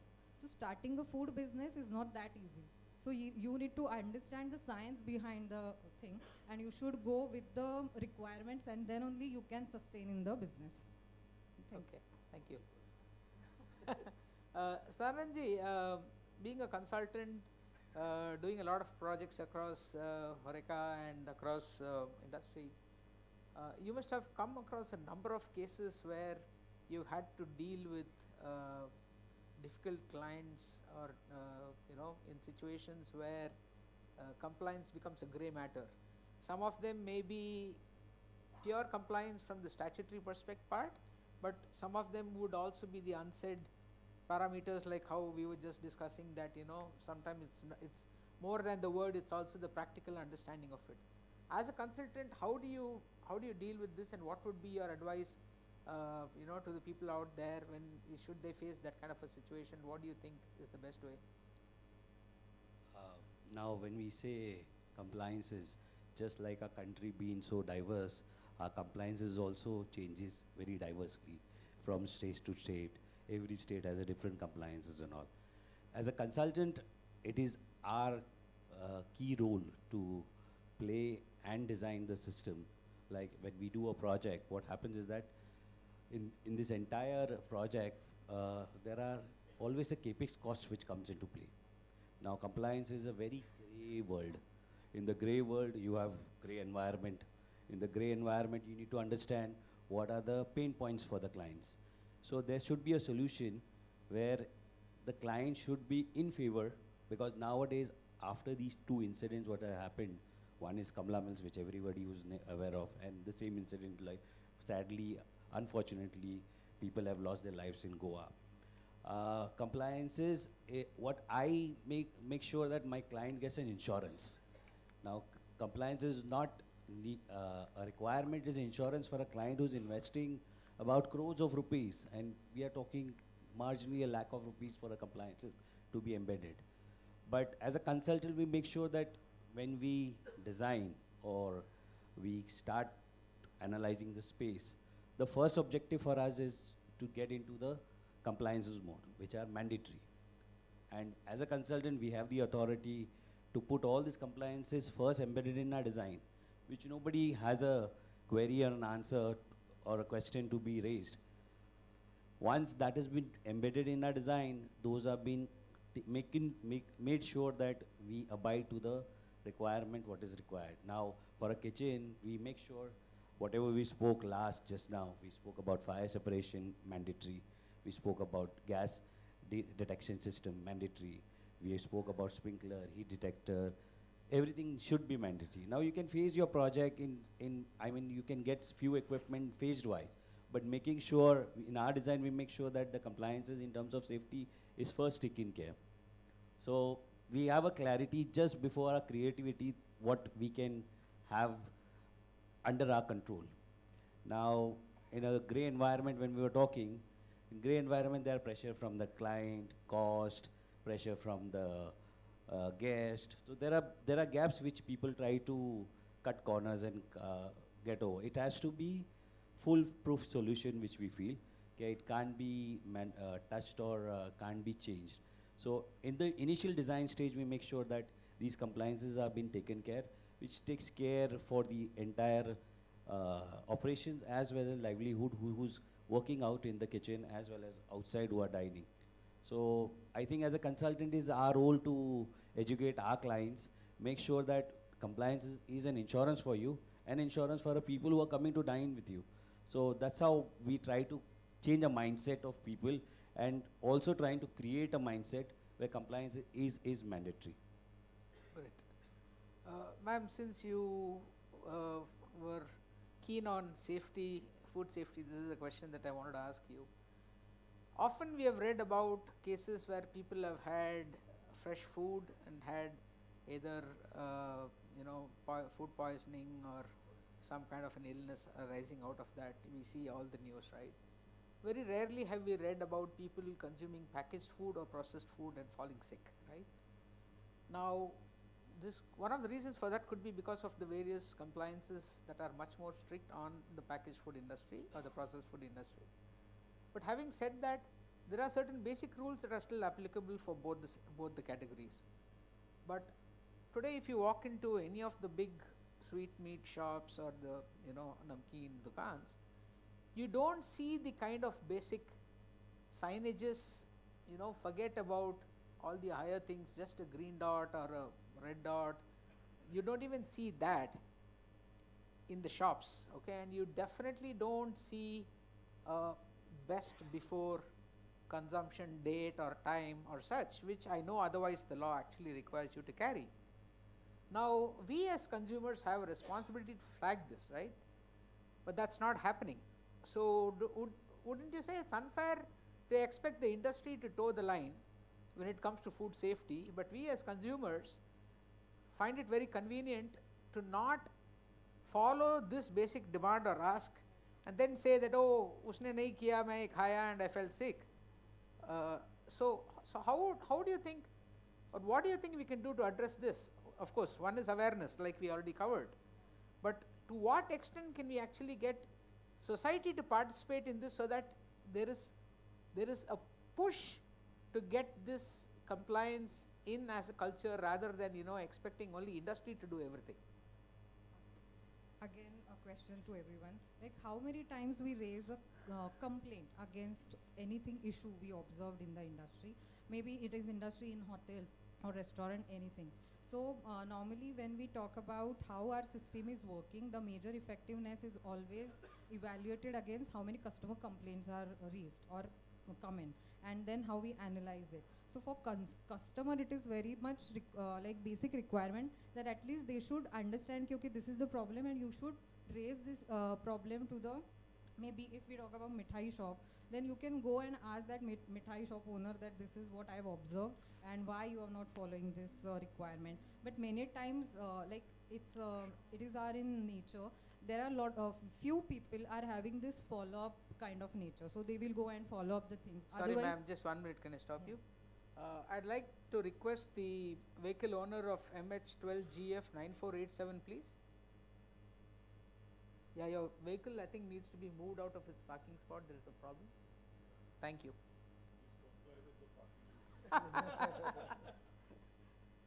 Sorry about that, yes ma'am, please go ahead. So here the customer or consumer awareness regarding raising complaint is also important, and if these kind of complaints are raised by the customers very oftenly, then definitely different kind of pressure will be built on the manufacturer to follow these rules. Because nowadays regarding compliance, again it is only related to FSSAI or FDA person if comes in and what will happen. Here we are not having any fear what customer will ask us the question. So if our customer base is very strong, then definitely as a owner they need to follow these practices regularly. So putting the panelists on the spot, sir, Shravanji, have you ever asked this question of a cafe or a shop that you've gone and seen this part of non-compliance? Yes, I did. On quite a few occasions, I not only raised an issue, but I also made a complaint. I also made sure that it's followed up to a logical conclusion. But there is a diametrically opposite factor to it. More often than not, we want to enjoy the food. If when I come to Pune, if I want to have a proper misal pav, maybe one of the first names is whatever. Now, when I walk into a 5-star hotel or a 3-star, 4-star hotel, and if I want to have a buffet lunch, against every shuffling dishes, every display of a food, those people write the name, they write the calorific value per 100 grams or whatever the portion size, and then they also mention what are the allergens which it contains. Now suddenly it gives me a feeling that I'm in a bloody rehabilitation center. And I am sure this is a common experience. And if I go to a thela on a roadside, if I want to have pani puri, I don't want to be told when I should stop. If you write what is the calorific value, how many calories it will give you, what is the allergen and what happens with that, and I become suddenly conscious. So this is one factor which is subconscious among the people that will prevent them from raising a flag every time you go. But when do you raise a flag? When it goes beyond that. If there is a short changing, let us say for example your weight is less, or if the package says it's 500 grams, but when you go home and weigh if it is only 470 grams, then you will definitely make it a point to see that. So there are two aspects of it. One, too much of information should not be given to the consumers in the food safety perspective. Because then what happens is logically you will extend it to other things. When you walk on the road, do you see a signage every 100 meters that if you cross the road while the vehicle is coming, you are liable to be dying? If you don't want to warn a pedestrian in the road, why do you want to warn a consumer in a restaurant every time? Both have got an equally disastrous effect, failing or complying or whatsoever. So yes, to a certain extent, you need to do that. But this has to be more to do with the business owners, food business owners, and general information given to the consumers. Then consumers should also have access to information, but don't force it down to them. Don't take out the joy of eating. This is my take on the call. I'm sure the shops you visited, your wife must be going there now and not you. Well, I also share this experience, and I'm a strict vegetarian. So is my wife, and we do lot of restaurants, lot of hotels, and she had never attended either an opening or a pre-opening or launch of any food business activity that we have done in the last 2 decades. It is only now recently that she started attending, and that too when there is an elaborate buffet. She will first go with a plate to one end of the station where you have salads, and quietly she'll go to the other end where there is a dessert, and she'll skip everything in between. So smart. So, having said that, yes, you make the food business operators, like Imtiaz sir said, first our authorities will need to also don the hat of being mentors. You tell them first, you educate them, you sensitize them before you get on to enforcement, and then it will come. So, it is a two-way traffic. Only consumer cannot drive, only the food business operator cannot drive.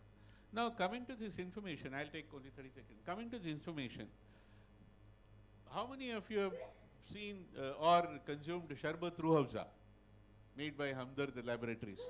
What is the content? 70% is sugar. The label says 70.86% is added sugar. So what we are doing is it's a colored, flavored, aromatic water.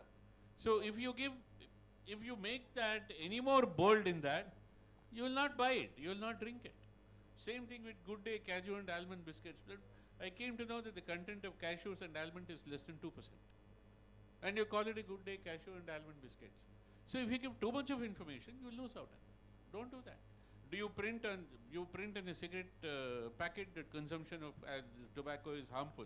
But why don't you print it in a chocolate wrapper saying that consumption of too much of chocolate is also harmful? Then you will take out the joy of life. So please don't do that. No, so do you think, Imtiaz sir, that there is a moral responsibility for us as consumers to raise these, dual standards? I think from a manufacturer or seller perspective, I think what Shravan sir is saying is absolutely true. But as a consumer, don't you think that I would have a right to this? Because if a cigarette pack can have a skull and bones, a chocolate packet should have somebody who's a diabetic with cardiovascular and all the other issues. No, a photograph of a dying diabetic lying in absolutely. I guess we all have double standards, and I agree with Shravan. Yeah, you have to, it's like different strokes for different folks. You go to a Pani Puri wala, you're expecting a certain thing. You're going to a high-end restaurant, your standards change. I think we are the hypocrites, or the customer to some extent is being flexible. That's truthful. Yeah. Can I just comment on, let's bash the government a little bit more on compliances. Please. We don't have any Sena people here, do we? Two humorous anecdotes, very short.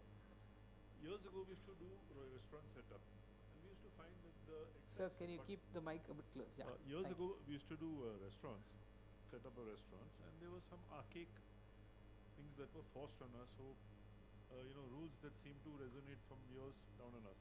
Certain things like there has to be a urinal for the permit room, not a toilet. Oh. So the idea being that women are not archaic thinking. Women are not supposed to drink. Only gents are supposed to drink. Or that you only drink and don't eat. And there are other rules like you have to enter the restaurant, then to go in the permit room. This was largely in Maharashtra. There is actually a restaurant in Bombay, I won't mention the names, where they have the toilet on the ground floor, and the first floor's got the bar. So down is basically the restaurant, and the upper floor's got the bar. So the excise officer used to come regularly and harass the owner and say, "Where is your urinal?" In Marathi we say "mutri." So he got so tired of paying him every time that he made a cupboard and fitted a urinal and put a door, but there was no water supply, no any drainage, and the excise officer comes, opens it, "Mutriya hai." So this is the level of there's one more incident. Sir, the audience is recording you, mind you. The other story. A public limited company wanted to make a series of restaurants. So they wanted all the licensing details for permit rooms. So I went and met the PRO of the Excise and Prohibition Department, and I said, I've heard these things that you have to enter the restaurant to go in. The windows have to be such that no one can look into the permit room from outside. Probably young children will see people drinking and get encouraged to start drinking immediately. So all these archaic rules are there. I said, is there a handbook from the excise department that we get all these rules so that later on when the excise officer comes for inspection, we don't get surprises. We already have complied with all these list of so-called compliances. He says, sir, we do have a handbook of rules, but that is our internal regulation. I said, then how do we protect our clients from having to spend money or break things as such? So he said, no, you see, we have one retired superintendent. He can give consultancy, look at your plan and make suggestions. So I said, that is great. You have one more consultant to join the circle of consultants. Yeah. So this is the reality of certain compliant agencies also. That's the thing. And one positive suggestion, we were talking in relation to Sanjay, even the FHRAI, they have regularly training sessions on food safety. They have workshops. The Western India has it very often. Maybe we could look at tying up with them as HCF and doing it jointly. That's just a thought here. Great, thank you, sir. Okay. I want to share another. In Hyderabad, there's an area called RTC X Roads. I don't know if somebody has seen that. On one side of the road, there is an educational institution. It's a ground plus 2-floor building. You had tutorial colleges and junior college and whatsoever. Exactly on the opposite side of the road, you had a restaurant. And one fine day, that restaurant owner also wanted to make a bar. When you have excise loose, your excise rule says there has to be a certain minimum distance from an educational institution and from a religious institution and whatnot and whatnot. So they were not able to fulfill that norm. So what these people have quietly gone ahead and they somehow influenced the police department and got the zebra crossing, which was right in front of the road, got erased. They made a divider. So and you have to walk around. And then the excise fellows came and took a measuring tape and they said you cannot climb over a divider, so you have to walk over all the way to the U-turn. So it will not fall within those distance limits, and gave a permission for that bar. So that's flourishing now. Interesting. So this is the level of compliance to which we can go.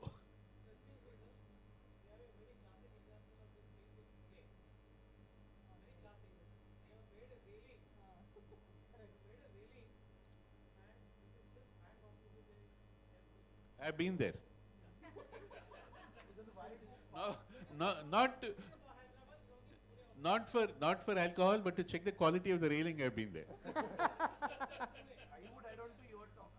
Sometimes. The exact example what is saying, we have got same divider. There's a school in front of my house and there's a bar wine shop below my house. So actually, when Supreme Court gave a guidelines that highway se itna, many bars in Gurgaon, they just changed their entry. Correct. Put up a They wall said and now you change have to the take a entry. longer route, so it meets the requirement. They did that. Certain people shift the main gate so that the distance of the main gate of the compound of the bar is away from the school. Very well known Gymkhana in Pune has got the same thing. They've changed the route. The gate is the one thing what they've done. They've got 4 gates, out of which 1 gate is closed now, saying that we have a bar, so you have to come to that gate. So it's a very common practice what Pune is also competing with you also. Sadaranji, you've been part of HCF and now you're here as a panelist in SAKSHAM. What else do you think we can do to invigorate industry to address this as grassroots in terms of safety, sustainability and compliance as a culture? I think it should first come in our curriculum activities in all the colleges where we are teaching young children how to make food, and where you're cooking your food or where you're going for work in any infrastructure, this entire thing can be embedded in our curriculum activities only. From there, I think it can be in a broader prospect taken to a next level, because what I feel that compliance is left out in any of our curriculum activity. Whatever we study, we don't have a compliances or a fire safety audit or a fire safety training session in a college segment. We are talking on a segment where now it's already been enforced. So all this, I think, with government coming into initiative. We need to educate our education system. These needs to be incorporated in at least a segment like a hotel industry segment or an IIT where people are going to study. Have one chapter or two chapter which includes all these compliances, statutories. Great. Sarveshi, you're part and parcel of the hardcore industry per se, being a chef yourself, right? And having worked across various organizations in terms of scale and value, where do you see India from the chef's perspective in terms of these three pillars compared to your exposure to any of the other markets?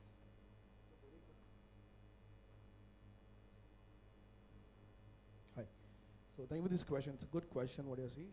So where I see India, so on a very being a professor also, an ex-professor and HOD for a college or whatever restaurants I do run or whatever industry I've seen and understanding with the entire panel with the great generational gap and the generation sitting together again, India has a good future. I think this is what I can see. India has a good future. It carries a good future. As he mentioned it very well, the study what I had and the study what I'm imposing onto in my day-to-day life as a practical person, as a chef, is very different. I think everybody has been speaking about it. He must have shared in some of the sessions, you must have in some of the sessions, कि जो हमने school में पढ़ा था वो तो अलग है, जो हम करते हैं वो अलग होता है वगैरह वगैरह. But then time has come to change it. Time has come where we should speak about, like if you're speaking today about compliance, we should speak about collaboration also. Because the world is collaboration now. You can't speak about me doing individual. You can't speak about I'm the only one who will have my own 5-star property or have one restaurant. It's not possible. If it's possible, you have to have got lots of bank behind you, standing behind you and everything with knowledge, with money and with all other investments. So collaboration is the second C which would come always in India's future. If you think you really want to become big, if you think you really want to be part of India's future economy and the cultural change, I think the cultural shift is happening from the house. It should also have with the collaboration cultural shift. That will give a exposure to the young generation, the exposure to the middle generation, and the exposure to the generation who carries knowledge to get it down to us. That's how I think the future is collaboration, and the future is more about collaboration, safety, and a thin line between understanding of the compliances. Because the generation now, they would say that they would want to follow rules, they would want to have their joy, but they are the first one to think about how we can break this. The answer is the railing, the divider. Okay. So I think then that's the cultural thought process what we should think about. There's a good dialogue in a good movie called as Sarkar. कि अगर सरकार को मारने तो सरकार को मत मारो, उसकी सोच को मारो. So I think we should embed that in our study. Wonderful. I think very well said. I think we have time for just one last question. I'm going to take it to Sanjay ji. You've started off this wonderful collaboration in SAKSHAM in its second edition. We have another 10 events to go. If you had 3 things that you had as a wish list going forward with regard to this initiative, in terms of participation, in terms of involvement, what do you think it would be, which we can probably also work on? Okay, so we've been actually brainstorming a lot as how do we reach out to masses, because this entire initiative is not for 10, 15, 20, but it has to become a movement. And it will only become a movement when we reach out. So we've been trying to reach out to NRAI or Bakery Association or different, but probably the value add which they see or for coming and spending a day is not there. It is like there, ki haan, I should, and that is why we also started that we'll put a price tag. It was not the need, but we said, otherwise people will say yes, and then something will definitely take over their time requirement and they'll chicken out. But once someone says yes, after paying, maybe 10%, 15% will still drop out. So one is definitely we are looking at how to enhance the collaboration and participation, because we believe that more like-minded, everybody has their own influence and their own reach. So we'll be able to do. Second, we were talking during the lunch hour and all that now probably social media is playing a very big role. We have, as an industry, I think, we have not been very aggressive on using it. Maybe because many of us are on the wrong side of the generation, so we have not been proactive. But the fact is, yes, but the fact is, it is actually the most powerful tool in current era.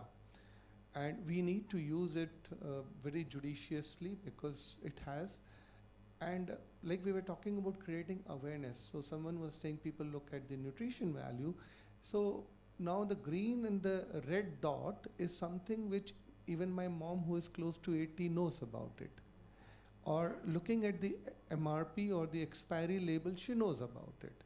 She never checks कि ये -18 में रखने का है या +4 में रखने का, and I have seen that mistake even being done by companies where they have put mozzarella cheese where it is mentioned -18 and they put it in a refrigerator. Dark stores do it very often. So this, we have seen that. So we need to create that type of awareness and involvement. Plus, as Sadanand sir said, probably we'll have to involve more of these institutions because catch them young. If we catch them young, they are the people, like I remember when my kids were young, their school taught them on firecrackers. It became a movement. The younger generation doesn't talk about it. Or switch off the light. Or I remember my kid will go and tell, Dadu, आप shave करते हो तो पानी क्यों नहीं बंद करते हो? Because they were told about it. So I think that's a beautiful suggestion which we should incorporate, where we must do and involve them, because that's something which is going to make a huge impact. Wonderful. Well, I can only Also say the Google reviews for all this.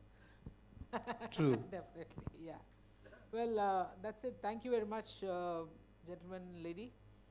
Anybody has any questions from the audience? Sir, please introduce yourself.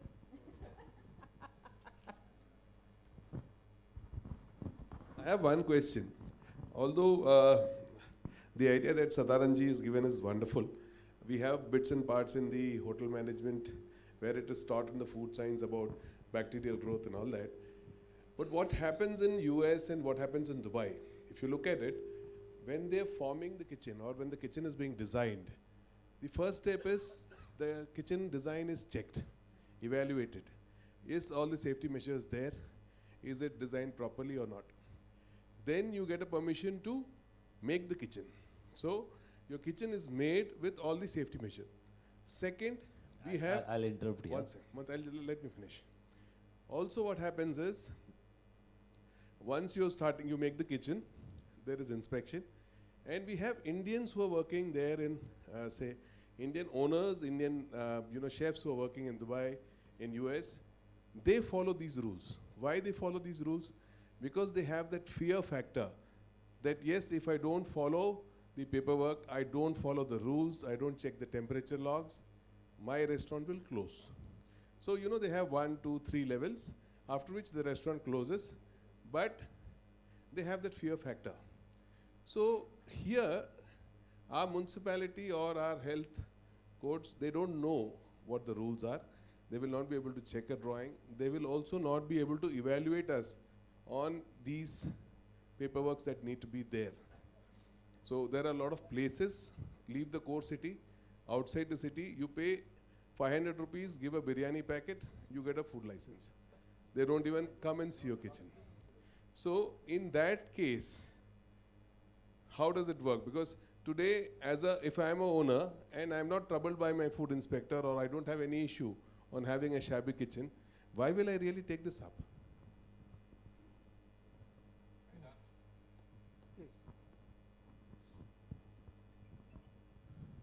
I go back by a few years. Architect Nivedita will support what I'm saying. Dr. Prem Jain, the pioneer of the green building movement in India, before he left this world, in one of his last conferences, he made a declaration in the IGBC conference at Hyderabad saying that now we've crossed over the hump. Now it is more economical to make a green building rather than a non-green building.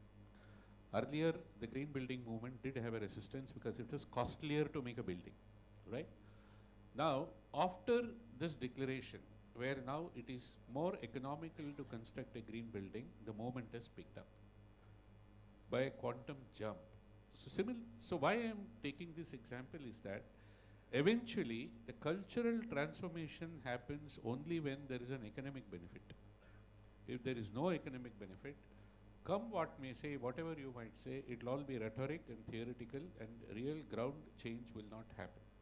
One strong tool that we can incorporate into this movement of bringing in a cultural transformation is one attempt of what Panditji had done today, convey the numbers. Let people understand how it is going to benefit you economically, and people will definitely fall in line. Dollarize it. LED lights have become popular not because they give you better light, not because of anything else, but because they save you an electricity bill. It is as simple as that. If LED light was also superior, but it did not give you an energy efficiency or in a reduction of electricity bill, it would have been an utter failure.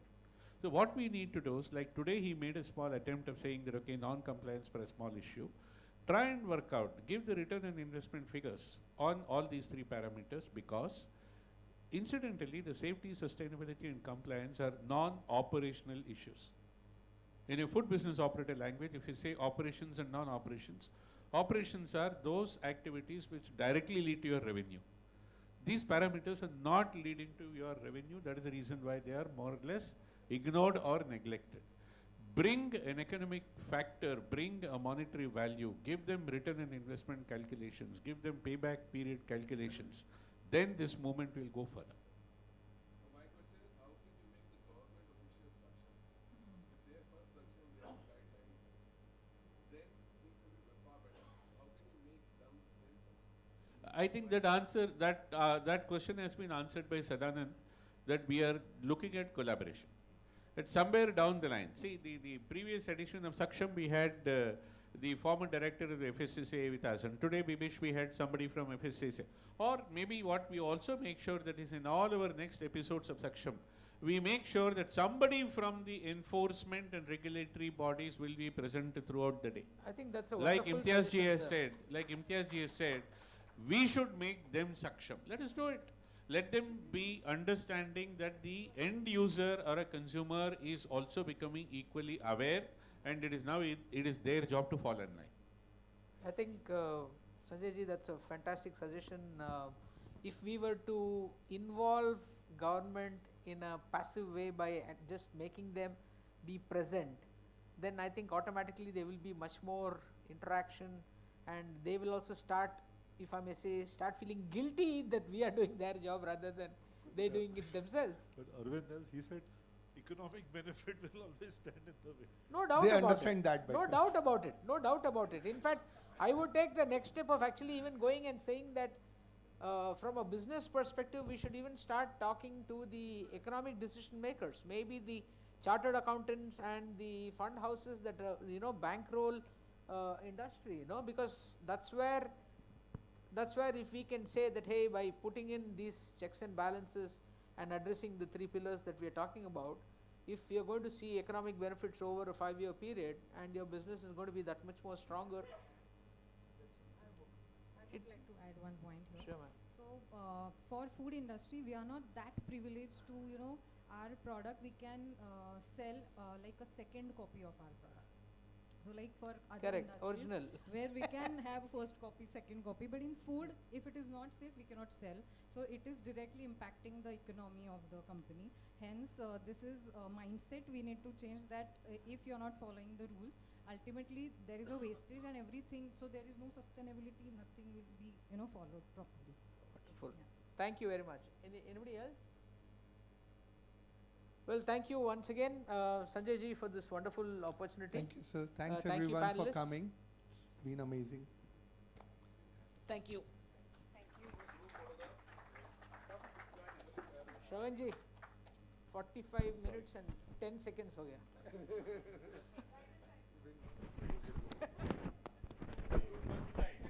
Before even starting, it will be 4:45 tak ho jayega na. Thank you, panelists. Can we please have Sanjay sir give the mementos to Dr. Devshri? And Pandey sir? Where's Pandit sir? Pandit sir, to give the mementos to Mr. Imtiaz sir and Chef Sarvesh Sadhu.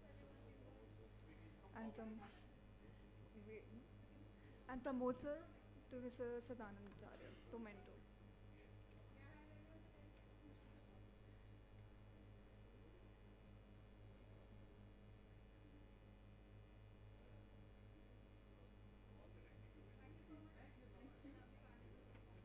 If I could just request all of you to step in front and we can, yeah.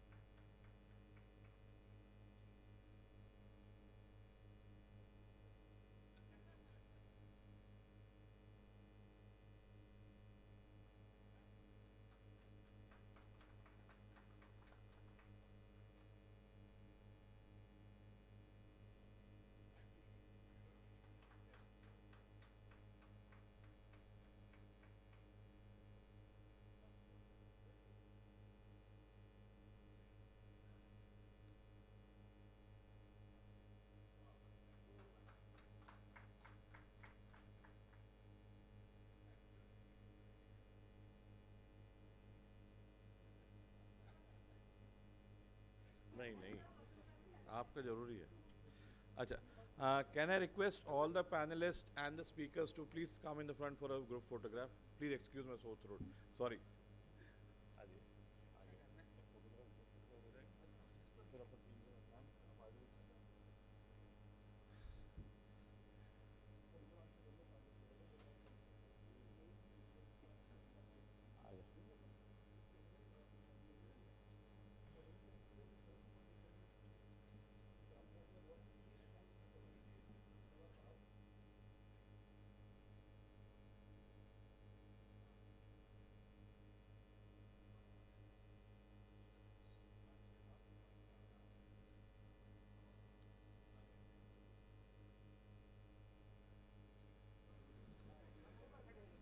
And dear guests, thank you for your patience.